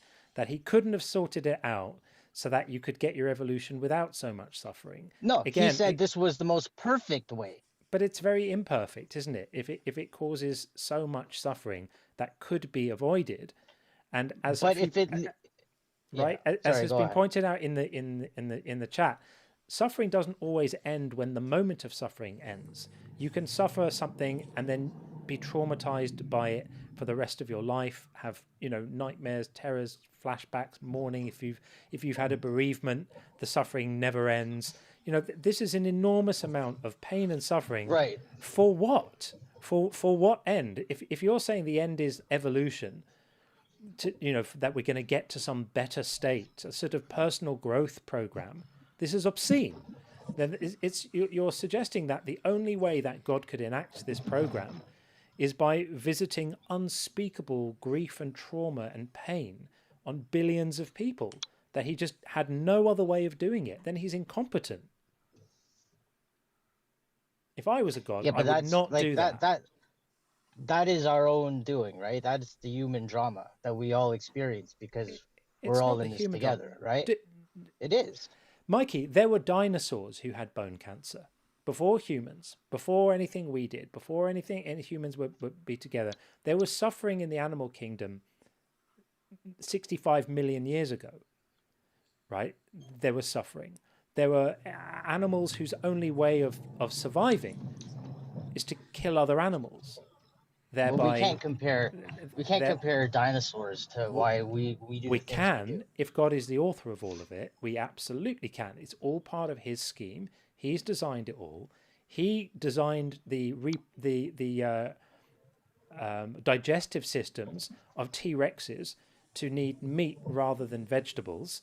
Thereby meaning for every meal, someone had to die. He didn't have to do that. In a very painful way, I might add. Yeah, he didn't have to do that. That was a choice. So he's just choosing the suffering. He's choosing it. And to just say, oh, it's for evolution, as if that's like explains it. That's you know what? Maybe in that time period, right? There needed to be so much suffering so that we got out of it. Who's we? Like society, like people in general, Society, like the evolution of the evolution, right? The evolution of that time, right? If people were there probably because what people appeared after. There were no people there. There were no people there. Okay, so if there were no people there, then obviously through that drama of the dinosaurs, right? We emerged somehow, right? Was God powerful enough for us? So maybe all that suffering, maybe all that suffering was necessary. It was all for nothing. Evolution to happen. It was all for nothing because there was a meteor strike. We're here now, right? We're here now, and Mikey, I would suggest Mikey, there was a meteor strike. A piece of rock hit the earth and wiped everything off. So there was nothing that happened beforehand that was required to happen in order for us to be here now. This is nonsense. This is such a silly argument. That's with you thinking. That's with you thinking with evolution. How we came after the dinosaurs. I think there were humans here probably at the time. There were not humans here at the Flintstones was time. a cartoon, buddy. Yeah, there were not humans here at the time of the dinosaurs. Well, yeah, I don't know. That's a bit. Yes, there were no humans here at the time of the dinosaurs.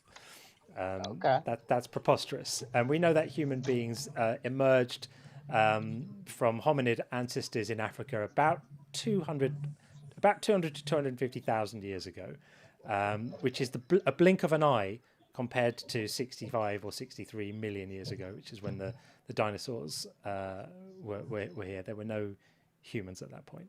But anyway, all of this is beside the point. The fact is, we're stuck with a God who apparently wants us to know him or her, and is very happy to not do anything in order to facilitate that, which is why we say, why is God hiding? Could come out and play, chooses not to, rather coy, a bit shy, and then gets all hands on afterwards. Stops being shy the moment we die. Could be a slogan. Well, I mean, listen, if everything is if everything is like a force, like, do you think that good and evil are forces, or No, are they just ideals? They are not forces. So you think they're just ideals? I think they're words that we attach to things we like and things we don't like. Right. Well, I would say they're actual forces, right? Because listen, everything in the universe is negative and positive, everything, and these are ways that things interact, right? So I think emotions, which you are denying, have a negative and positive like polarity, and that actual force is needed in order for us to experience even these things. Then I would say you're wrong, because I think it is force, right? That's a little too woo for me, my friend. Emotions don't have positive and negative polarities. That's something that... No, not the moods, right? Your moods. My moods don't have polarities. Which is like your aura, which is your aura after. It's electrochemical reactions in the brain, my friend. Right, electrochemical, yeah, but there's electrical pulses for sure. Yeah. Okay. Mikey, it's nice to talk to you. Yep. Nice to talk to you again. Nice talking to you. All the best. Have a good one. Take it easy. Okay, bye-bye. Okay. I'm 100% bringing a tinfoil hat to the next live. I'm doing it. Okay. Oh, you should do that. It's happening. Like a literal one, and then put it on your head when it goes that way. When it goes woo, I'm going to hat them. I'm going to do it. Properly going to do it. There've been 2 points tonight where I legit regretted not having a tinfoil hat. I'm having one next time. And we got to we got to create that bingo card too. We need to do that too. Spencer. Hello there, gentlemen. Hello, friends in the chat. How's everybody doing? Best voice on TikTok. The best voice on the internet has arrived. How are you? No, absolutely not. I'm in awe of you guys. Honestly, I love both of you, and I'm always honored to pop on. And I don't want to take up a lot of your time and take away somebody else's time. But boy, these callers! I just did a live, and I didn't have nearly the response I thought I would have. So I said I'm gonna bail, and I'm gonna jump on a friend's live. And I saw you guys were on, so I hopped on yours. You're always welcome. Yeah. No, I appreciate it.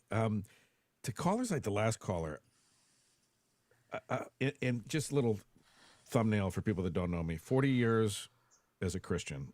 I'm 55, so all but 15 of my 55 years on this life were spent as a Christian, and a very dedicated one, a very devout one. I was not church hurt. I went to church above and beyond. My parents actually thought I was overdoing it at one point because I wanted to go to church. I never got hurt by the church, so I don't have any of those horror stories that people think I must have or somebody hurt me. But I look now at my life past religion, and I think back on those 40 years, there's nothing that I had then that I don't have now. In that last caller, it seems like a lot of these Christian callers, I go back and forth from anger to impatience to just kind of pity. And I pity people that think that this God is so important to them and yet does nothing, does not prevent tornadoes from sweeping their house away in a storm, does not prevent them from getting throat cancer at age 30, does not prevent their child from dying in the womb, does not prevent them from getting beat up on their way to the supermarket. It doesn't prevent the road rage, doesn't prevent the divorce, doesn't prevent all the sorrow and the ultimate death we're all going to face. Doesn't do anything, and yet they feel they can't live a second without this God. I'm trying to be patient, but that's one of my focuses in life right now is I'm trying to focus on like how someone convinces themselves that something is so important and they can't live without it, but they're living without it now. I mean, if they're being realistic and honest with themselves, they're living without it now because it's not real, right? So they are living without it now. They just like I know that if I lost my wife, I would be a mess because I know how important she is to my life. As my wife, as the mother of my children, we raised 6 children together. She's my better half. She's the piece of the puzzle that was missing in my life. I can point to that, and that's why it's so hard when a spouse dies, when a child dies, because the whole they leave is so great because they were actually there. They're in the photo albums. They're in they were in the church on the day of the marriage. They spent a lifetime with you, perhaps, right? Some people are married 75 years, and when you lose that, you can point to something verifiable, measurable that you lost. But if God were to, if we were to prove to people tomorrow categorically that God was just a myth, that we were right, God isn't real, their lives would be so upended. There'd probably be mass takings of self-lives. You know, people would be jumping off bridges. People would be doing all sorts of horrible things in desperation and depression. Whereas you and Sean and myself, our life tomorrow, if they came out with that story that God's not real, our lives would still be beautiful, would still be productive, would still be these wonderful things because that's what we've chosen to make of our lives. But I just don't get it, I guess. Do you guys have any thoughts on that? Like when people, I can't imagine living without Jesus, but they live without Jesus now. Jesus, even if he existed as a man, flesh and blood, he died a long time ago, folks. He doesn't know who you are. You're not best buds with him. You don't have a relationship with a dead Middle Eastern guy who arguably may have not even existed 2,000 years ago. You don't have a relationship with him. You don't know Jesus. Yeah. All you know is what your parents taught you, what the gurus taught you, what when you hit rock bottom and the AA club got you into Jesus. My late brother-in-law, I was really sad. He became a Jesus freak for about 5 minutes. He was never particularly religious, but he got into AA, and my God, they plow that into you. And then all of a sudden he was like, Jesus is going to save me, and Jesus didn't save him. He died at a very young age, and Jesus wasn't there to save him. So it's all just nonsense. Yeah. Whenever you're getting impatient with these guys, just remember you were once a believer too for years, and so was I. So I put myself in that place, and I genuinely understand. I can revert back to even when I stopped believing in Christianity, sort of the awe and incredulity that I had, that how did lifeless matter turn into me with consciousness? It just didn't make sense to me until I learned more about science and what have you, and really did some introspection. But John was never there, but you and I both were. And you're born into a religious home. You're taught these things. You're in a religious culture. Celebrate Christmas every year. You have all these constant reinforcements. And then when they go to church, there's the music, the ambiance, the sort of the social proof of everyone around you believes. It has a profound psychological effect. So I completely understand where they're coming from. And by the way, you can be a very intelligent person and still believe in Christianity. So I just try to, if I start getting frustrated, I just remember I was there too at one point in my life. Yeah. You guys are golden with your patience. I don't know if there's, I got to talk to my doctor. If there's a pill I could take, like a patience pill, because I'll definitely have him prescribe it to me. That's funny. I'm definitely lacking in the patience department. My goodness. That's funny. I don't know if it's like testosterone where like the levels go down as you get older, but I'm telling you, I'm feeling like I should be more patient the older I get, but I'm not. It's Hey, hard. Spencer, I want to say you do a lot of content on current events. We don't touch on any of those things here. But I encourage everyone follow you and also check out your content. Hit the plus sign for Spencer. Check out his content on current events. If you agree, you're going to be saying hurrah. If you don't, you may unfollow him. But I really enjoy his perspectives and agree with his perspectives on current events. So, well, I appreciate it. Just one Not final just thought. And I'll religion. leave you guys. That's very kind of both of you. I love both of you guys. Thank you.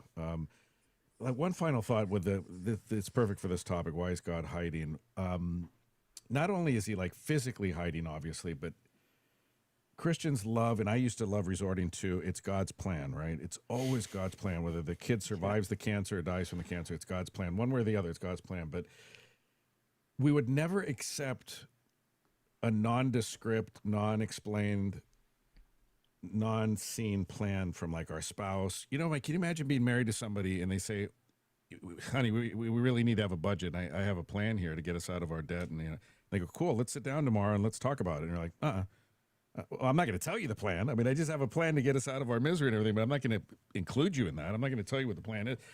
It's so secretive. It's cringy.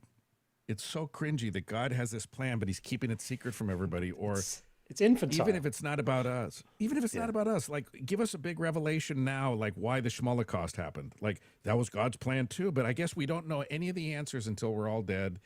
And we can't come back to say it didn't happen and God didn't explain everything because God wasn't there in the end. It's very convenient that we get all the joys, all the gold, and all the answers to the universe once we're dead and can't come back and write about it and like discuss it with people and debate it with people. But this idea that God has a plan, but for some reason we're either too dumb to be told the plan, we're too silly, or we're not worthy of the plan.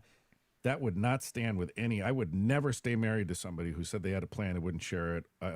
A kid should never tolerate that, even from a parent. Yeah. You know, I have a plan for, you know, we're even like a vacation. Like, you know, some surprises are good, but this idea that God is hiding everything from us, for what reason? Like, and Christians especially can never fully explain why. Especially when not knowing the plan, it enhances the suffering so much. Like if you have to undergo an unpleasant medical procedure which causes pain, one of the best ways that you deal with that is that you're armed with the explanation for why you're having the pain. Someone can say, look, this is going to hurt, but you're going to get through it, and this is the justification, and you can understand it. Your understanding of the situation gives you a context for your pain. Whereas if you just walked into a building somewhere and you didn't know why, and suddenly doctors started hurting you, and you didn't know how long it was going to go on for, and you didn't know why it was happening, and there was no context that you could put this into to give you that understanding to go, okay, there's a reason for this, that this is part of something that makes sense. It would be so much harder. The same amount of pain would be that much harder to get through. So this idea of God having a plan and then just deciding to keep it secret, instead of telling us, he sends us ray comfort. That's his plan. Like, that's how he's going to communicate understanding of things, is send us ray comfort. Like, come on. Or Cliff, or one of these silly apologists. It is ludicrous. And I don't want God to have a plan for me. I want to have a plan for me. Right? I mean, this idea that like someone else, like I didn't want my parents deciding what I was going to do for a living. It's not for anyone else, including God, if he's real, to have a plan for me. It's creepy. For all the talk of free will, if God has a plan for me, what if I don't like the plan? You know, what if I don't like it? What if I don't want to die when I'm 60? I want to die when I'm 90. What if I want to be Jewish and not Christian? What if I want to be Buddhist? What if I want to, you know, you don't whatever get a say. It is, those are you don't my get a say in your to plan. make. Yeah. If God has a book with all of our names on it, and he already knows what hobbies we're going to have and who we're going to marry and how many kids we're going to have and when we're going to die and when we're going to be born, it really feels like there's no free will at all. And there isn't, obviously. But I don't like the idea that God has a plan, because what if it's my will to not have a plan? I just want to make things up as I go. Is that okay? Tough titties. You can't do that. Nope. Thanks, you guys. I appreciate All right, buddy. you. Thanks, Spencer. All the best. Hey, thanks for having me. Pleasure, buddy. Peace out. Okay, so yeah, anyone who doesn't follow Spencer, he is awesome. His content is really on point. He's very, very, very good. Okay, let's bring in Baku, because he's just been waiting too long, and I can't leave our good friend Baku waiting any longer. After that, we've got G-Post, we've got John Storers back again, and we've got Kendall as well on the TikTok side. No one on the YouTube side still, which is interesting.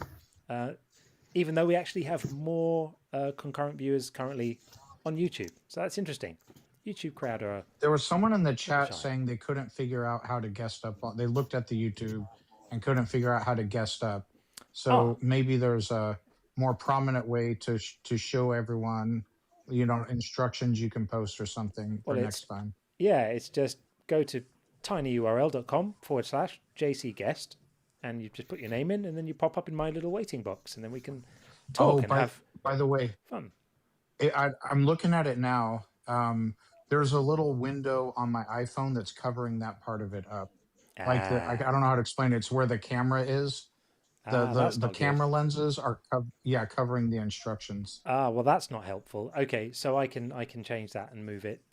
So if you are listening on YouTube right now and you'd like to get involved, the link for getting involved is in the description for the live, so you can literally go in there and get it. And otherwise, it's tinyurl.com/JCGuest, and that will get you right into the queue here, because we want to speak to you. Anyway, in the meantime, Baku, welcome. Hello. You've been very busy tonight. We have been busy. Thank you for waiting. You've been waiting since nearly the beginning, so we appreciate that. Sorry, I've loved the conversations you've had. Thanks, bud. Have you got a question? I have 13, but I can't imagine what's going to happen all done. Well, we'll see. We'll see how we go. The night is still young. We've still got a bit of time, and we've got people in the queue, so we won't keep them waiting too long. So let's just do one or two now, and then we'll keep you in our back pocket for when things invariably get quieter later. I just wanted to clarify for your prompts. I wanted to ask you, are you pretty much saying that if God wants belief, he should make himself obvious, and then since he isn't obvious, either he doesn't exist or doesn't want belief? Is that what you're saying, or? Yeah. Okay. Or is not all powerful. Yeah, Okay. or he just can't do it. He'd like to do it, he just can't manage it. Yeah. Okay. My first question is, and I have a follow-up for it, is, are you assuming God wants intellectual clarity or something else? What do you think, Sean? I don't think. I don't believe God exists, so it's hard for me to say what He wants. But we're just addressing just the classic theistic belief that He's all powerful and wants us all to know He exists, which seems inconsistent with the fact that all these people all over the world have all kinds of different beliefs, including believing in no gods. We're just addressing the inconsistency there, because it has to be either He doesn't exist, or He's not all powerful, or He's choosing to remain hidden from certain people. Okay. And then the follow-up to that is, would overwhelming proof create relationship or just compliance? Both. Well, it would. Yeah, it would initiate a relationship of some sort, because at least you'd know He was there. I don't think it would necessarily create compliance in any sense other than that you would just know He was there. But you wouldn't be obligated to do anything once you knew. You could choose not to. You could say, all right, there's a God, I see God, I'm still going to do my own thing. The compliance would come later if you decided, having found out He was there, to do what He asks.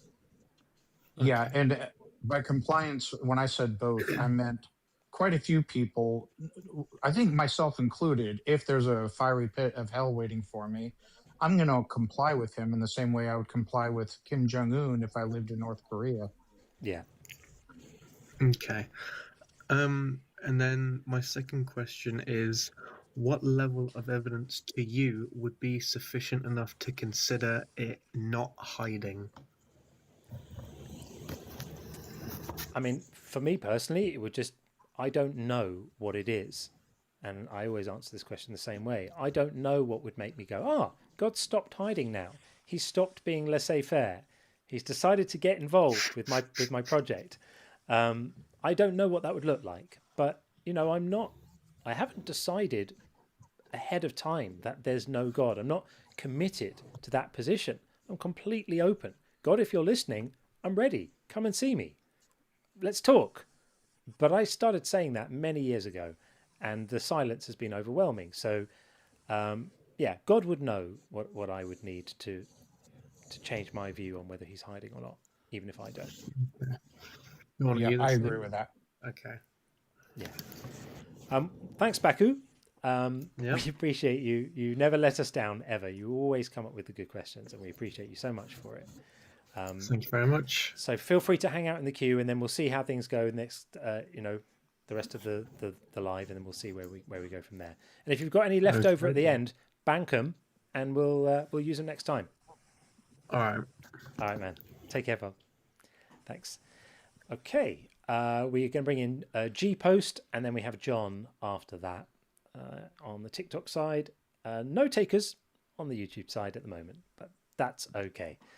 Hey, G Post, how are you? Pretty good. How are you? Very well indeed. Thank you for waiting patiently. You're in, so the floor is yours. All right. Well, I mean, my answer to the question is he's not. So that's my first.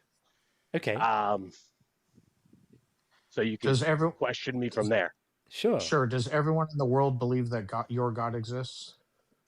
Does everyone in the world believe that my God exists? No. Okay. Is God capable of convincing everyone in the world that he exists? Sure. Okay. So that means he's choosing not to reveal himself to those people, correct? No. Okay. So how do we do this? Can he? He's doing it right now, actually. Himself? He's doing it right now. He's doing what? Showing me he exists? Yeah. Can God try to do something and fail to do it? Can God do something, try to do something and fail to do it? Yes. Well, in the sense of, can he make you believe in him? No. Okay, so he's not all powerful. Sure, he's all powerful. Okay, but you said he's he gave us a power. The power to do what? Free will. Okay, I agree we have free will with our actions. Okay. Can you choose to believe Thor exists right now and actually be convinced that Thor is real? Can I choose to believe Thor exists right now and actually believe Thor is real? Yeah.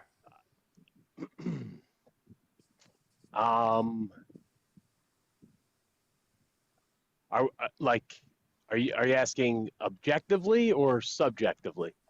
I'm talking about your belief state. Can you choose to be convinced Thor exists and actually, just by will, and actually believe Thor is real? I could not. Okay, but dude, free will. I'm going to give you the same answer you gave me. I know, but I chose what to do with my free will. No, I asked you if you can. I didn't ask you if you will. Are you capable of choosing right now to believe Thor exists in reality and actually be convinced by it? Absolutely. There's people on the planet right now that choose to believe that they're not what they are, right? Well, I'm not going to get into the whole. No, we don't have to. Gender. We don't have to get into it. I'm just answering the question. You know that, right? Say again. You know that that's true, right? There's people. I don't know that that's true. Put them aside. There's people in places that they have to be housed in because they think there's something they're not. Okay, right? We're not going to get into transphobia here. I'm not talking about transphobia. I said there's people in asylums. There's and people stuff like that. We're talking about whether there's something that they're not, right? G-Post, let me explain it to you. Okay. Yeah. We agree that there's people all over the world that believe ridiculous things, for example, that the world is flat or what have you. Mm-hmm. But the question at hand is whether belief is a choice. You said you personally are capable Belief right now. is absolutely a choice. Okay, great. Can you give a demonstration? Choose to believe Thor exists in reality just for like 5 minutes and let us know when you start believing. Because I want to talk to someone who actually believes in Thor. Well, you're not going to get that with me because I've already made my choice. Okay, but you can just decide on a whim. How can you choose to believe John is your biological mother? Oh, you can't choose to. No, I can't. I can no longer. You can right now though, because you haven't made a choice. I can't. Okay, that's not how beliefs work. That's because you're not. Oh, go ahead. Tell me. Yeah, G-Post, you don't have a very well put together conception of how belief works. So what Okay, this is tell me. about is when you become convinced of something, when you become convinced that something is true, like definitely true or likely true in your mind, when you become convinced, then a belief forms whether you want it to or not. You can't stop it. That's what belief means. Belief is the thing that happens to your mind once something's persuaded you of something, right? Right. If you haven't been persuaded of that thing, belief is impossible. And you can't decide to find yourself persuaded by something that doesn't persuade you. You can't do it. Okay. Right? Okay. You can make decisions about looking at more information, new information, speaking to different people, subjecting yourself to influences and inputs that you might not have had, which could end up persuading you of that thing. But imagine that you try to do that and you're still not persuaded, right? You're just not convinced that it's true. You can't just decide to become convinced. That's just not how belief works. That doesn't track with any understanding from cognitive psychology, from cognitive neuroscience, from philosophy, and just from our lived experience as human beings. You know what it's like to not be convinced of something, and you can't get over that. I'm not saying that my belief in God came from choosing it in 5 minutes and then demonstrating it to you in 5 minutes. No, even if it doesn't matter how long it took. The fact that you have a belief in God is because at some point in your life, it might have happened instantly or it might have happened over 40 years. It doesn't matter. At some point in your life, you have become convinced of this thing, right? Correct. And when you became convinced of it, you didn't have a choice to not believe it. Because you were convinced by it, your belief just happened to you. Just a thing that happened to your mind. And once it had happened, you're stuck there. And the only way you can lose that belief, the only way you can not have it, is if something else then convinces you that it's not true, right? So where you are right now, you didn't choose to believe. You were just persuaded by stuff. Now, you might have chosen to listen. You might have chosen to have an open mind. You might have thought to yourself, it would be really nice to believe that, and tried to, and in the course of all of that stuff, you became persuaded. But if you hadn't been persuaded by it, you wouldn't believe it. Right.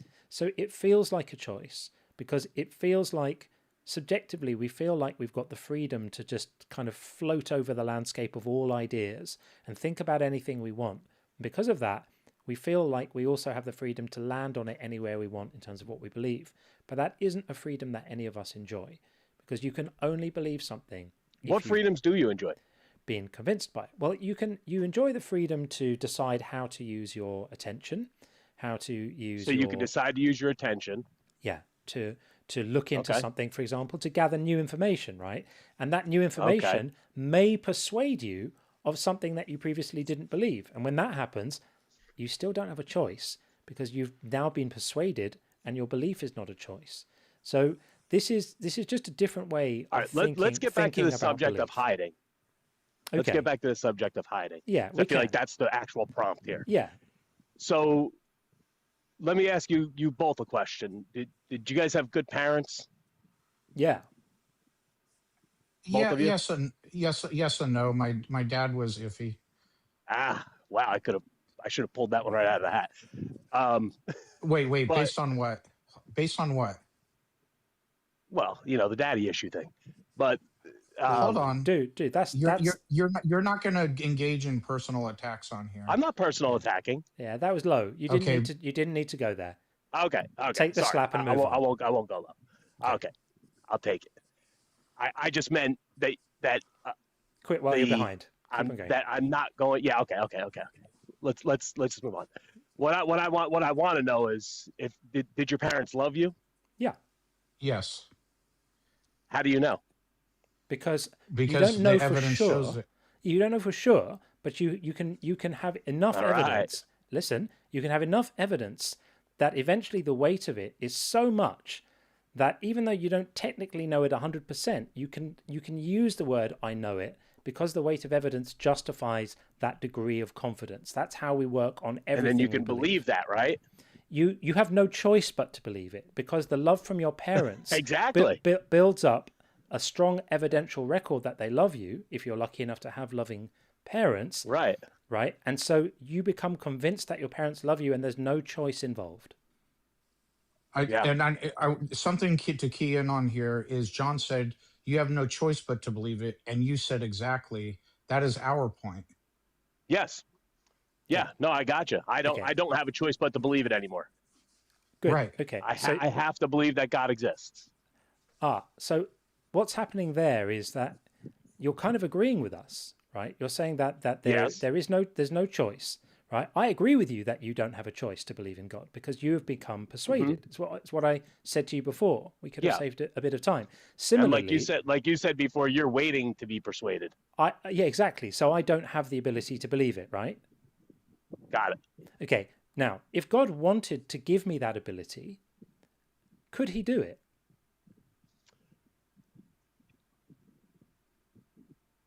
He could. He gave that to us all at first, right? Hang on. Don't worry about that. I'm just asking if he wanted to give me that ability. Not anymore. He would be able to do it trivially. He does it for people all the time. Every day we hear about people who have an answered prayer or who have some experience where God speaks to them or whatever. He could do it easily. He just has chosen not to so far. I think that's people. I think that's people that are. I think that's when people are choosing to be in commune with God. There are many people who don't choose to be in commune with God, but they just have an experience that convinces them. And that they attribute to God, but that means they already believe that it's real. Many of them didn't previously, but the point is, even if that's the case, God could, if he wanted to, provide an experience that would convince Sean, or convince me, or convince any of the non-believers listening to this right now, right, that he's there. He could easily do it, right? If you're going to say he can't, then that's to assume that he's limited. This goes kind of to your suffering. This kind of goes to all your guys' suffering argument. That it isn't about the suffering He argument. could just stop suffering. Well, no, I know. I'm just saying it kind of attaches to that because I mean a little bit, but he's either capable of doing these things or he's not capable. If you're saying it's just beyond him to deliver some compelling evidence, the creator of the entire universe can't just deliver a bit of evidence to some of us, then okay, then he's. I think that we get a bit of evidence, but we don't get. I've had. We don't get the over. Well, I'm sorry that you've had none. I mean, that's but you're fine. having some right. You're having some right now. Well, I'm not because I'm not finding this very compelling. Every time you engage a believer, you're getting some. By that logic, every time I speak to a TikTok flat earther, I'm a step closer to believing in the flat Earth. That's nonsense. Yeah.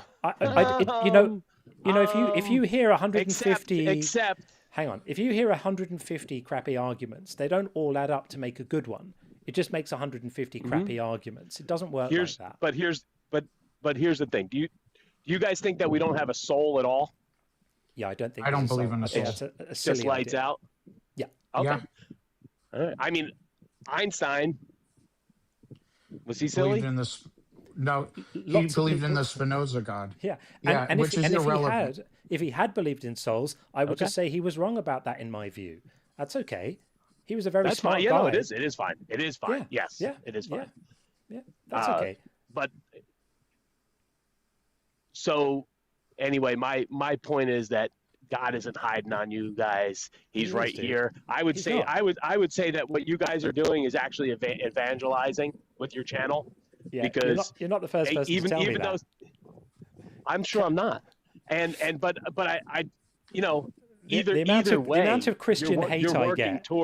The amount of Christian hate I get. People telling me I'm working for Satan. I'm working for the devil, and I'm turning all these people away. I don't think that you're doing that. Christ. I don't think that you're doing that. I really think you're seeking. I think you're seeking God yourself.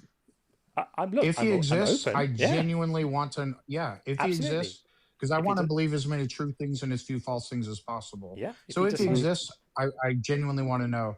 Now you said we're evangelizing, but I can promise you this: I have never knocked on a Christian's door and said, "Hey, have you heard the bad news?" Or sang atheist carols on an airplane, or done, shouted through a bullhorn on the corner. Or, no, I understand. Yeah, we're just on here inviting I mean, you're people actually to discussion. evangelizing. I mean, you're actually evangelizing. I mean, you're actually spreading the word of God. Okay, Not through your own mouth, but you offer Christians to come on here and give testimony. Yeah, Sure. but most of the time, to be fair. So there's nothing wrong with what you're doing. I don't disagree with your direction. I know the direction you're headed. Well, that's an interesting perspective, because the direction I'm headed is helping people to legitimize their non-belief in silly stories. So if you think that me doing that is somehow glorifying God, great, fantastic. We can celebrate it together in that case. Who are you engaging more, Spencer or believers? I think it's like 60% non-believers, 50. What do you think, John? Hard to say. Yeah, it's a good mix. So yeah, it's a good mix. It So varies. But I mean, I don't want you to fail as a person. Yeah, I hear But where you're, I just hear where you're think coming that from. 50% of what you're doing is improving the other side too. I doubt it. Of your argument. If I doubt Okay. it, if I'm honest, I doubt it. Which is why the comments under my videos are so full of people whose knickers are all in a twist. It's, That's internet fodder. It might be, but hey, that could be fine. That's fine. If that's the case, then that's fine. It is fine. I don't really mind. I'm here to serve the people who need to hear this stuff, right? I'm not here to talk people out of their beliefs or out of their faith. I'm here to spread a message of validation for people who don't have belief in this stuff, and to provide arguments and ways of talking about this stuff that legitimize their non-belief. So if that's somehow glorifying God, is then, just fine to do if that's what you want to do. I'm not. Yeah, it's meaningful for me, and it's meaningful for Sean. And well, I'm just saying you give a platform for people to do that. Yeah. Yeah, we invite Christians like yourself up, and we give you your say. Go ahead.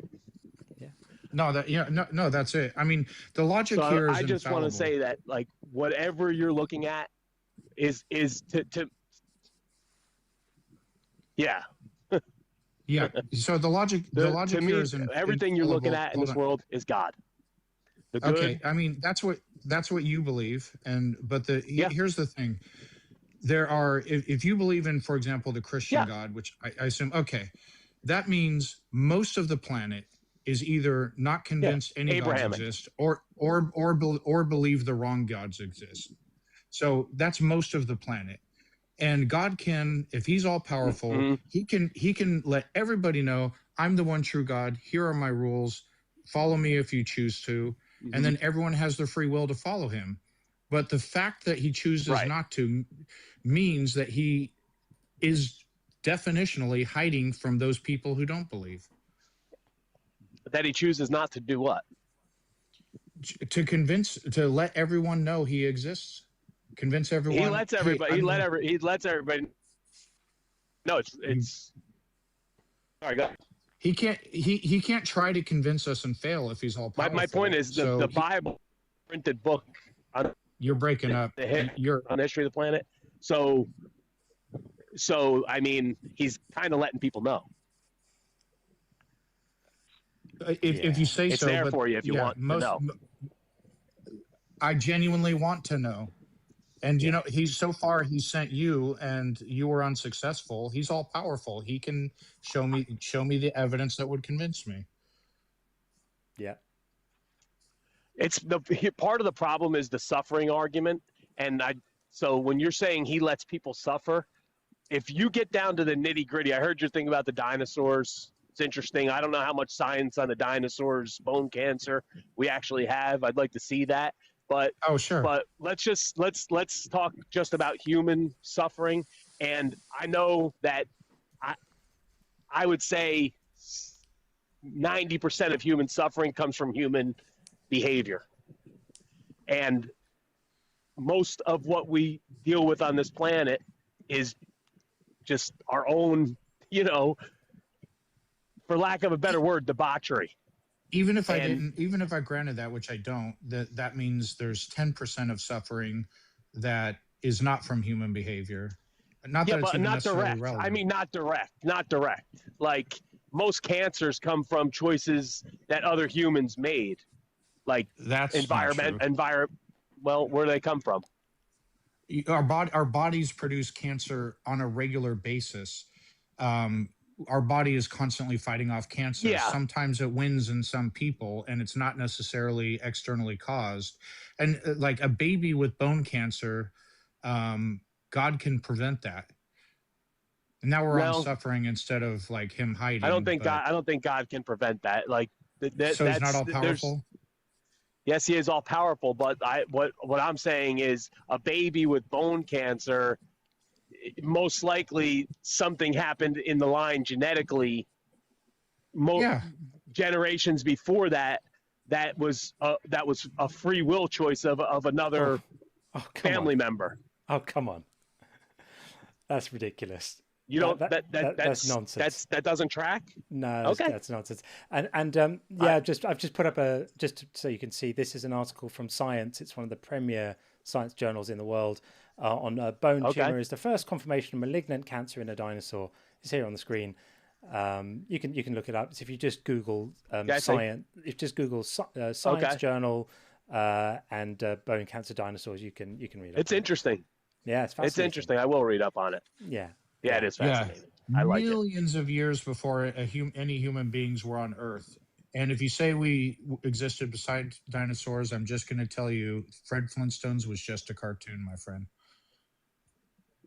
No, I'm not going to say that. I don't know. I don't know enough about any of those sciences to be 100% sure either way. So I respect you for that. I'll just go with the fact that they're right, that it was millions of years ago, and I don't understand how long creation took. I highly respect you for saying that. Hey, I need to read up on that. I don't know. That's great. I'm going to throw you a bone there. Yeah, of course. I mean, that's how I got to faith in the first place. Okay. So well, all right, dude. Well, but yeah, I love you guys' program. I think we're doing great things. Let's keep doing it. Okay. Thanks for that. All right, guys. Cheers to you, host. Take it easy. All right, thanks. Bye. I love that. Okay, well, who am I to turn down a spirit of collaboration?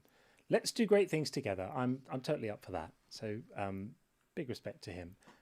Don't share his views, but I like his vibe. Okay.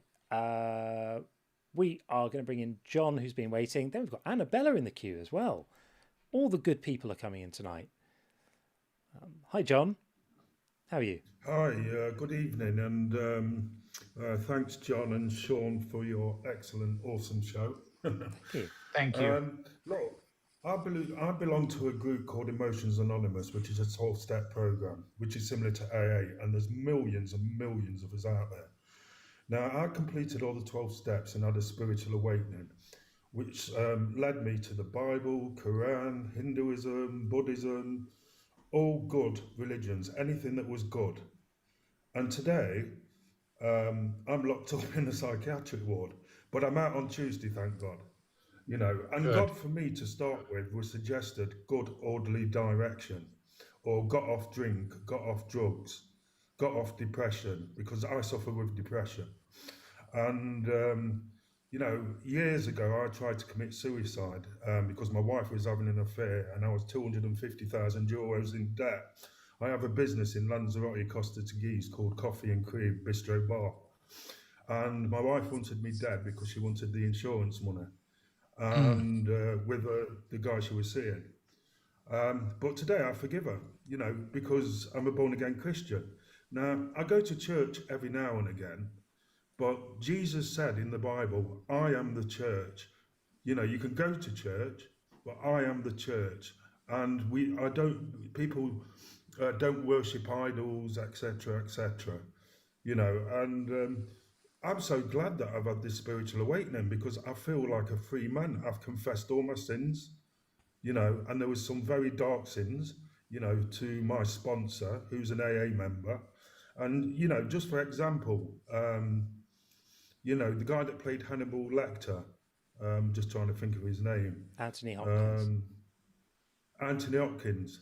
He's made a statement in the press saying, look, I'm not in control anymore. God is, and he's just one of the millions of people to say that. And the thing is, with the 12-step program, they accept any religion, whether it's Christian, Buddhism, atheists. It says atheists have jumped through hoops, with this program. I don't know, but all I can tell you is I've had an awareness and a spiritual awakening as a result of the 12-step program, and John, if it's helped you, then that's a good thing, and far be it from us to try and talk you out of it or take you away from it. It sounds like you've been through a lot in your life and probably struggled with a lot of stuff. And if you found something that helps you plot a course through life where you get to feel better about yourself and about life and about things, and not be reliant on things which were causing you addiction problems, then that's a good thing, John. And we don't wish you anything but the best with that. I had a gambling addiction, and I gambled £35,000 in 5 years on fruit machines, and that desire to gamble has been took away by God, Good. and I really respect you and Sean. I really do. I think that was a low blow about his dad earlier. That was a low blow, because we should be respectful on this side, and I had a bad upbringing. I had a stepfather that was a convicted sex offender and abuser, and I was physically abused by him and went into care. So I had a lot of trauma, and that was causing all my trauma when I went in Lanzarote. I was treating my wife really bad, calling her, putting her down, learned behaviour from my stepfather, and but I don't have that today. I have freedom, because he's in hell at the end of the day for what he did, and I'm in a good place. And it's all thanks to the 12-step fellowship. In that case, John, look, we wish you well with it. Yeah, you're very diligent, and I hope you find God, because he unconditionally loves us all. But we have to find him. He doesn't come to us. In the Bible, it says Moses saw the burning bush, and it was God, and he said, "Who are you?" And he said, "None of your business." That's a quote out of the Bible. None of your business. I don't know what that's all about, but that's what was said. And do you know what? I'm very rich today, and I give with my heart, and I receive everything in abundance, and that's in the Bible. And I had heavy drinking problems, but I wasn't an alcoholic. I was going to Alcoholics Anonymous meetings, but I couldn't get step 1, powers over alcohol. So I joined Emotions Anonymous because I had bipolar disorder, and that was through medication. Because I went to a psychiatrist after trying to commit suicide. I flew back to England, and I said, "Look, I need help. I need counselling or CBT, cognitive behavioural therapy." And he went, "No, you need. That's a 2-year waiting list. Go on these tablets." And do you know what? I suffered psychotic episodes, 16 years in a mental health system, which I'm now suing. And I'm telling you now, John, look at the news, because I've got about 9 libel cases against the NHS. And I've been beat, I've been injected with Zoclopen Fixal, Amiprismol, which gives you gambling addiction problems. I've been beat, I've been kicked, I've been punched for these injections by staff. These are meant to be working for the National Health Service. Yeah. It's disgusting. John, and I've been locked in a cell. we wish you really well with this, and we hope that whatever path you take works out well for you, and that you're okay, and that you have as much support It's working. And as you need. It works for you. It sounds like you're in a much better place now to where you were before, and for that we're happy. Exactly. So thank you very much for coming to join us. We appreciate your words, John. Yeah, and God bless you both. Take it easy. Take it easy, mate. Thanks. Okay, yeah. Cheers. Bye. Good luck with everything, John. Take care. Thanks, Sean. Cheers. Okay. we will bring in the wonderful force of nature that is Annabella. How are you? Annabella, guys. how you doing? I'm doing pretty good. Good. I'm getting sleepy for some reason, but I just wanted to ask something about your book. Sure. So, us North Americans are wondering, at least I am, is your book release date is in November, so 3rd, yeah. is that UK? It's as far as I know, everywhere. It will be released everywhere. Yeah. Okay. Yeah, that's the main areas are US, Canada, UK, Australia, New Zealand, I think is the main places. But yeah, it will be everywhere. Okay, because I remember when I was a kid in Harry Potter, you know, I kept having to wait for each Harry Potter book. UK got it first? Is that how it worked? UK had it first, and I had to wait. Oh, that was upsetting. I'm planning to come to the States around that time because my publisher's actually American, so my publishers are in the US. So the main market for the book will actually be the US, but I am planning to do some kind of book tour of some sort around that time. So I haven't planned an itinerary You should yet, come to Canada because I don't want to. Well, okay, I don't want to say I don't want to go to the US, but I hear you. Yeah. Yeah. I may do that too. It's just figuring it all out. So, yeah, my publishers are being a little bit quiet about details at the moment. I think for them, it's still they're trying to get there. They put out a catalogue in the next few weeks that lists all the first half of the year releases, and so their focus is on that. I'm hoping once that's behind them, then we can get into some more solid planning around the release and stuff. But I can't wait to see your itinerary. Yeah, it'll be fun to put it together. I just want to make an excuse to come and see all my friends, come and visit you guys. Toronto is a great little hub. Yeah. Yeah. Well, I'm gonna see how how I can arrange it to, and just try and do a meetup or something. I don't know. It's everyone's so spread out all over the place. But we'll see what happens. The U.S. is quite a large place, but if you're visiting multiple places, probably I could figure out a way to come to wherever you're going to be the nearest, and spend a day. That'd be awesome. And come see you. That'd be amazing. Yeah. Well, we'll figure it out.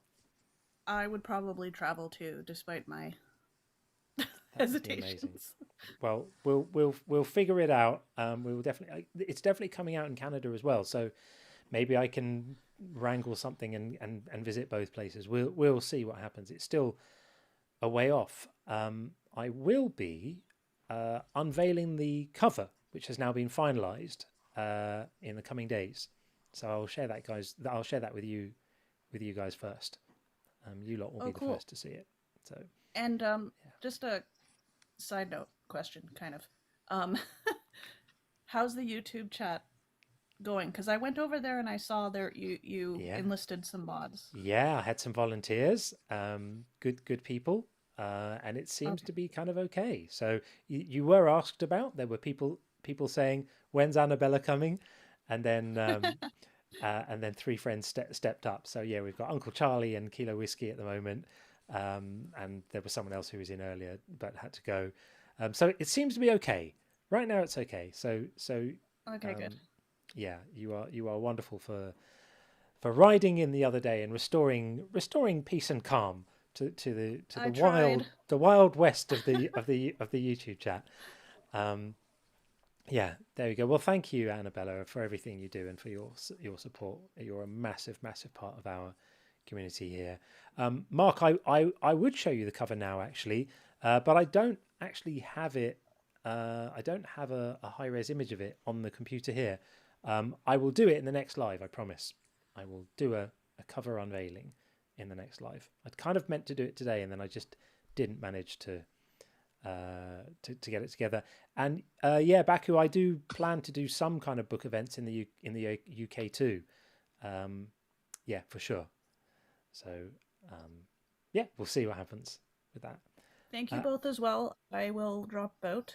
All right, lovely. Nice to speak to you. Thanks for everything. Great to talk to you again, Annabella. Take care. Bye. Thanks. Bye. Yeah, again, I always just feel amazingly privileged to have these amazing people around what we're doing. It never stops bowling me over, and it's really lovely to watch a little community forming. Small numbers at the moment, but it's getting there on YouTube as well.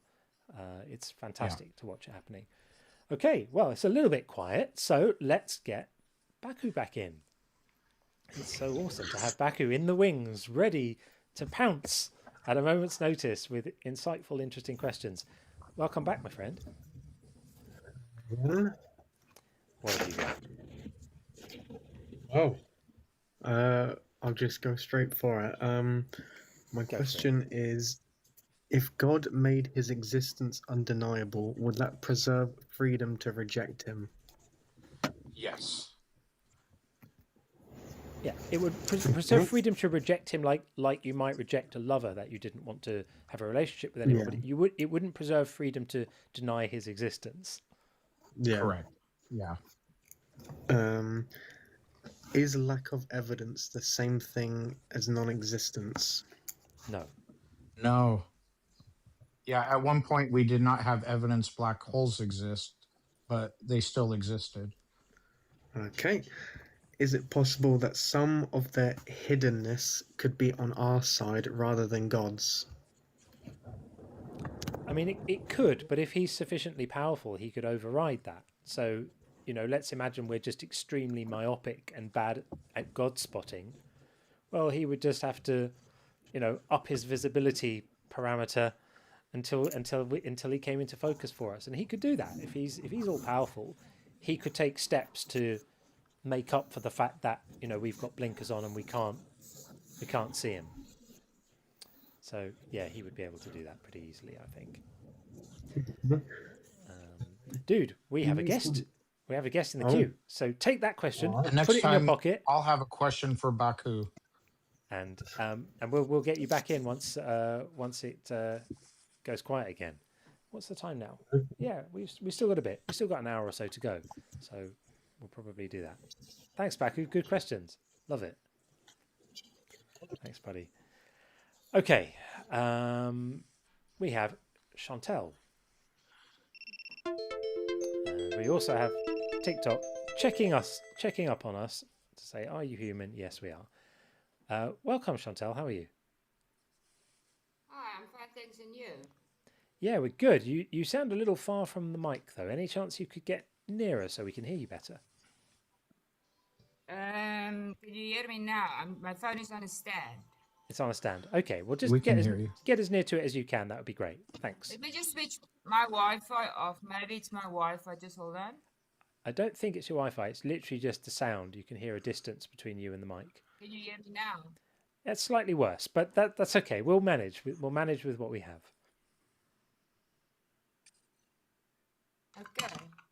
Okay. So, first of all, what is your religion, if I may ask? We don't have a religion. We're atheists. Okay. So is your question then, why is God hiding? Well, yes. Obviously, if he exists, right? We're not convinced that he exists, but if he does exist, he's trying very hard to stay undetectable. Can I just please ask for mutual respect? I was in an atheist live previously, and he respected me to let me at least say my point, and he made his point, and that's why I appreciated that atheist. Yeah. That's kind of how we do things here. Are you a father? Am I a father? Yes. A father. I am. Okay. Yeah. Now let's say if you know your children is not on the right way, won't you just rather wait for them to change maybe their lives, save them, than rather leaving them over to whatever evil is becoming? Depends what they're doing. If my children are hurting anyone or endangering anyone, including themselves, then I will intervene and gently, with love and patience, guide them and show them and say, don't do that, it's hurting their feelings, or don't do that, you're endangering yourself, or whatever it might be. I'll intervene as much as I need to keep them safe. To hear that. Yeah. So no, that's the reason God can come now if he wants to. But so many people is not aware of him. So he's very patient. He's actually giving everyone still time to search for him. God is not forcing anyone to become a Christian. And that's what people just please need to understand. Our Christians are not there to preach for them, to curse them, but God can come now. But a lot of children is not ready. And that's why God is waiting. Because he wants the children to seek him, the ones that actually don't know about him. That's the saddest part. They don't know. But what happens if I die tomorrow? Well, if you're a non-believer, unfortunately, you will be judged. Depending on your heart, that's at the end of the day, God's decision. We can't judge. There's a lot of things we don't know as Christians, but we believe he's good, he's great. And actually, I saw an atheist live that he didn't believe in God. And when he was so desperate because his child was dying, he fell on his knees and he said, God, please, if you exist, show me. And as the guy from the street prayed for me and said, is something wrong with your child? Now, how will that guy know if it's not true? And that guy is now a Christian today because of he turned to God and he asked God for help and he believed in him. And that's what people, I don't say become a Christian. I just say, please rather seek the truth. Don't follow people that don't know God or cursing him, actually. But you know what? I've spoken to 4 women on here who had sick children too. And they refer to the Bible that says in Matthew 21, whatever you ask for in prayer with faith, you will receive. And so they got on their knees and they prayed to God. These were believers. These were not atheists. These were Christian women. That they actually believed in him and followed him for years. Yeah, because they were people who had always believed, always had faith, had a relationship with Jesus, were right with the Lord, felt the Holy Spirit moving within them, the whole works. And I understand that. And I think that's one of the worst. They prayed for God to not take their child away, and the child died. And I understand, and I think that's why I've asked God, please don't put me through something like that. I can't handle it. But at the end of the day, God always has a bigger plan for us. I know that's in 3 months, my mother passed away. My husband decided he wanted to divorce. My daughter moved away, and my dog almost drowned. That is how I was attacked. And I said to everyone, I can lose anything, but I won't lose my faith in my God. And now I'm here trying to save the soul. It's not an easy road. Please, people need to understand the Christians are being attacked the most, but we are the ones that want to save Christians aren't being attacked. Now, the problem I have with this system is that those women I spoke to, they found me on here because of the work I do on here. They had then lost their faith as a result of these catastrophes. They didn't know each other, by the way. This is just 4 different instances that I've come across in the time I've been doing this. So each one had the same story, that they had been previously, they had faith, they prayed for God to not have them lose their child. They lost their child, and as a result of that, they lost their faith. They just stopped believing. They said, the Bible made these promises to us, and they lost their faith, and then their community started telling them the same thing you just told me, which is, if you die not believing, you're going to get judged. If you die not believing, you're going to get punished, potentially. And I think that's... it depends on God. That is all on God. We can say that. Yeah. But at the end of the day, the judgment is in God's hands. We are not there to judge anyone. No one's disputing that. But if God punishes these women for their non-belief, is he good? He's not punishing them. Is he good? Actually, if he does, he's not punishing them. He's not punishing them. If he There's does, a bigger reason. No, he doesn't. That's the thing that people need to understand. When it's not going their way, then now suddenly they don't believe in God. I mean, I lost everything, and I still kept my faith that there must be a bigger purpose. There must be God won't put his children through something if there's not a reason. And I know when my husband suddenly said after 25 years he wants a divorce, I even said, why is God doing this to me? Why? Why me? I don't deserve that. And then I also said, is there then a God? But I still kept in my faith because we're going to be tested. We are still sinners. We are not perfect. The only thing about the Christians is we know the true Christians, not the false ones pretending to be Christian. But so we need to listen. Then we need to listen to what the Bible tells us is going to happen, don't we? So this is what's going to happen. The Son of Man will send his angels, and they will collect out of his kingdom all causes of sin and all evildoers, and they will throw them into the furnace of fire, where there will be weeping and gnashing of teeth. Then the righteous will shine like the sun in the kingdom of their Father. Let anyone with ears listen. So this is what awaits the people who don't believe, is being thrown into a furnace. I don't think that's very nice. Is that good? Remember, at the end of the day, it's everyone's own choice. That's where we are just here to ask you to please open your eyes. Go search for him yourself. Yeah, that's you fine. You say, okay, you don't believe in Satan because you don't believe in anything. Yeah, I but don't believe in Satan. That he was an angel? Did you know he was an angel from heaven? He was God's most favorite. God loved him so much. Yeah, God had no idea what was going to happen. So the problem with what you're saying is that it presupposes that people who search for God will always find him, and that if someone searches, and that if someone searches for God and doesn't find him, that it's their fault. They didn't search enough. They didn't have enough faith. They didn't look hard enough. They had a hardened heart. And that's a kind of victim blaming, which is pretty unforgivable in my view. It depends on how you search for him. The atheist that I spoke to was a Christian for 20 years. And then he said, so I asked him, why did you become? Because he said, for 20 years he was a Christian and he never felt God. So I said, okay, but were you forced by religion or did you choose God? And he said he was forced. I said, and that's the difference. We can't force anyone to become a Christian. We can't force anyone to see God. We ask, please, just don't go on things you don't know. Do you know what you're doing right now is you're coming up with reasons why.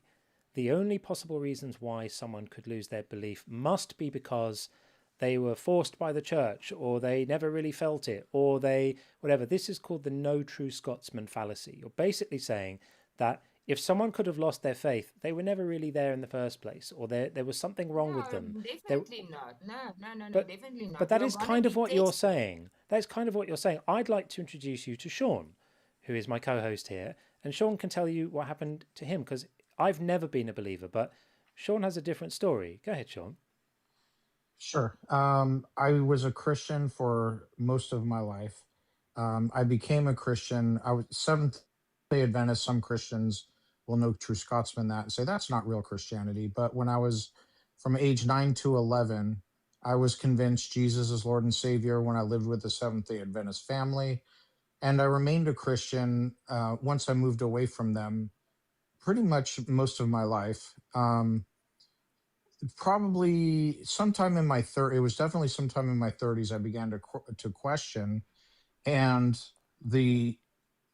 I actually felt some fear from questioning, because what if it's true? What if I go to hell? And I wanted to continue believing because I wanted there to be an afterlife. I don't like the idea that when we pass away, we're just going to cease to exist. So it was very scary for me, but I just couldn't force myself to continue believing. I prayed on it. God, if you're there, please show me in some way, some form. I don't know how many times over the course of years, and the answer never came. And eventually I lost my faith. I quit believing, despite my efforts to continue believing or continue finding some way that there's some kind of afterlife where I get to see my loved ones again. I just couldn't. Yeah, I understand that. But first of all, you said you were forced to believe when you grew up in that house. I didn't say I was forced. I said I lived with them. They had me convinced. No, they convinced you. So that's not your own choice. And I mean, you were a child. So that's why when our children is born, we ask for God's protection. But one day when they are big enough, they need to decide on their own. It doesn't mean if I'm a Christian, my children must be. They have their own choice. But they Well, come as to an the point. adult, I decided to, I wanted to continue believing and I tried to continue believing, but I couldn't. The part you're missing is that belief isn't a choice. It's so I know it's been put into you that people who don't believe are rejecting God or what have you, but it's very simple. Like we're either convinced a thing is true or we're not. So it's incumbent upon God to put us in some type of situation or show us that he exists if And he's he's really going there. to. He's going to. I promise you he's going to. Please just don't Bill, don't question your faith. Go seek him well, rather. Read the right Bible, not the ones. Do you know how many versions of the Bible is there where they use the Bible? Do you know that what's the Satan right actually knows Bible? the Bible the best? The Christians What's the, still use the 1933, 1953. That's the only one. The English people, the old King James version. Yeah. That's All the scholars have got it wrong. Yeah. That's the truth with God. Yes, it seems that God was What cruel. what But you're the thing that suggesting is that everyone who reads the right Bible will be convinced, but that's just not the real world that we live in. The real world that we live in, if so let's say Christianity is true. If you're born in the wrong country that into the wrong religious upbringing and culture, you're almost certainly, but not definitely, going to believe in that religion and you're going to be convinced of it. of God course, could sort because of you don't know better. Yes, I understand that also. but you understand, so think about this. The circumstances is set up to where your statistical probability of being quote unquote saved is being born into very specific geographic locations. That's just a fact of the world. Like 99.8% of Iranians believe in Islam. Like 95-ish% of people born in Thailand will be believe in Buddhism and practice Buddhism. God Yes. could, if he's all powerful, sort this out for the entire planet, say, I'm the one true God. This is the correct religion. Here are my rules. Choose to No, but follow that's me the or not. thing. God don't do that. God don't force you. That's why I believe that TikTok is there for us, to the people that doesn't know him, to rather How go is see him and don't listen to the Why won't you rather believe T in something that can save you? And hang on. let's say I believe now and I die and there's nothing. I didn't lose anything. But Hold let's say on, I let me die and God comes and saves me. Then that's okay, it. got I you. rather believe in him than not believing in anything.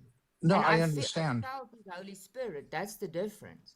But you I felt his presence. well, that's great that that happened for you. But you Yes, said I'm something very blessed. important. You said something important. I want to give you a perspective. You said God doesn't force you. So let's say I found out I had a long lost son from a past relationship. His mom told him, "Oh, your father passed away in a salt mine," or made some story up. He doesn't know I exist. If I go up and I show him, "Hey, by the way, I'm your biological father," am I forcing him to have a relationship with me? No. He can at that point say, "Hey, Dad, I'm so glad to see you. I want to get to know you." Or he could say, "You haven't been in my life. I don't want a relationship with you." He's not forced to have a relationship with me, but I have to show him I exist and in order for him to actually have a choice to have a relationship with me, don't I? Definitely, but who was the first one that did the wrong? Not you or the child, your wife, for example. She shouldn't lie.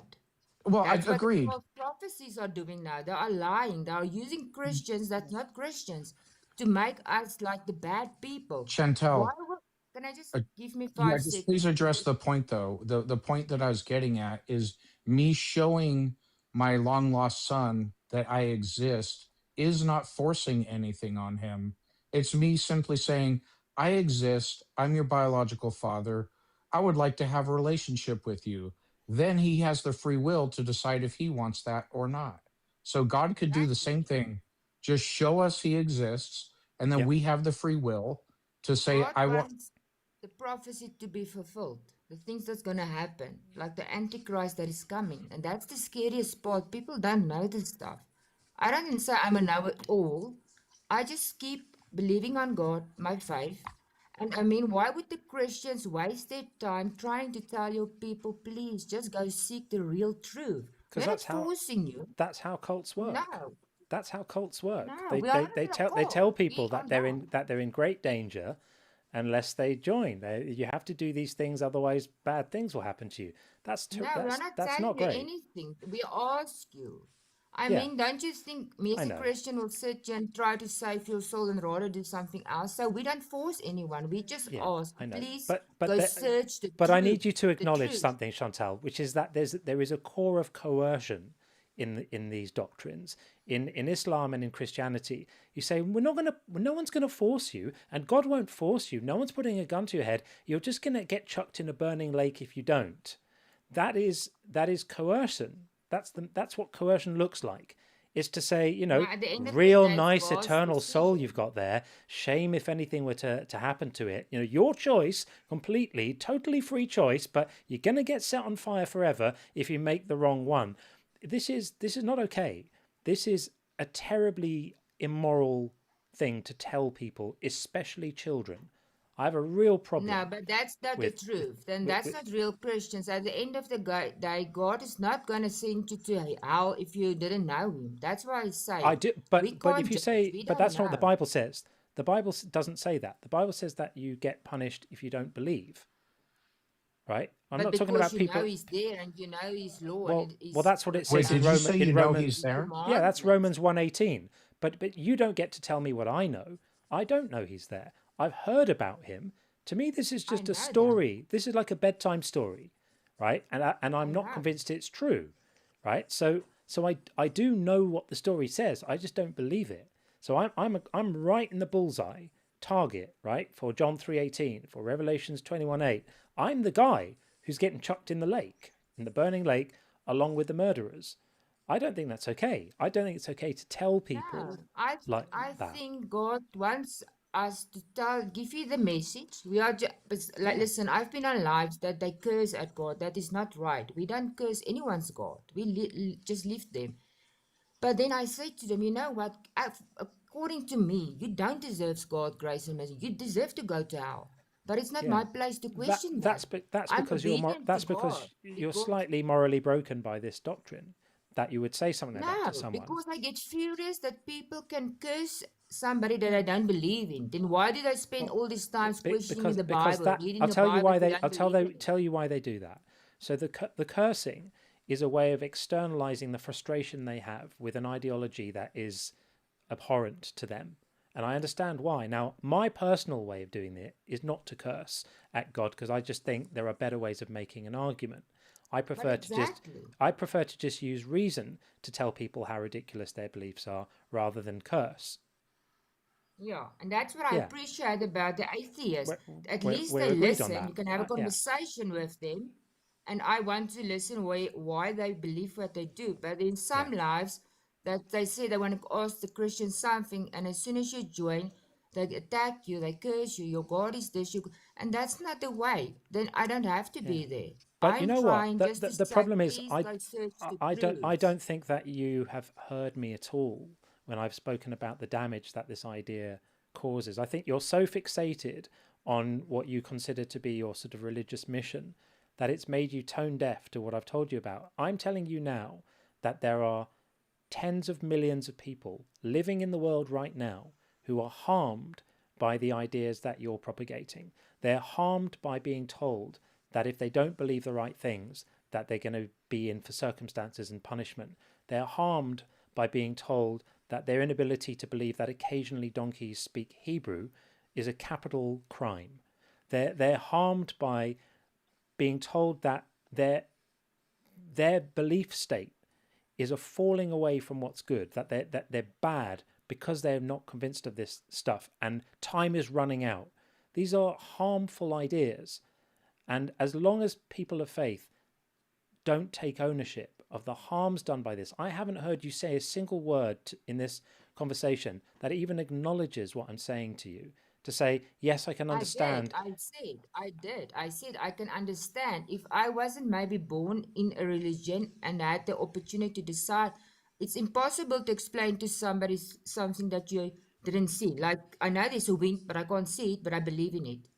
That's what I'm saying. I felt the Holy Spirit. I was fortunate enough to, and that's where I can We know that, but Hold then on. I pray then. I pray. I really pray and I ask God, please, to show you the way, to work in your heart, to save all these people. Not everyone has the save Bible. them Not from everyone what? knows the Save them truth. from what he's going to do to them if he doesn't give them the evidence that he's currently No, he withholding. gives you the choice to choose. There's no choice. This is the whole point. This is the whole central issue here that you don't seem to get. Is if you're not persuaded of something, if you're not convinced of something, belief isn't a switch. You can just go, okay, now I'm going to choose to start finding this thing convincing that I don't find convincing. That isn't something you can do, and it isn't something that I can do. And so if God's going to punish people for that, he's evil. He's evil if he does that. So you have to reconcile that and figure that out for yourself. You could be worshipping an evil God. That's the thing. Satan is evil. Because that's Satan. Satan doesn't throw anyone in hell for disbelief. Actually, how many people did Satan kill in the Bible? Do you know that Satan is still obedient actually to God? Exactly. It was like 20 or something, mainly on God's orders. God's killed millions. To me, Satan comes out of all of this pretty good. Satan told the truth in the Garden of Eden. God lied in the Garden of Eden. Satan said you'll be all right. God said on this day you'll surely die. God was full of it. So I think there's God just said to Adam, I'm going to give you everything your heart desires. You got everything except don't eat, because then they became sinful. They didn't know what sin was. They didn't, exactly. So they didn't know that it was wrong for them to disobey God's orders, did they? That's true. They didn't know that it was wrong for them to disobey God's orders. Satan came to the garden and asked Eve, why are you not eating? That tree has the most perfect, what you've been told is not true. He told her the truth. He told her the truth. God lied to them. So I think all of this...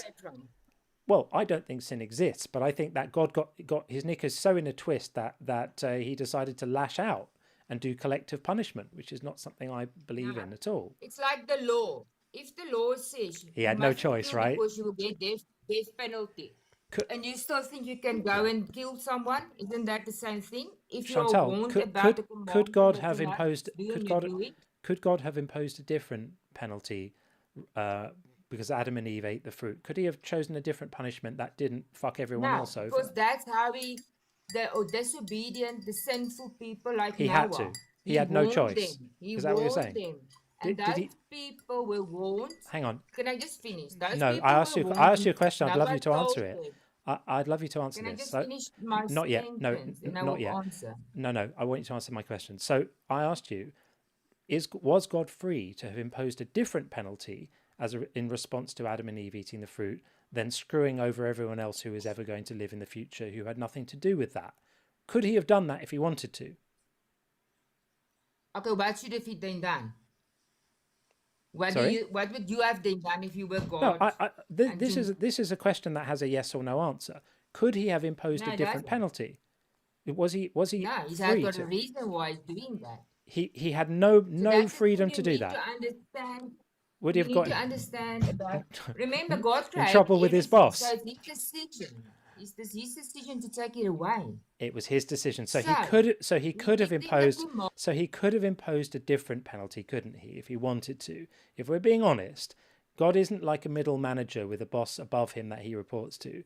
If he wanted to, God could just have given Adam and Eve a slap on the wrist and said, naughty Adam and Eve, you're very bad for eating the fruit, and given them a punishment without having to impose it on everyone else who wasn't involved in that decision, right? He could have done that. He chose not to. Because they were disobedient. Well, I haven't been disobedient. All the billions of people, That's why you've got a choice now. Right, but all the billions of people after Adam and Eve who didn't participate in that fruit theft have been punished for it. I don't think that collective punishment is morally justifiable. Do you? That's when they died, and then the next generation. And what did they do? God gave them everything. They start sinning, start to build this thing because in case there comes a flood again. So they went against God's word again, and they were warned. And that's why God is then punishing them, because you are receiving. They actually felt God. They saw Him. They believed in Him. Collective punishment's okay then. Is collective punishment okay? So like now, when God comes again, the people that doesn't want to believe. Chantel, that was a yes or no question. What is the question? Yeah, I think maybe a little, just try and listen a bit more if you don't mind, because I don't really feel like we're having a conversation. I feel like you're preaching, and occasionally when you stop to take a breath, I'm able to interject a bit. So I asked you if you think collective punishment's okay, which means if a person does something that we punish a bunch of other people for it, is that okay? If they are doing the same thing, yes, then they You think it's deserve the okay? same punishment. So if Sean robs a bank, do I get to punish you for that? No. If my grandfather robbed a bank, should I go to prison? If my grandfather robbed a bank, should I go to prison? No. No, but if someone 6,000 years ago in a garden ate a piece of fruit, we should all be screwed over and women should have painful childbirths. Explain the moral logic there. That's why they were erased from the earth, and a new generation started. That's why Jesus came to earth for our sins. We are already forgiven for our sins. But that's the frustration for the Christians. Who will send his son to be crucified, tortured, to save people? And they curse at him. They don't. That's the thing. So I don't want to. You believe what you want. I just pray and I ask God, please, this guy that Seth or whoever that used to be. I pray that God that you find your way back. Please don't. And you will. I'm praying to Puff the Magic Dragon that you managed to find some logic, because your argument is all over the place. I asked you what the moral justification is for collective punishment is. I gave you a couple of small examples, like should I go to prison because my grandfather robbed a bank? You agreed that doesn't make any sense. You answered them right. Then I gave you a much worse example of that, which is everyone in the world being screwed over because of something someone else did 6,000 years ago. Every woman having to have who bears children, having to have a painful childbirth because of something they didn't do. And suddenly that becomes moral in your view. Can you see that your position is inconsistent? If that's what I need to pay to find the eternal life, then that's what I will go through. That's where the faith comes. And people that's sinning today is doing it by own choice, not because Adam forced them. It's the people that are sinning now. It's not forced by anyone. They are doing it on their own. Okay. Can people choose? I have to finish. I need to go to work. So thank you for the conversation. And thanks for the conversation. Please, okay. Take care. We'll see you again soon. No, we don't need any more prayers or preaching or praying for our salvation. That was quite a frustrating exchange, because I think she just wanted to talk and not listen. It felt to me then every time she actually engaged with something that was said to her was like a huge concession, like it was a big favor. I don't think that's okay. So we have actually we've got Frey in the YouTube that we're going to bring in now. The YouTube? Okay. Yeah, so we'll bring in Frey from YouTube, and then we've got Beast Boy on the TikTok. So Beast Boy, thank you for your patience. I promise we'll get to you as soon as we've spoken to Frey. Welcome, Frey. Hey, hello. Hi, welcome. Thank you for waiting. Appreciate that. You're welcome. Did you read my message? Oh no, I didn't. I'm able to send you a little message while you're there, but I am for some reason not able to get one back. So I haven't figured that out. So sorry if you messaged me back. I didn't pick it up. I'm sorry.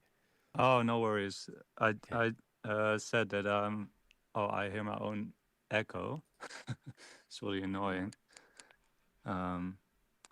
Yeah, I said that I'm not a Christian, so if you want to focus only on Christians, then I should better leave, you know? Oh, that's kind of you. Well, I know that Beast Boy has been waiting on the TikTok queue for quite a while, but I don't want you to have waited all of this time and then not get a say. So Beast Boy, if you can grace us with a little more patience, I promise we'll make this one reasonably brief, and we'll get to you very shortly. What would you like to say, Frey? Yeah, I was just wondering about the phrase that you had that about God hiding. Yeah. Yeah, sorry, I still hear my own echo, so it's really hard to focus. That's crazy. I wonder why you are. I'm not sure why you're getting an echo. Yeah, I don't know. I can get my AirPods. Maybe that will work. Yeah, if you've got speaker going on, that's going to make things worse. I have got echo cancellation on, but if there's any way that I can see you're on a microphone on an iPhone at the moment, but if you've got headphones, that will probably make things better. I'm muted on both sides, so it shouldn't be coming from me. No, I don't think it is. I don't think it is. Yeah, this video ninja thing is wild. It tells you everything about a system that someone's on. Sorry, what they're you using. hear me now? Yeah, we got you. Is that better for you? No. Oh no, it's not. Oh, that's Okay. annoying. Well, That's annoying. I'll try to say it. I was wondering about. Okay.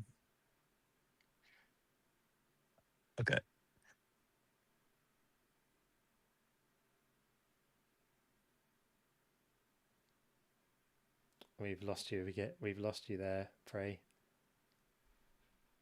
I think. Yeah, we can't hear you at all now, my friend. I'm trying to see why. Yeah, there's nothing I can see. Nothing I can see here, unfortunately. Frey, I'd love to know what your question is. Why don't I move on to Beast Boy, and then you can come back in again, and we'll try and get this working. Is Beast Boy on the YouTube or no, on the TikTok side? Yeah. So Okay. let's switch over and speak to Beast Boy, and Frey, if you can hear us, try and get back in, because I'd love to know what your question was about the prompt. Yeah, I'm sorry about that, my friend. We'll try again. So if you want to request up again, that would be great. But in the meantime, Beast Boy, thank you for waiting. Appreciate that. Yes. Hi.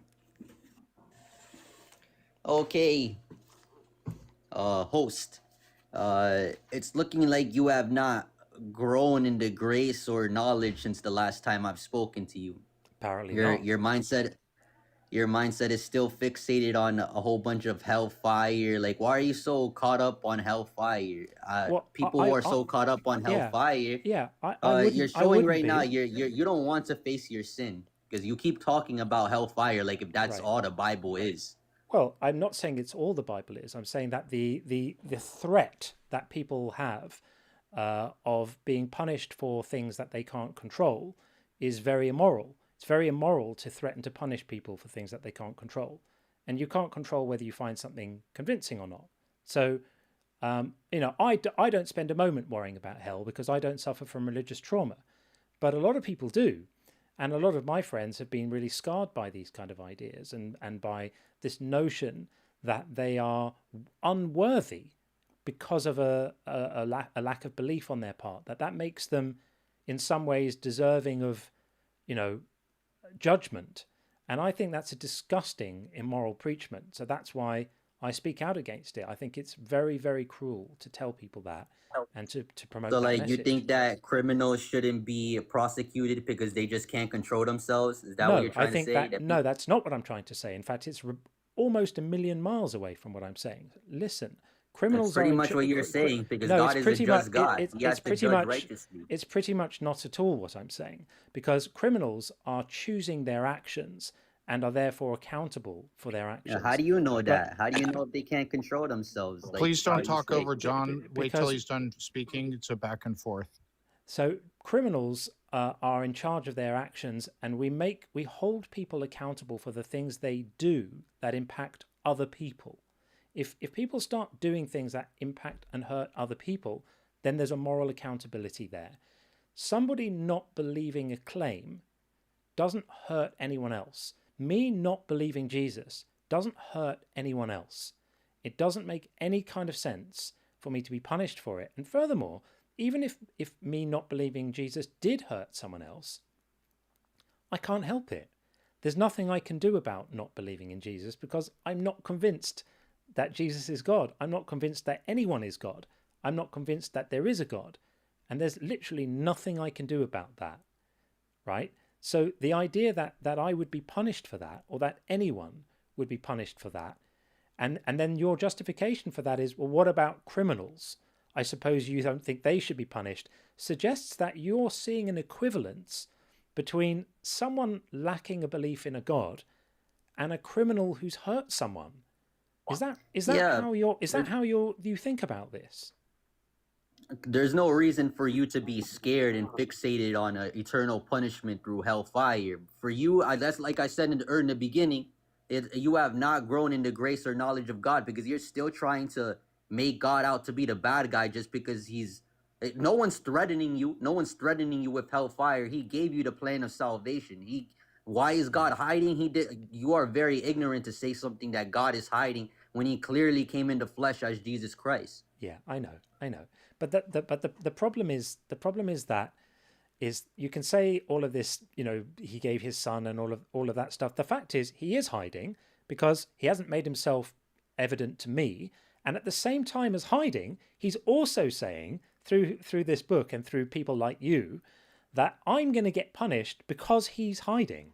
That's ludicrous. Can you stop that? Because I never once mentioned hellfire to you. You keep bringing what I'm trying to tell you. You keep bringing it up. I want to quit talking over John. Quit talking over John. We're giving you your say. I need him to be a grown-ass man. He keeps crying about hellfire. Like, bro, grow up. I think you're missing. You're fundamentally misunderstanding. You're fundamentally. If you keep unmuting yourself, I'm just going to kick you, Beast. You can't be afraid to let John speak. I understand. It's a defense. I'm not afraid. It's a defense mechanism. I understand. Be quiet, corner boy. Okay, you can just be respectful and listen for a moment if it's something you're capable of doing. Okay, I'm not crying about hell because I'm worried about it. I'm objecting to a doctrine that tells people that they are unworthy or that they're deserving of some kind of judgment because of what they are able to be convinced by. That in itself is immoral. I don't care whether hell is hellfire or whether it's just a slap on the wrist. The principle is that people are told that they are morally unworthy because they don't find something convincing. And all your preaching is not going to make a case for why that isn't nuts. So you can try if you want to. I'm happy for you to try and make a case, but if you just mindlessly preach, that isn't making a case. It's admitting you don't have one. So do you have one? I definitely have a case. Okay. Overheard your combos earlier. Were you done, John? Yeah, thanks. Okay, go ahead. Earlier, you mentioned that you spoke to 4 different women, all going through the same story. They prayed for God to save their child, and God didn't save their child, so they lost the faith. And the Bible clearly says they were with us, but they were not of us. They left us, because if they were with us, they would have no doubt continued. So you keep saying that these women were in the church. They were growing at the church. But Scripture clearly says a true Christian is not going to fall away from God. That's called the no true Scotsman fallacy. Some people actually make that argument with a straight face. You keep giving the same weak argument. How do you, as a grown man, read something like I just told you, that they were with us but they were not of us, and you still continue to trust these Christians who left the faith? What does that say about you? That makes you dishonest. What it says about me is that I listened to women who had lost children and told me about how agonizing it was for them to lose their faith as well and then lose their community. And I listened to them and I found them very authentic. You coming with a verse from a book as if it's going to be anything like that is quite remarkable that you would think it would be. Are you serious? Yeah, Jesus never says, come to him and your life will be perfect. That's not what being a Christian is about. Being a Christian is not about being happy after coming to Christ. No, Jesus suffered horribly at the hands of his own Father. Our God, our Father up in heaven, he did not spare his own son. So for people to give up just because bad things... Yeah, once again, you keep smiling, but every human on this planet has their own problems.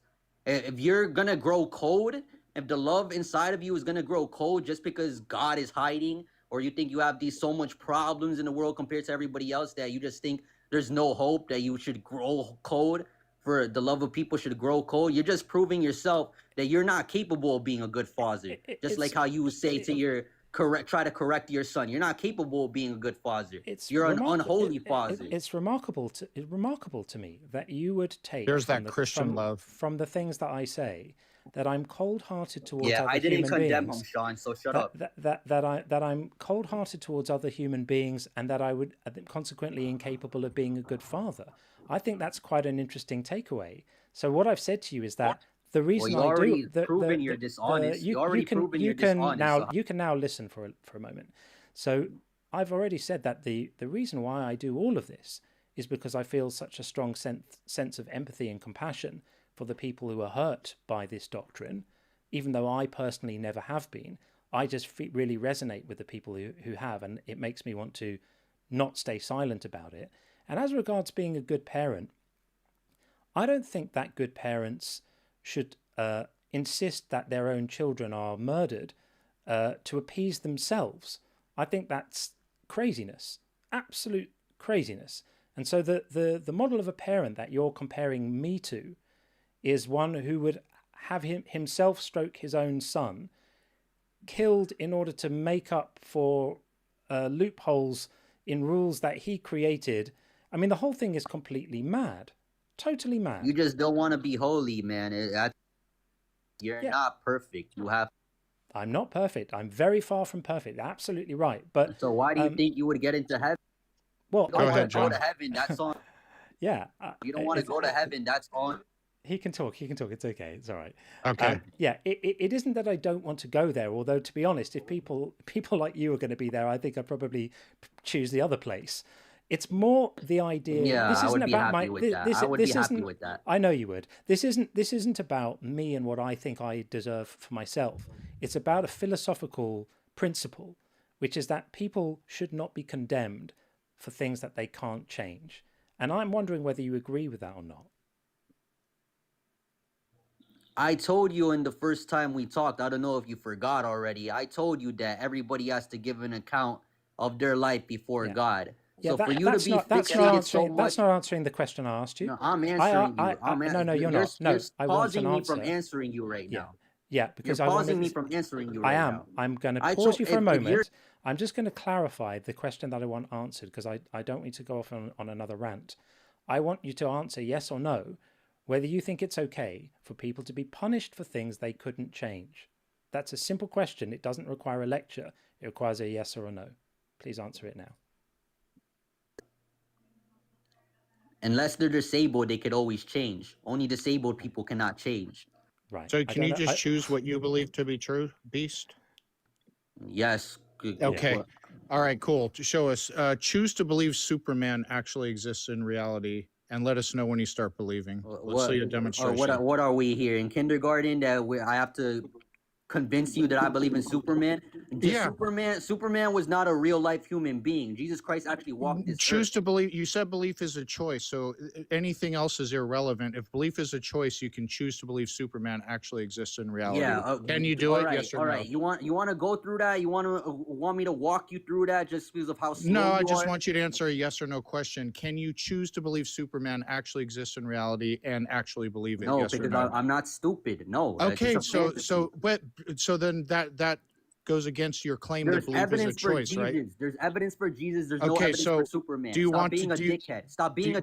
Do you want to? Stop being do you a want? dickhead. Do you want to? See, this is a defense mechanism. You're in a corner. You're in a corner, and you're talking over me. Kindergarten kid. And you're talking over me. All right. Fucking. Okay. So anyway, he's crashing. You admitted no. Yeah. So if belief is a choice, you can choose to believe Superman exists in reality. If you want to amend your position that sometimes belief is a choice, say I'm backtracking on my claim. I don't care about you, Sean. I care about. I don't care if you care about me or not. John's gonna stand judgment. Here's the thing. They just start making threats when the arguments run out.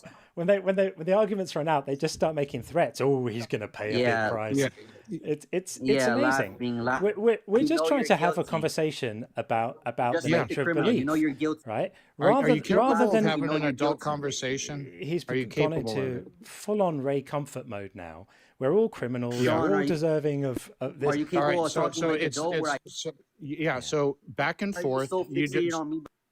Yeah. Why do I Have an believe adult Superman? conversation. I'm gonna Stop say my being piece. dumb as fuck. I don't gotta believe Superman. Dumb. Okay. We're What all you're fair balls. avoiding. You're fucking. How old are you? And Very Christian. Very Christian-like. This is the model Christian. There's that Christian love. Show everybody what it means to be a Christian. Yeah. Shut the fuck up, bitch. It's amazing. It's absolutely astonishing to me that you would think that you're modeling the Holy Spirit right now. Absolutely I don't give amazing. a fuck if I'm modeling. Clearly, you don't. No, He doesn't give an F about modeling. Let us read, congregation, from the Bible that Beast Boy apparently follows. It says, "And the Lord's servant must not be quarrelsome, but kindly to everyone, an apt teacher, patient, correcting opponents with gentleness." Well done. You are absolutely a model Christian. You're currently demonstrating. So I already was gentle with you the first time, and you're still fixated on hell. You don't want to grow. You don't want to learn. So that's why the Bible also. That you don't actually care what the Bible teaches. When it becomes inconvenient, you don't deserve to be a father. You just become like an 11-year-old in the school playground who's learned some new big words. Crash out. It's amazing crash out. Do you know how hard you're getting clipped on YouTube tomorrow? Do you know how hard this is going to be clipped? Listen to people falling. Do you know how many views this is going to get? You're going to be on like 30,000 by the end of the week. Watching you disintegrate like this. Yeah, that's 30,000 subs. 30,000 views. I could use that. It's quite remarkable. I mean, really. It doesn't matter about me. When grown-ups try to have conversations, they don't need to become children and start throwing around playground insults and swearing. That's what people do. Yeah, tell that to your moderator over here, Sean. Yeah. Sean probably likes men. That's why he keeps muting me. Throw some homophobia in as well. That's fantastic. That makes you look infinitely better in the conversation and more in control. LGBTQ people usually have a tendency to act like kindergarten kids, like he's telling me to believe in Superman. There's evidence for Jesus. There's no scriptures about Superman. Okay, so do you amend your statement to sometimes belief is a choice? I don't think this one's redeemable, my friend. No, he's not. There isn't a pathway here. I don't want to be redeemed. I believe in God. You think I want to be like you, complaining about? You can be quiet now for a minute. I think I want to be like you. So I would give almost any amount of money for Twitter for TikTok to implement proper channel muting. I would pay almost anything for that. But given the absence of that, I think we just need to give Beast Boy a round of applause for one of the most prodigious crash outs we've had on the channel in quite a while. I think that's pretty impressive. I almost want to give him the last word. Well, okay. But I'm not going to. Okay. Moving on from there. If that's the best you can do, to throw around homophobic slurs and curse and cuss and swear, then you're basically just waving a flag saying, I don't have an argument. I couldn't make one if my life depended on it. This is how I engage. Okay, that's fine. If that's what you've got, if that's the way you do it, then fair enough. Okay, we seem to have a few in the queue. One or two that I got serious doubts about as well. Okay, let's see. Do you know what we haven't? Oh yeah, the clips of this are going to be with you tomorrow, my friends. I promise. That was epic. I love it when they just disintegrate like that. I mean, I really like the thoughtful conversations, and we have our fair share of those, and I really like them. But every now and again, one comes along and just tears themselves to pieces in front of everyone, and it is kind of funny, it must be said. Okay, we're going to go with Wyatt, and we have a few more in the queue too. So a couple of familiar names also. I'm chuckling at one in particular. Wyatt, welcome. Hi. Wow, that was a lot, huh? Wasn't it? He was pretty special. Yeah. How are you? Good. I won't take up too much of your time. I just kind of wanted to cover a subject that you guys were talking about prior. Sure. When it comes to like oh, why does all this suffering happening, and like why is there a collective, everyone does going to hell and all that? I think a lot of that is pretty much just traced back to Adam and Eve when they when Satan tricked them to eating the the tree of knowledge. The fruit from the tree of knowledge. Yep. The fruit from the tree of knowledge. And of good the and reason evil. why it's all of us are in this is because when you trace us back to Adam and Eve, you know, they were the first humans and they were the first to sin by eating that. It changed their biology. When God created them, they were created naked and they were fine with it. After they ate it, they felt ashamed. Yeah. They felt I'm ashamed familiar and with the ran story. away. But there's so Yeah, much wrong with that. But Wyatt, there's so Well- much wrong with that, because let's just agree for a moment, for the sake of the argument, that they were really bad for doing that. I still don't think they were, because if they hadn't eaten from the tree of knowledge of good and evil, they didn't know at that point that disobedience was even bad. They lacked that knowledge. Well, God told them no. Oh, actually, I'm sorry. I'll let you finish. Yeah, no, God told them no, but they didn't know that not doing what God said was bad, because they hadn't got any knowledge of good and evil yet. So they were like a baby. Like if you say to a baby, "Don't touch that thing," they don't understand what that means. They don't understand why they shouldn't. So, but even if we were to grant that, which I don't, but even if we were to, let's imagine Adam and Eve were the most evil people who ever lived, and that their disobeying of God in that moment was the worst thing that's ever been done. Why does it make sense for him to impose a punishment that would punish lots of other people in the future who didn't do that bad thing? How does that make any kind of sense to you? Because our biology was changed through the fruit of knowledge. And I totally get it's like, oh, they were babies. How can that be? I don't get it either. I don't understand why God would put the tree of life and the tree of knowledge just in the Garden of Eden with them. But God chose for it to change our biology. And put the serpent in there. But if you're saying that this was an effect as a result of eating the fruit, God would have made it that way. God would have engineered it that way. And actually, I'm not sure what you're saying is very biblical, because the mainstream understanding is that it was God's punishment for the transgression that caused mankind to have a fallen nature. It wasn't the fruit, it was God. And if it was the fruit, God should have designed better fruit, and God would have known what was going to happen. So however you slice it, no pun intended, it was God's plan that every human being after Adam and Eve would be afflicted because of the decisions they took. And that, to me, is morally indefensible. Okay. Yeah, no, I understand that too. I'm not much of a well-practiced Christian myself. I kind of just joined this kind of just to see what it was all about. It's been very interesting for sure, but... Sure. And if you don't have a good answer, that's totally honest. And we're not going to be like, ha, got you. We appreciate the honesty. And talk to your pastor or whoever and say, hey, I got this problem, and you can come back to us with the answer. I actually have another thing to address regarding the Garden of Eden and inherited sin. So my first question is going to sound really stupid, but I promise you there's a reason I'm asking it. Yeah. Can we assume with a reasonable level of certainty that neither Adam nor Eve ever sang the song "I'm a Little Teacup"? Can we assume that that's actually true? Oh, yeah. I have no idea. Okay, yeah. Let's say for the sake of argument they didn't. And do Adam and Eve have free will, correct? Yes.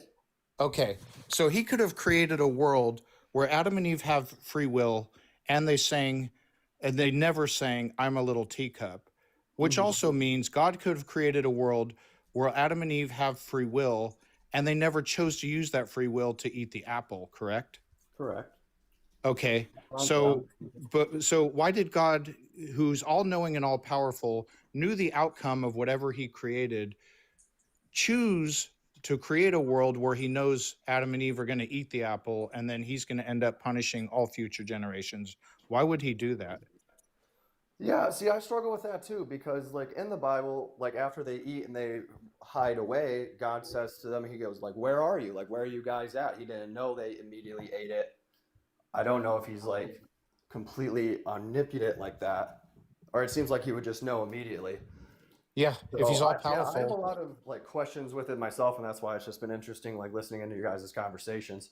It was just, that was my understanding, was if you're asking the question, oh, why do we all have this eternal punishment for all of us? My answer was, oh, well, it's the inherited sin of eating the tree of knowledge fruit. Sure. And Sure. yeah, No, that was all I had. That's all I had in my canon. So yeah, no, we got you, man. We got you. I mean, thanks for being so pleasant to speak to, and by all means, please come back and speak to us again. We like engaging with people like you. So yeah, I'll be leaving. I'll be following you guys after this. And real quick, is the devil dog on the right? Is that you, or is that your son, or who is that in there? Oh, that's just a friend of mine who. Oh, okay. Yeah. Yeah, the devil dog is what Marines call each other. It comes from the Battle of Bellawood. But yeah. There you go. Good to go. Yeah, I guess I should add that clarity. Like, why is Sean calling him a devil dog? No, but that's I'm in the Army, so. Oh, okay. Well, hey, thanks for serving the country, man. I appreciate it. All right, appreciate that, Wyatt. Yeah, thanks, Wyatt. Of course. All the best, man. Take it easy. Yep, you as well. Thank you. Cheers. Thanks. Okay. We did have History Hound, Sean, but he's dropped out of the queue. I don't remember him. Oh, you'll remember him if we speak to him. But we have a few we have a few in the YouTube queue, so I think we need to do that. So we are going to bring in Nidhi from the YouTube queue, and then we have a couple of others in there as well. We also have Henry in there too, but we will bring in Nidhi first, and hopefully this will all work and be good. Hey, Nidhi.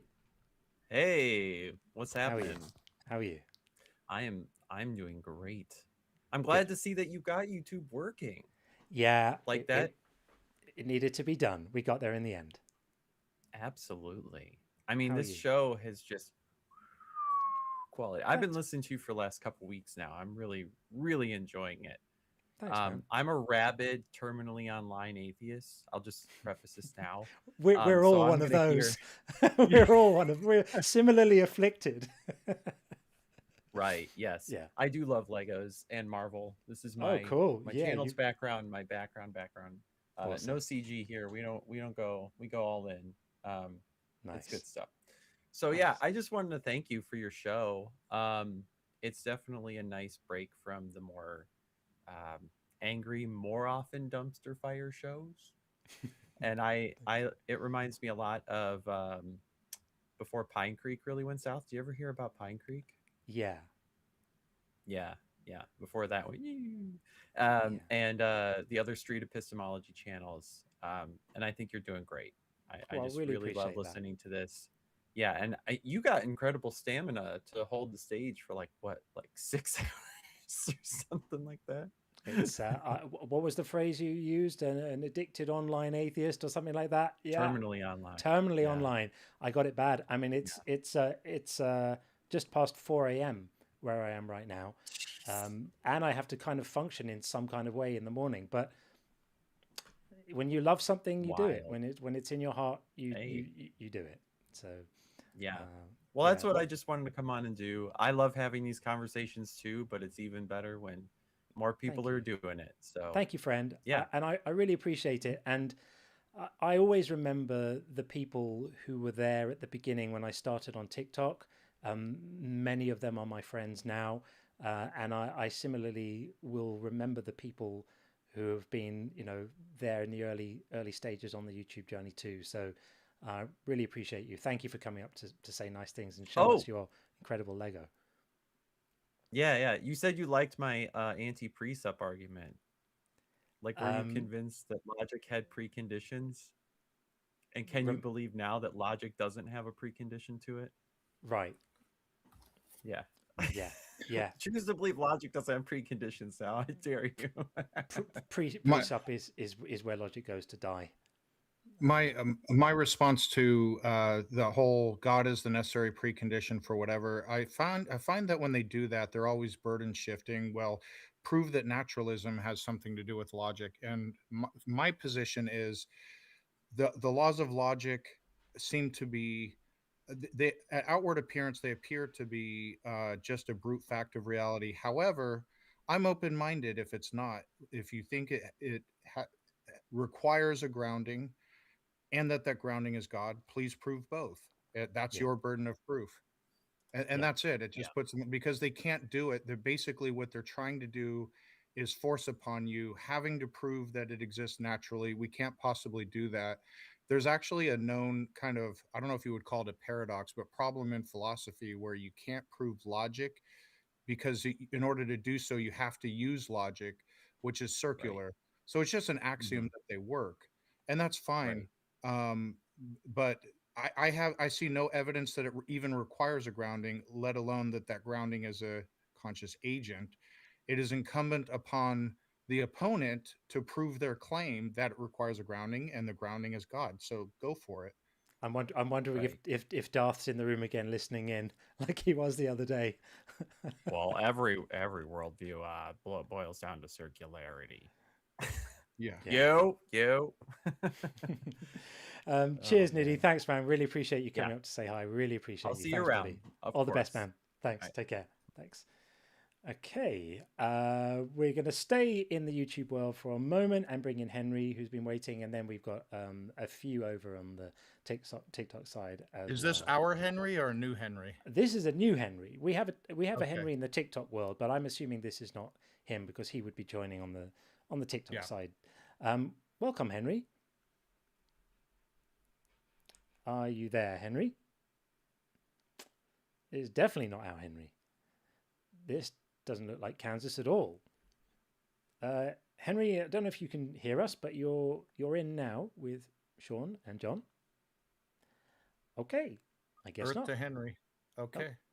Not happening. Back to TikTok, or do you have more? No, we're gonna move over. Nidhi, thank you very much for a very generous $10 super chat. I appreciate that very, very much. That's very kind of you indeed. Okay, so back into the TikTok world, and we're going to bring in Martin, who has been waiting a bit. I can't believe it's 4 a.m. already. That's crazy business. Hello? Okay. Hi, Martin. Hi, how you doing, guys? Good, how are you? I'm all right, man. I just wanted to come on here and quickly, obviously address a couple things. Sure. I wanted to address one thing. The sin wasn't committed in Eden with Adam and Eve. The first sin that was ever committed was in heaven. Right. And that was Lucifer. So yeah, the rebellion. Yeah. But for humans, there's Adam and Eve, right? Yeah, but you have to think of it differently. So if we just address Adam and Eve, right, then it wouldn't make sense. We need a whole story in total. Sorry, I was just play fighting right now, so I'm trying to catch my breath. That's okay. That's All okay. right. Did you win the play fight? Nah, my sister beat me up. Fair enough. Fair enough. Anyways. But there's a problem with all of this, right? Which is God still would have known ahead of time that all of this was going to go down. God knew that's true. Knew what Lucifer was going to do, knew what Adam and Eve was going to do, and he just like made awful decisions around it all. He no matter how you slice it and dice it, yeah, these people in God's inner circle who were kind of misbehaving around him, and his chosen way of engaging with that was to kind of screw over billions of people who were going to live in the thousands of years afterwards. And that just seems to me a real dick move, if I'm honest. Okay. So I understand where you're coming from, because obviously have you read the Bible, yeah? Yeah. Okay, so you do understand it. What I'm trying to say is God humbled himself, right? So it's like, let's say, I'm not even going to say God, let's say you as a father. You have now a son, and the son is going to grow up and obviously do reckless stuff in the future, and you know he's going to do it. You know he's going to smoke weed for the first time. You know he's going to go drink. You know he's going to do all of this type of stuff and might lead into a bad path. But because you're giving him free will, because you're giving him a life that he has to fix up for himself, so he understands and becomes a man himself, you let it go. You humble yourself enough to understand that you was a man once too, right? That's the same thing with God. But I don't punish anyone else for those transgressions. That's the But there's no, that's the thing. He doesn't punish them himself. The punishment comes from their own sin. It's not God that's saying, "Oh, I want you to burn in eternity for hell in hell." It is, mate. I can't let you get away with this. So he sets up the conditions where people are afflicted with their own sin, and then the only way they can get out of it is by giving your life to Christ. Accepting Jesus, right. But you can't give your life to Christ if you don't believe in Christ. Agree? And yes, Right. I agree with that 100%. So if you don't believe in Christ, then you can't get out of the situation that God has set up for everyone, which is that they're going to be punished for their sinful nature, which he kind of gave them anyway, right? But he set up a situation where essentially everyone is infected with an illness, and he has the cure. Hang on, he has the cure, and the cure is free to everyone as long as they are convinced of certain things. Where does that leave? Where does that leave the people who just are honestly unconvinced of those things? If we think about it deeply, is it really God's fault? Is it really just on God? The extent of it is basically he gave us free will to try and find him ourselves, not him. He didn't make us into robots, so we just follow him in order and we're just built to follow him. Yeah. Well, he obviously made us with free will so that we come to him with love and actual passion towards him, and not just, out of nowhere. That might be true, but you can only come to someone with love and passion if you think they exist. That's the starting point, right? The starting point for all of it, right? So I can't get into what I want my relationship with God and Jesus to be like until I get to a point where I think they exist. And at the moment, I'm in a point where I don't think they exist. So And that's natural. Obviously, you're going to think like that, and there's nothing I can do about that. No, but the Yeah. system that God has set up is going to punish me for that. If I die tomorrow, right, an atheist with no belief in God or Jesus, then depending on what your eschatological views are, I'm in some kind of trouble, right? That's like saying when you was a kid, you didn't believe in maths. You didn't believe there was anything like that. But then once you learned it and you found a book that taught you maths, you was like, oh, okay, I understand. And then if you didn't learn it though, right? Yeah. You wouldn't succumb to anything in life because you wouldn't understand numbers. You wouldn't be able to calculate. You wouldn't be able to understand anything that's got to do with numbers. But because you found a book and that book taught you certain things, you then got passionate and then you put your mind into it, not just your mind, but your body, your soul, everything into it, just so you understand it. That's the same thing with the Bible. God never left us alone. I would say he's hiding. He never did. The thing is, he left us a manual book for us and for himself. So we can go to him and we can become better. But this analogy doesn't work because when you learn mathematics as a child, you have all the evidence you need to become persuaded that mathematics pertains to something that exists in the world. Things like quantities are concepts that we know exist. I have not yet been persuaded that any of the stuff the Bible talks about is even real. I don't think there is sin. I don't think there's a need for salvation. I don't think that. So do you believe that there is bad and good in the world? Not as things that exist, no. I think that the bad and good are words we use to describe things that we approve or disapprove of. So when horrible things happen, we call it bad, and when good things happen, we call it good. I don't think bad is a thing that exists. But but it is literal though. You have to think about it. If there's a murderer and he just likes killing for fun, you will say, yeah, that person is evil. That person is pure darkness. That person is just bad. I won't say that. I'll just say that the things that person does are bad, or the things that person does are evil, or the impact that person has on people is bad. I don't think there's a thing called evil, but that's beside the point. We're talking here about the ability to believe things. And this is the disconnect. This is, at the moment, the disconnect between us is that I don't think I think you're close, by the way, and you are coming at this conversation from a place of good faith, and I appreciate that. I just don't think you're quite seeing how belief really works. If you genuinely are not convinced of something, then you can't start thinking about what kind of relationship you want to have with it, whether you want to approach it with love in your heart or whatever it is. Where I am right now, there's literally nothing I can do to make myself think Jesus is real. Nothing. It's totally outside. Now, that doesn't mean... That's totally up to you as well. It isn't up to me. No, that's the point. It isn't up to me. That's why I used the phrase, there's nothing I can do. When I say there's nothing I can do, what I mean is it isn't up to me. If it was up to me, then there would be something I can do. But I'm saying there's nothing I can do. I can't flick a switch in my head and become convinced that Jesus is real. So that doesn't mean that I never could.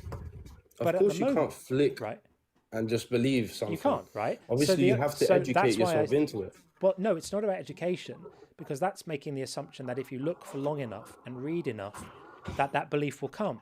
But that's just not true. There are people who have studied this stuff far more than you or I. We've got a friend on the channel here called Todd Phillips.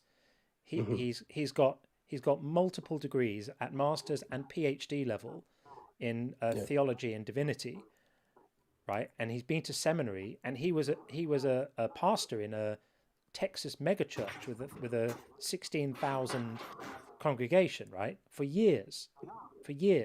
He understands this stuff more than you or me. He's read the New Testament in Greek. He understands this stuff at a very deep level, but he's lost his faith. Not through a lack of understanding and not through a wanting to rebel, but just he's not convinced of it. And once you're not convinced of something, you can't believe it. So we come back again to the problem, which is, if I'm going to get punished for non-belief, then God has a moral duty to show me he's there.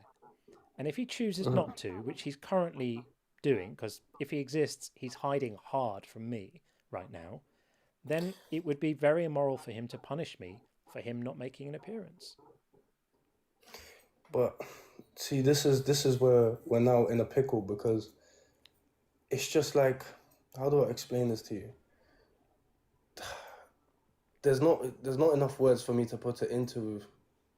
I don't even know how to say this to you. Okay, so I'll try to explain it like this. You just don't believe totally that God is real, right? Yeah. That's all. You don't believe in testimonies. You don't believe in none of the historical, obviously, evidence that Jesus was alive. You don't believe in none of that, right? Yeah, I think he probably existed, but I think all the miracle stories are just stories. But then if 500 or 600 eyewitnesses said it was true and they wrote it down each individually, does that still make it false? None of them did. We don't even have one eyewitness, let alone 500. We have one person claiming stories. Yeah.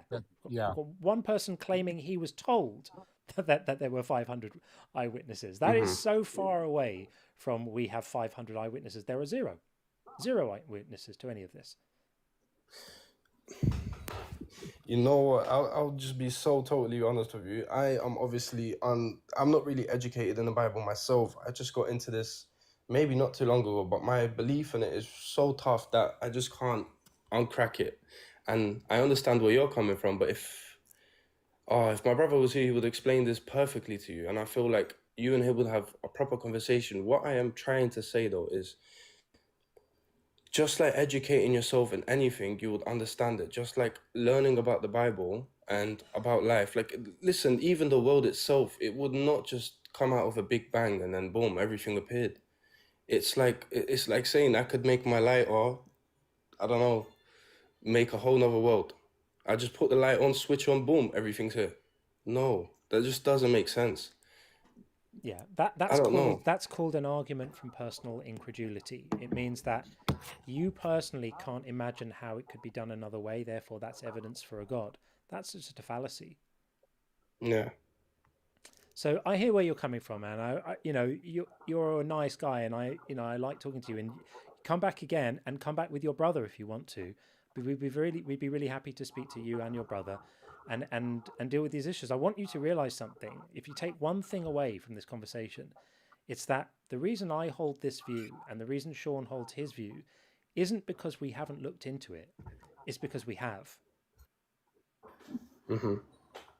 So that would be my parting thing. But thank you for being so open and lovely in your manner of engagement. We really appreciate conversations like this.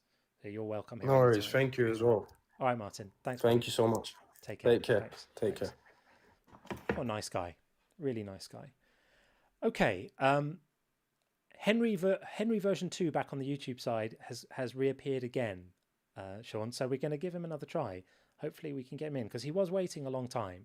So I felt bad that he was deprived of the opportunity. So with that said, can you hear me? Yes, we can hear you. Oh, sweet.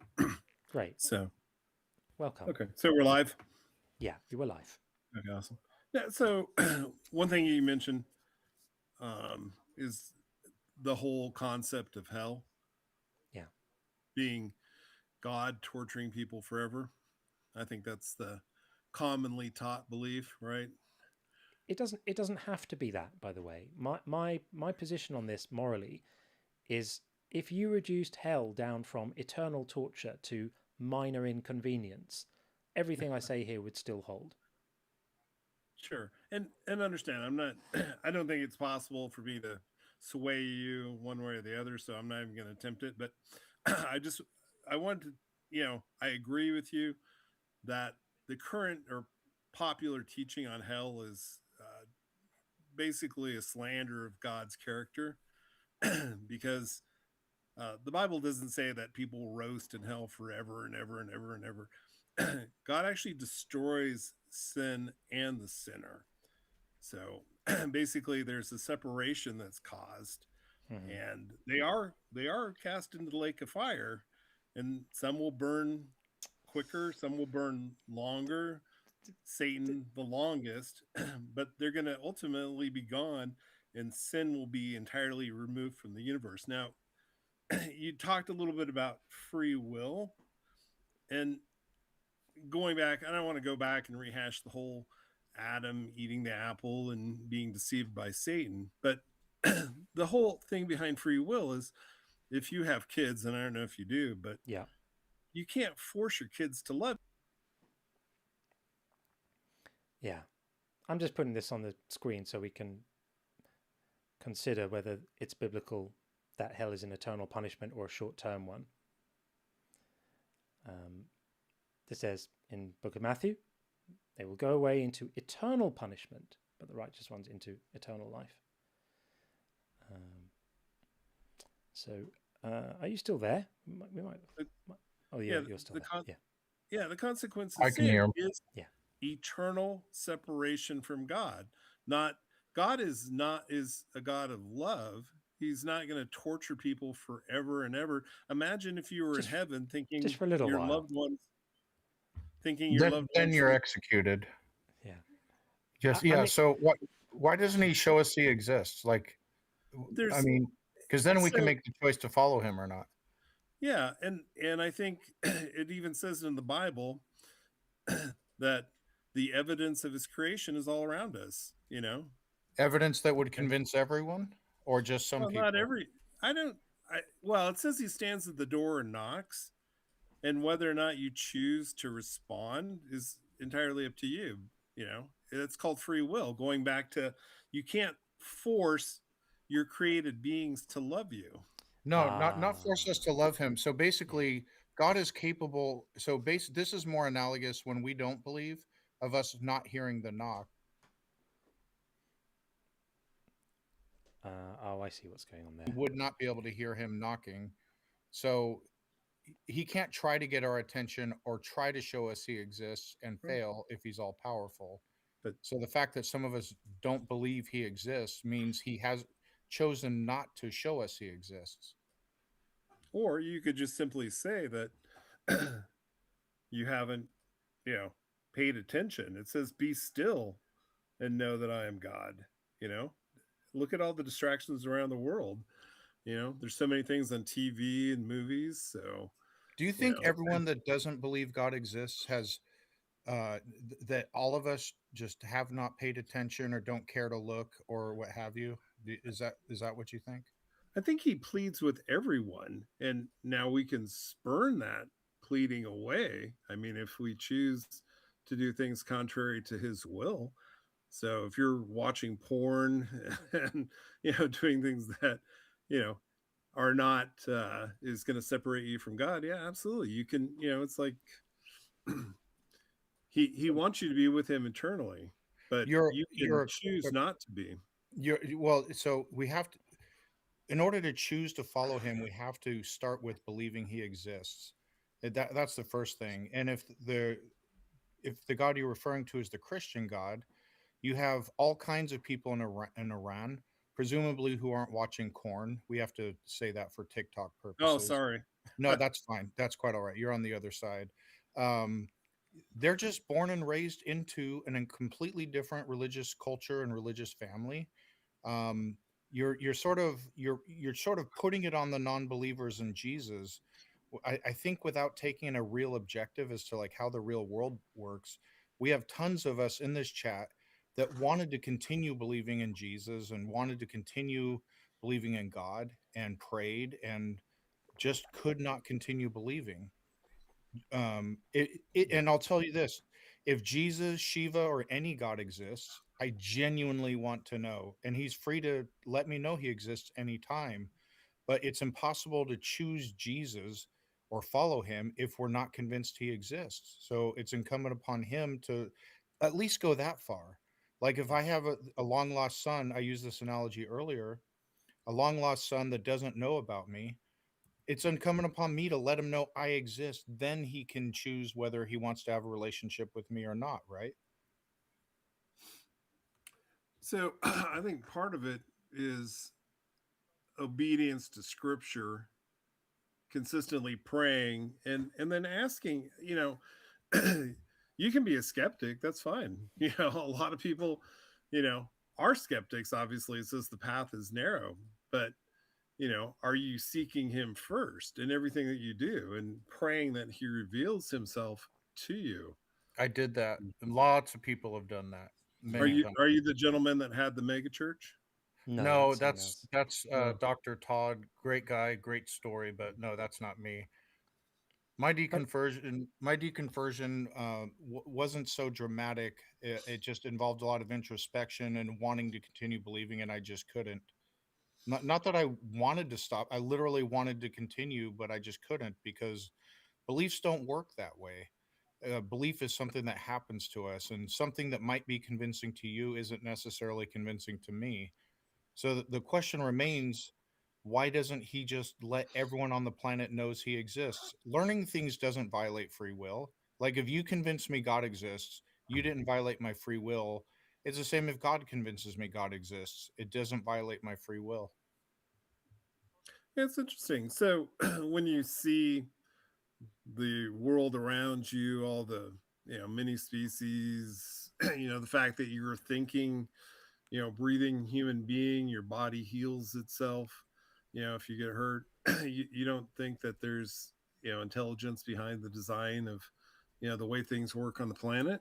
No, I learned about biological evolution, and that fully explains why each species is adapted to its environment and has survival traits embedded in it. It's a purely logical scientific process that we know very well. Yeah. And even though some adaptations couldn't exist, they would have to be created first. So the species wouldn't have survived. Well, I can't no, pull any off the top of my head. we're getting off the topic here. So we are kind of getting the weeds. let's not descend into sort of evolution versus non and intelligent design. Sure. Yeah, because I think the point is that wherever someone is in their journey of engaging with this stuff, they can only believe if they are convinced of it, right? That's it. That's all you can do. You can only believe something if you've been convinced by it. Do you have to be convinced, or could you be open to believing something? Yeah, convinced doesn't mean certainty. Are you truly open, or are you trying to logically dispel? No, you can be open. You can be open. No, you can be open to something, but you can only believe it's true or likely true if you're persuaded that it's true or likely true. I'm not talking about definite certainty. I'm not making an unreasonable demand or requirement for some unreachable standard of certainty. That would just be unreasonable, right? So I'm not doing that. I'm just saying that your position on something can only be what your mind evaluates it to be. That's how we weigh up what's true or not in our own heads. That's how we think about things. And so if God has set up a system where if we end our lives not believing the required things, then we are deserving of some kind of punishment, that's a real big problem. And when you look at something like Romans 1:18, which to 20, I think it is, which basically kind of blames everyone. If they don't have the belief, then it's their fault because it was plainly obvious. That's just basically a psychological manipulation. It's pretty dark. That it's basically saying you've got no excuse because look around you, look at the trees, it's so obvious. But it's not Romans obvious. 1:20. Yeah, Romans 1:20, right? In fact, I can even put it. I can put it up on the thing. I've got it here. Here it is. For the wrath of God is revealed from heaven against all ungodliness and injustice of those who by their injustice suppress the truth. So that's the first thing. An unbeliever is being accused immediately here of suppressing the truth, not of being honestly unconvinced of it, but of suppressing it. For what can be known about God is plain to them because God has made it plain to them. Well, he hasn't made it plain to all of us. He may have made it plain to you, or he may have made it plain to other people who have received some kind of revelation, but certainly not plain to me.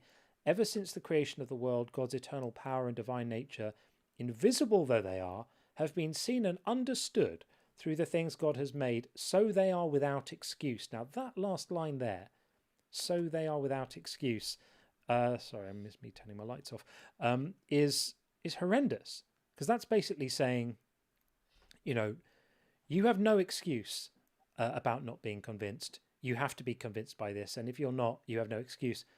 I think that to me is one of the most disturbing lines in the whole Bible. That is the epitome of totalitarianism, of mind control, of mental slavery, demanding of people, telling people what they have to be convinced of, and saying, if you don't find yourself persuaded of this, the only possible explanation is that you know it on some level and you're suppressing it. And it's very clever, that, because that then gives you the license to punish someone for non-compliance, because you've taken off the table the possibility that they looked in good faith, that their search for the truth was well-intentioned, and you're saying, well, we've got a justification now to punish you. We can hold you morally culpable for this because you suppressed the truth. And I think that's a really horrible thing to be associated with. And if I was a believer, I would feel very uneasy associating myself with a book that has a preachment like that in it, because I think it's nefarious. I think it's nasty. I think it's manipulative, coercive. And that's why I do this stuff, really, is to push back on that kind of thinking, because it's grim, man. It's horrible. Well, but we all have a choice. We can either obey or not, But again, you keep on coming back to we all have a choice. We don't all have a choice. I don't have a choice to obey that stuff because I don't believe a word of it. So how could I obey it? What am I supposed to do? I could pretend, right? That's kind of what Pascal said in his wager. Pascal's original wager wasn't decide to believe. A lot of people think it was. It isn't. It was, he basically said, act as if you believe, and then eventually the belief will come, and that way you'll be better off. But that doesn't always work. You can act as if you believe, and the belief doesn't come. And so all I could do is, think about it like this, right? I don't believe in God. Does God want me to be honest about this or lie? Let me ask you, even if you don't believe in God, isn't it important to, act in a way that you would think if there existed a God, he would want you to live? And that basically is love your neighbor as yourself and love God. Well, I can't do that. So, I can love my neighbor. I understand. Probably not quite as much as I love myself, because my neighbor's a great guy. But if I had to choose between him and me, he's going down. But I can't love God. No, I can't choose to love God any more than I can choose to love Darth Vader. I can't do it. How can I do it? I can't do it. So then I'll ask again, would God want me to be honest about this or lie? Because a lot of people lie. What do you think? No, I think if you don't believe something, why fake it? And God would know anyway, right? He would know if I was being inauthentic. So that leaves me nowhere to go, right? Because the common thing I get when I say to people, look, I'm at this point, I've been doing this for a long time, many decades, and I say, what should I do? They say, well, you just have to look into it.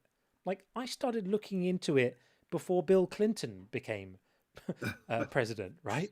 I've been looking into this for a very long time, and there's nothing I'm likely to suddenly find tomorrow that I didn't find many years ago, right? It's not likely to happen. It might, but it's not likely to happen. So how is it right? it doesn't mean that he can't reveal himself to you. But that's why I say, why is he hiding? Because he hasn't revealed himself yet. So if I get hit by a bus tomorrow, yeah, sure, years ago, all the time, many times. But not currently. Do you honestly? I stopped kind of praying to God as an experiment many years ago because it just felt silly. So I'm not in that mode of that anymore. But I have done it, and I heard silence. And I have lots of friends who've done it for many years, and they also heard silence. And I have some friends who still do it now, and they also hear silence.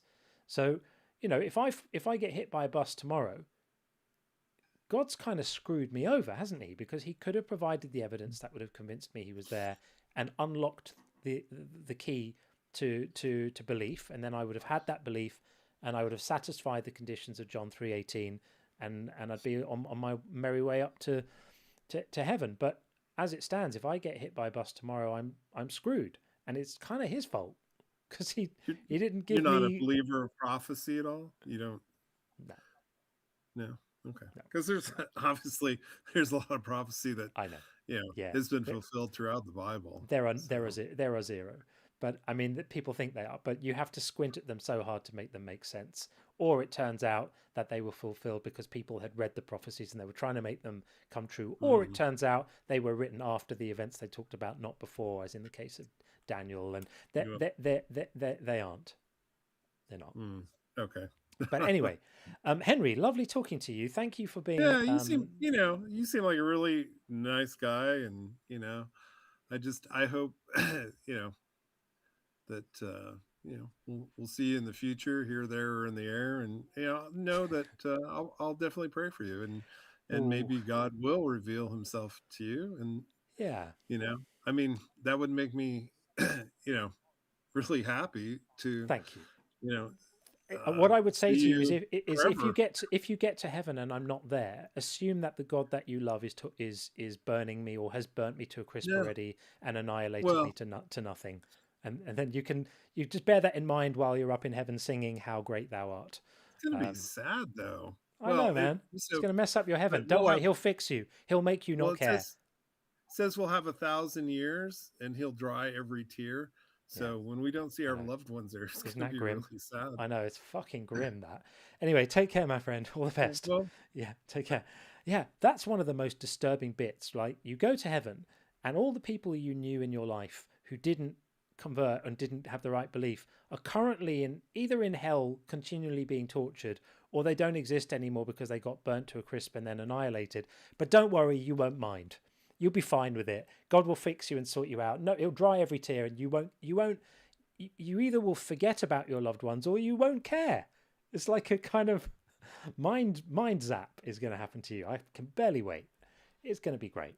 Okay, so now we've got some strategic decision making to do, Sean. It's 25 to 5 a.m. where I am right now, and we've got 6 people. We've got 6 people in the queue. I don't think it's likely that we're going to get to all 6. That's now just become 5. You can pick one, Sean.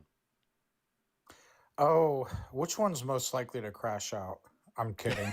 Is that one to avoid or one to go for? I can't quite see. One to go for. Finish up the night. Yeah, it's always nice to finish the night on one of those. I'm fine with any of them. Okay, so let's go for now or never. Baku, I think realistically, buddy, we probably won't get to more questions for you tonight, because once we've got through a couple more of our new guests here, it'll be time for me to pull the plug, I think. So thanks for everything today and for everything you always do, Baku, for us. Yeah. Peg said, whichever has the most crosses in their name. I love it. Who said that? Peg. Oh, brilliant. Okay, so we've got now or never. Hello. Yeah, I don't know if you remember, I usually come on here and talk about how religion was a good thing for humanity, even though I'm an atheist. Yes, I do remember our conversation. So without wanting to relitigate that conversation too long, right? Is there something you want to say apart from that, or did you just want to reiterate that point? Yes, there is something different. Okay. I originally asked to join based when you were talking about being able to mute people in a different way or something. I'm not sure what you were talking about. Right. So yeah, this was like an hour ago or so. It was a while ago. Yeah. Do you want me to clarify that? Yeah. Yeah. So in TikTok, if you're getting into a situation where people are talking over each other, I can mute you now, but you'll be able to unmute yourself immediately, which basically is just nonsense. Because if someone's trying to be disruptive, like the silly guy who crashed out earlier and trying to be, rude and speak over people, the moment you mute them, they unmute themselves, and it all just becomes a sort of muting war of people clicking the mute button to see who can prevail, which is completely ridiculous. Whereas on the other system, which we haven't had to use yet, of course, if I bring guests in from the YouTube side, if they don't behave themselves nicely, then they get muted and they're not able to unmute themselves. So that's a far better system in my view. But hey, the ideal would be if we never had to mute anyone and we could just have sensible conversations. Although then I wouldn't get some of the crash outs, which do wonders for my engagement. So, it's best of both worlds. The reason I was asking is the idea of being able to mute somebody and then everybody else can attack them, and obviously they should leave if they're not happy about it. But on the same note, then just remove them from the chat. Yeah, I'm not sure. That's an option too. I mean, we're not looking to dogpile or to attack people or gang up on people. We just want to have conversations and make the points. That's why I tune in. Yeah, for sure. No, we appreciate you, man. Thank you. Thank you. I appreciate it. All right, buddy. I think we'll move on. But thanks for waiting, and thanks for coming back to speak to us again. It was a long way. Was there, before we move on then, is there anything else you wanted to say that you haven't said? I don't want you to feel like you waited a long time for nothing. Well, it's pretty much the same thing, but, I fully agree with the idea of if he wanted us to obey, then he would reveal himself. Yeah. Yeah. And if he doesn't, then that's fine, but then don't make it our fault. Don't blame me for you not being around. That's the one. Yeah. And there's no possible way that there's one God and not many. It's just like, so every other religion on the planet is wrong except for this one. Yeah, that would be the claim that most people with a religious position make, and every other particular doctrinal position within their religion is wrong apart from the one they hold. It's always made me chuckle that like the chances of happening to land on the right one are minute, but there we are. Yeah, that's what led me down the path of atheist. Oh, nice. Okay. Well, thanks for clarifying that for us. And you also have believe in yours and not mine. You also have an annoyingly awesome voice. so thank you for sharing that with us. You've got such a nice voice. Yeah. All these people come in here with these wonderful, rich voices. I just know I'm never going to have one of those, but we adjust. Thank you, man. Appreciate you coming back up and waiting and coming to speak to us again. Thank you very much. Keep well. Sayonara. Take care, buddy. Thanks. Okay, we'll get through this list, won't we? So we'll do Cybervines, and then we have Master Debater, and then probably put a lid on it after that. Hey, Cybervines. Hey, how are you doing? Good. How are you? Pretty good. Good. Floor is yours.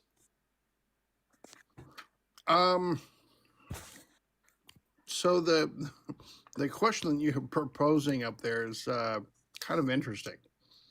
Mm-hmm. What aspect of God do you believe is hiding? All of him, because if he wanted to make if he wanted to make himself known to me or to Sean or to any of our friends here, he could easily do it. He could easily do it, and he just doesn't. So that's fine. He's entitled not to, but then don't punish me for having a lack of belief, because my belief is activated by becoming persuaded, and my becoming persuaded is activated by a level of evidence that I would need, and I just haven't had it. And if you ask me, well, what is it? I would say I don't know, but God would know. He would know exactly what evidence I would need that would instantly make me a believer. And he's just choosing not to give it if he exists. And so that's where I have a bit of a problem with this. Okay. So how long have you been doing this? Do you mean like online? Yeah. How long have you been asking this question, or how long have you been presenting this on TikTok or YouTube, or how long have you been functionally doing this? Yeah, they're very different questions, right? So I haven't been online that long, actually. I only started on online in the summer last year, so like end of July last year. End of July. Okay. Yeah. But I've been asking these questions for many decades. Okay, so in your many decades of time, I mean, I'm assuming that you've spoken with quite a few different religious people from different religious faiths, and they have presented their, evidence. Some have evidence from, design, from beauty, from whatever their evidence is. What do you think is the most compelling? I find it all equally uncompelling, if I'm honest. It would be a bit like saying, what's the most convincing argument for Santa you've ever heard? Like, you just had to say, I haven't heard one. I don't think any of it's compelling. I think so if I really had to reach, if I really, really, really had to reach and be extra charitable, I guess, maybe some kind of contingency argument possibly, but I don't think so, because for me, it's fine tuning, and it's still a bad. Yeah, it's still a bad argument, but it at least attempts to use data to show God. But I still think it's a bad argument. Yeah. But I think it's the best attempt because it's actually trying to use data to prove their hypothesis. So when you say fine tuning, are you talking from a quantum level, or are you talking from an intellectual level, or what aspect of fine tuning are you specifically referring to? Fine tuning goes like the universal constants, if they were any different, would look like this or not be conducive to life or what have you. So the chances that a life sustaining universe are small, therefore a designer. Okay, so essentially complexity and specifically where we are, all of the conditions. Complexity is different. Complexity is a different argument. Okay. Okay, so there's a couple different things that in the aspect of the word God that a lot of people don't understand, or I don't know if they're ignorant of it or whatever the case is, but God has actually 4 different words. This is Danish. This is Old English. So you have Gaia, which is the life of the earth. You have Geist, which is life of animals. You have Ghost, which is a life of a human. So a human, when a human passes, their spirit, their ghost is what you're talking about. And a god. A god is simply a ruler, an intelligent ruler. Historically, with that, we've said Lord God throughout history in this particular language and this particular aspect for years and years and years. And we're talking either ancestral or we're talking about rulers. So again, it makes no sense when someone says God is hiding. What exactly is hiding? Not making himself perceptible to everyone. Yeah. Okay, so let's engage with what we're actually talking about for 1 second. So I have parents, parents, and my parents have parents, my parents have parents. Sure. I am an unbroken chain of life, and Right. I'm the evidence of that unbroken chain. Yep. The very first intelligent form of life, that's what most concepts of God come from. It is the first cause that I'm the evidence of. So to say that there's no evidence, that's disingenuous, that's dishonest. I am the evidence. Well, every time I dishonest- look in the middle, in the Hold mirror, on. I'm physical evidence. Hold on, I have to stop you because dishonest implies or actually overtly says that I'm intentionally being deceptive. Now, I could be wrong. Like, we could get into the weeds about, abiogenesis, or the fact that the first life was an intelligent life. And we know how intelligent life came about through biological evolution. But I don't want to take us down like a road where we're debating science. The point is, we can have a long discussion about this, but the things that are convincing to you aren't necessarily convincing to me or John. But God would know, if he exists, what is convincing to us. And if he's all powerful, he can convince everybody all around the world that I am the right God. All you people in all these other countries have the wrong God. Here are my rules. You have a choice to follow me, right? Yeah, but I still think I still think you're looking at this from the lens of a you're a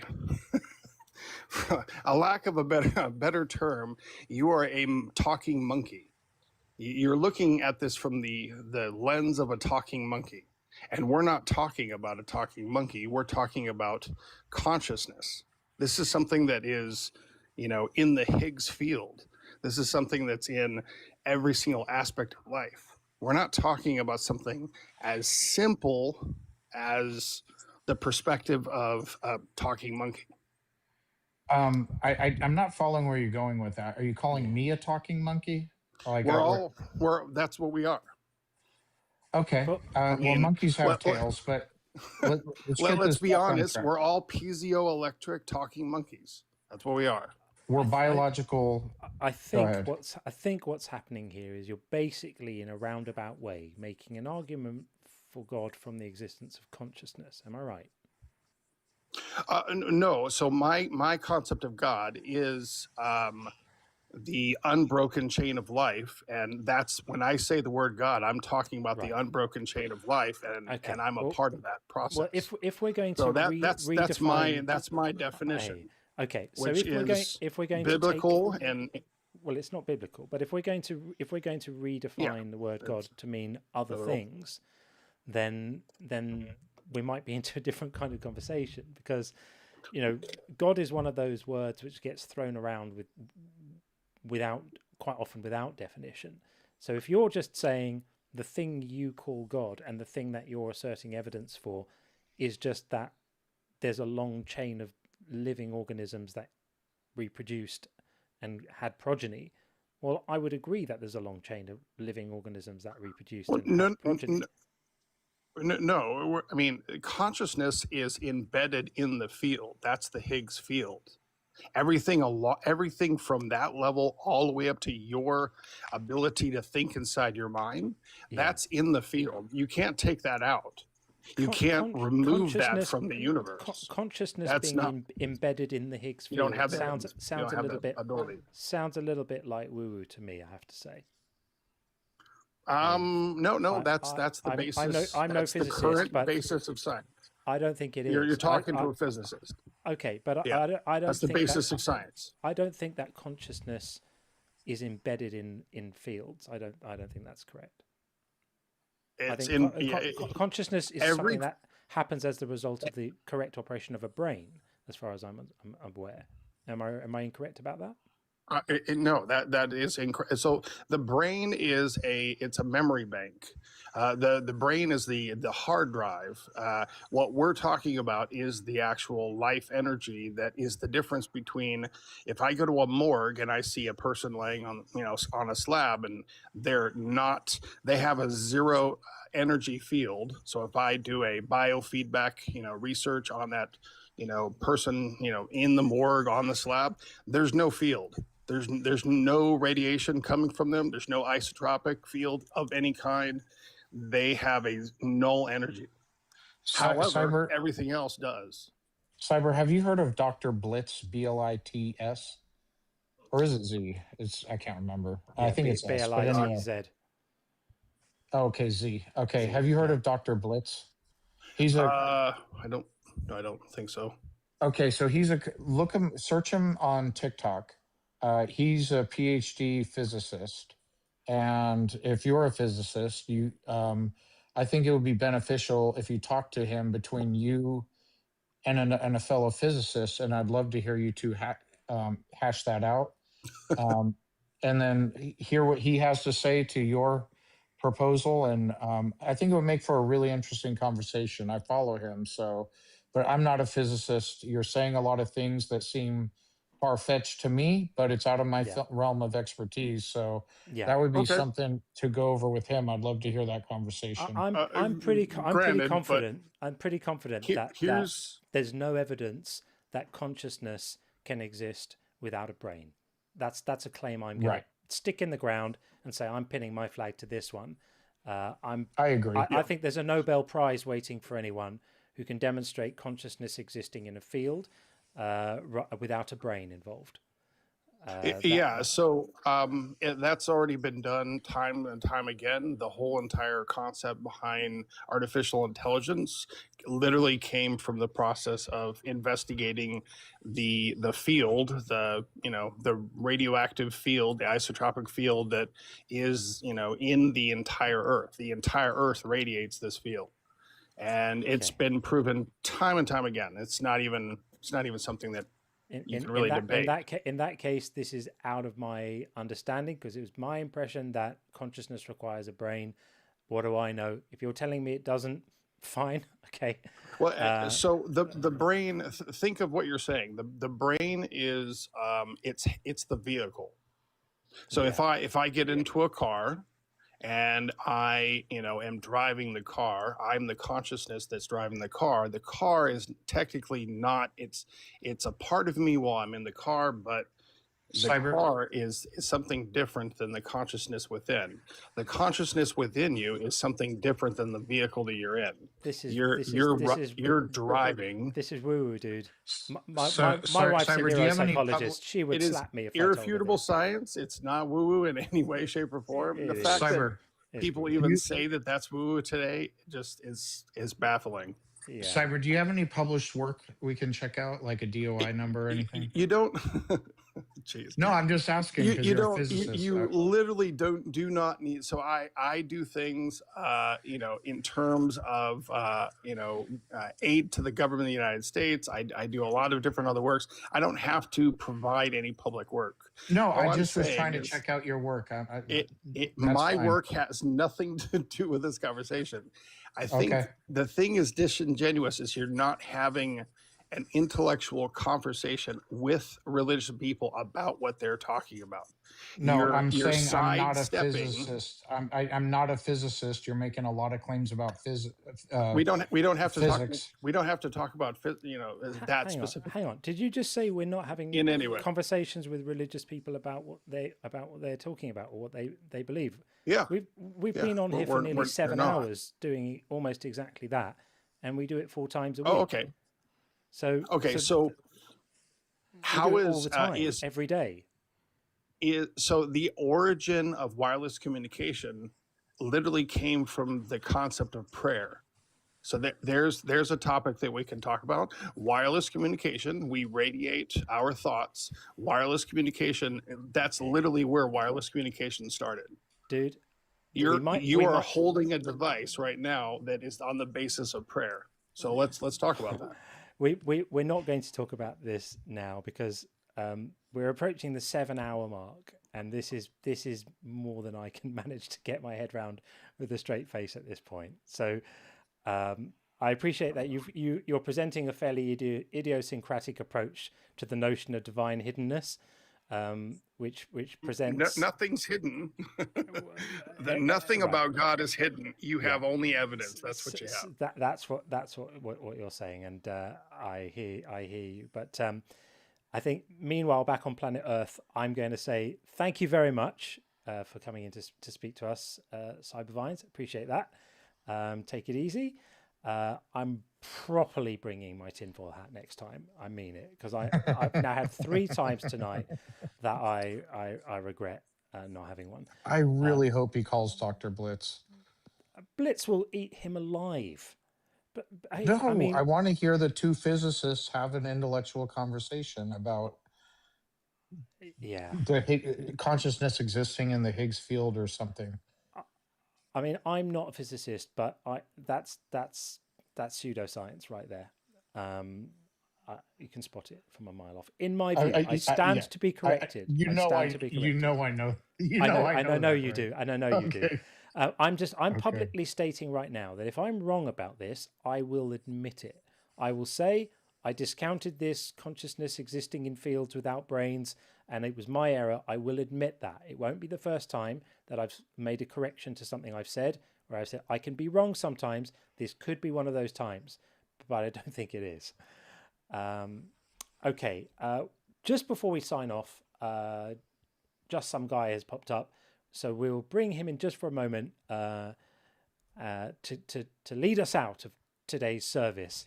What's up, Jason? Hey, John. Hey, man. Sean. Hey, how's it going, Jason?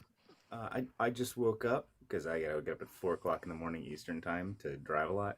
But then I heard this guy, and I just wanted to pop on and say, he's presenting an actual honest to goodness. I was gonna say honest to God. We all know how that works around here. Philosophical idea that the brain acts as a receiver, and consciousness is, outside of the brain. But the way that he's presenting it, as if it was settled science, is patently absurd. You got a conclusion shop. Everything he said, you have to go from the conclusion that there is a God and this argument is true, and then cherry pick your evidence backwards. It's absurd logic. Yeah. But I just wanted to pop on and say that he was actually, the brain as a receiver is something that is being considered by actual physicists, and that the consciousness existing in the Higgs field is actually something that is a hypothetical possibility that some people are positing. So yeah, I'm by very physicists skeptical. or philosophers? Philosophers. Like the philosophers. Yeah. I'm very you misspoke. skeptical You said about it physicists. because I mean, God, I apologize. My wife's a neuropsychologist, and she deals all day long with how specific damage to specific brain regions impacts, elements of the way consciousness forms and manifests and plays out and functions, and the way that certain types of perceptions can be ameliorated and certain or attenuated, Yeah. rather, sorry, or enhanced, not so much enhanced, but broken, and certain types of thinking and memory and awareness and empathy and all of these things that kind of make up a human mind are so easily assaulted and are so easily disrupted by damage to this. And the idea that you're just damaging the receiving equipment just doesn't stack up to my mind. Yeah. It doesn't.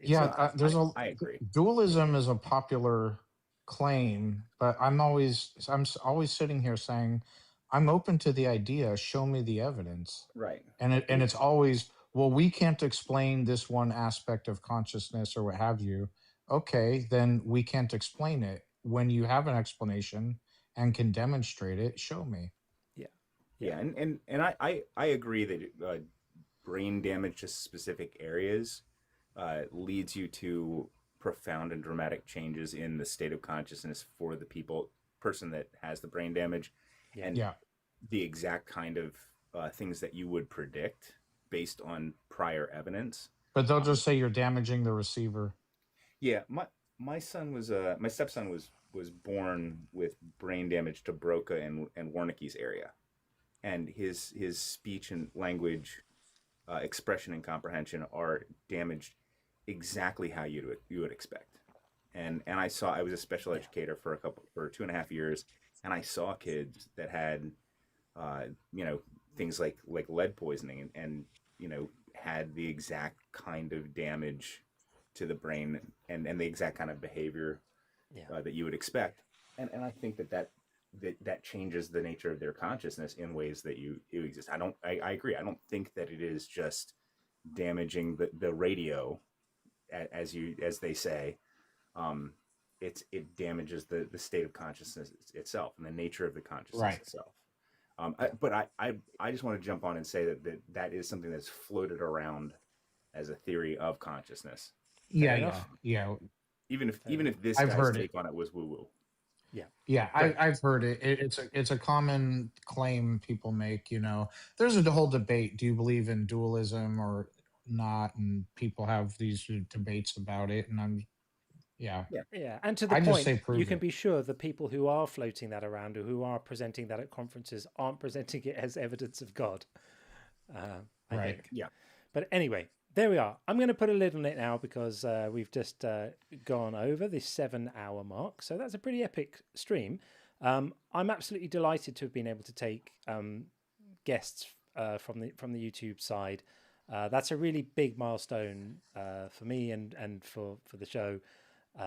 So thank you to Do you the have any people super chats who remaining? You did. may want to check that before you sign off. No more. But thank you so much to everyone who did. Thank you so much to everyone on the TikTok side who gave us 121,000 likes, which is awesome, absolutely awesome. And the usual, I'll never get tired of saying it, the usual thanks to the wonderful moderators on both sides, to my newfound mods on the YouTube side. You guys did a fantastic job. Thank you, Uncle. Really, really appreciate that as well. Hang on, this is a platform.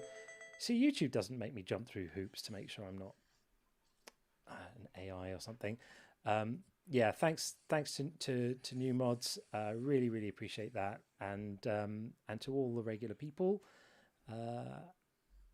We will be back again in 2 or 3 days. I'll let you know. We'll figure it out. I'll put the word out, and we'll do all of this fun stuff again. So thank you, everyone, for a wonderful, wonderful time. I do love doing this. You guys definitely my happy place. And Sean, thank you. I enjoyed it. Thank you, John, and everyone else. And let's keep this community growing. For sure.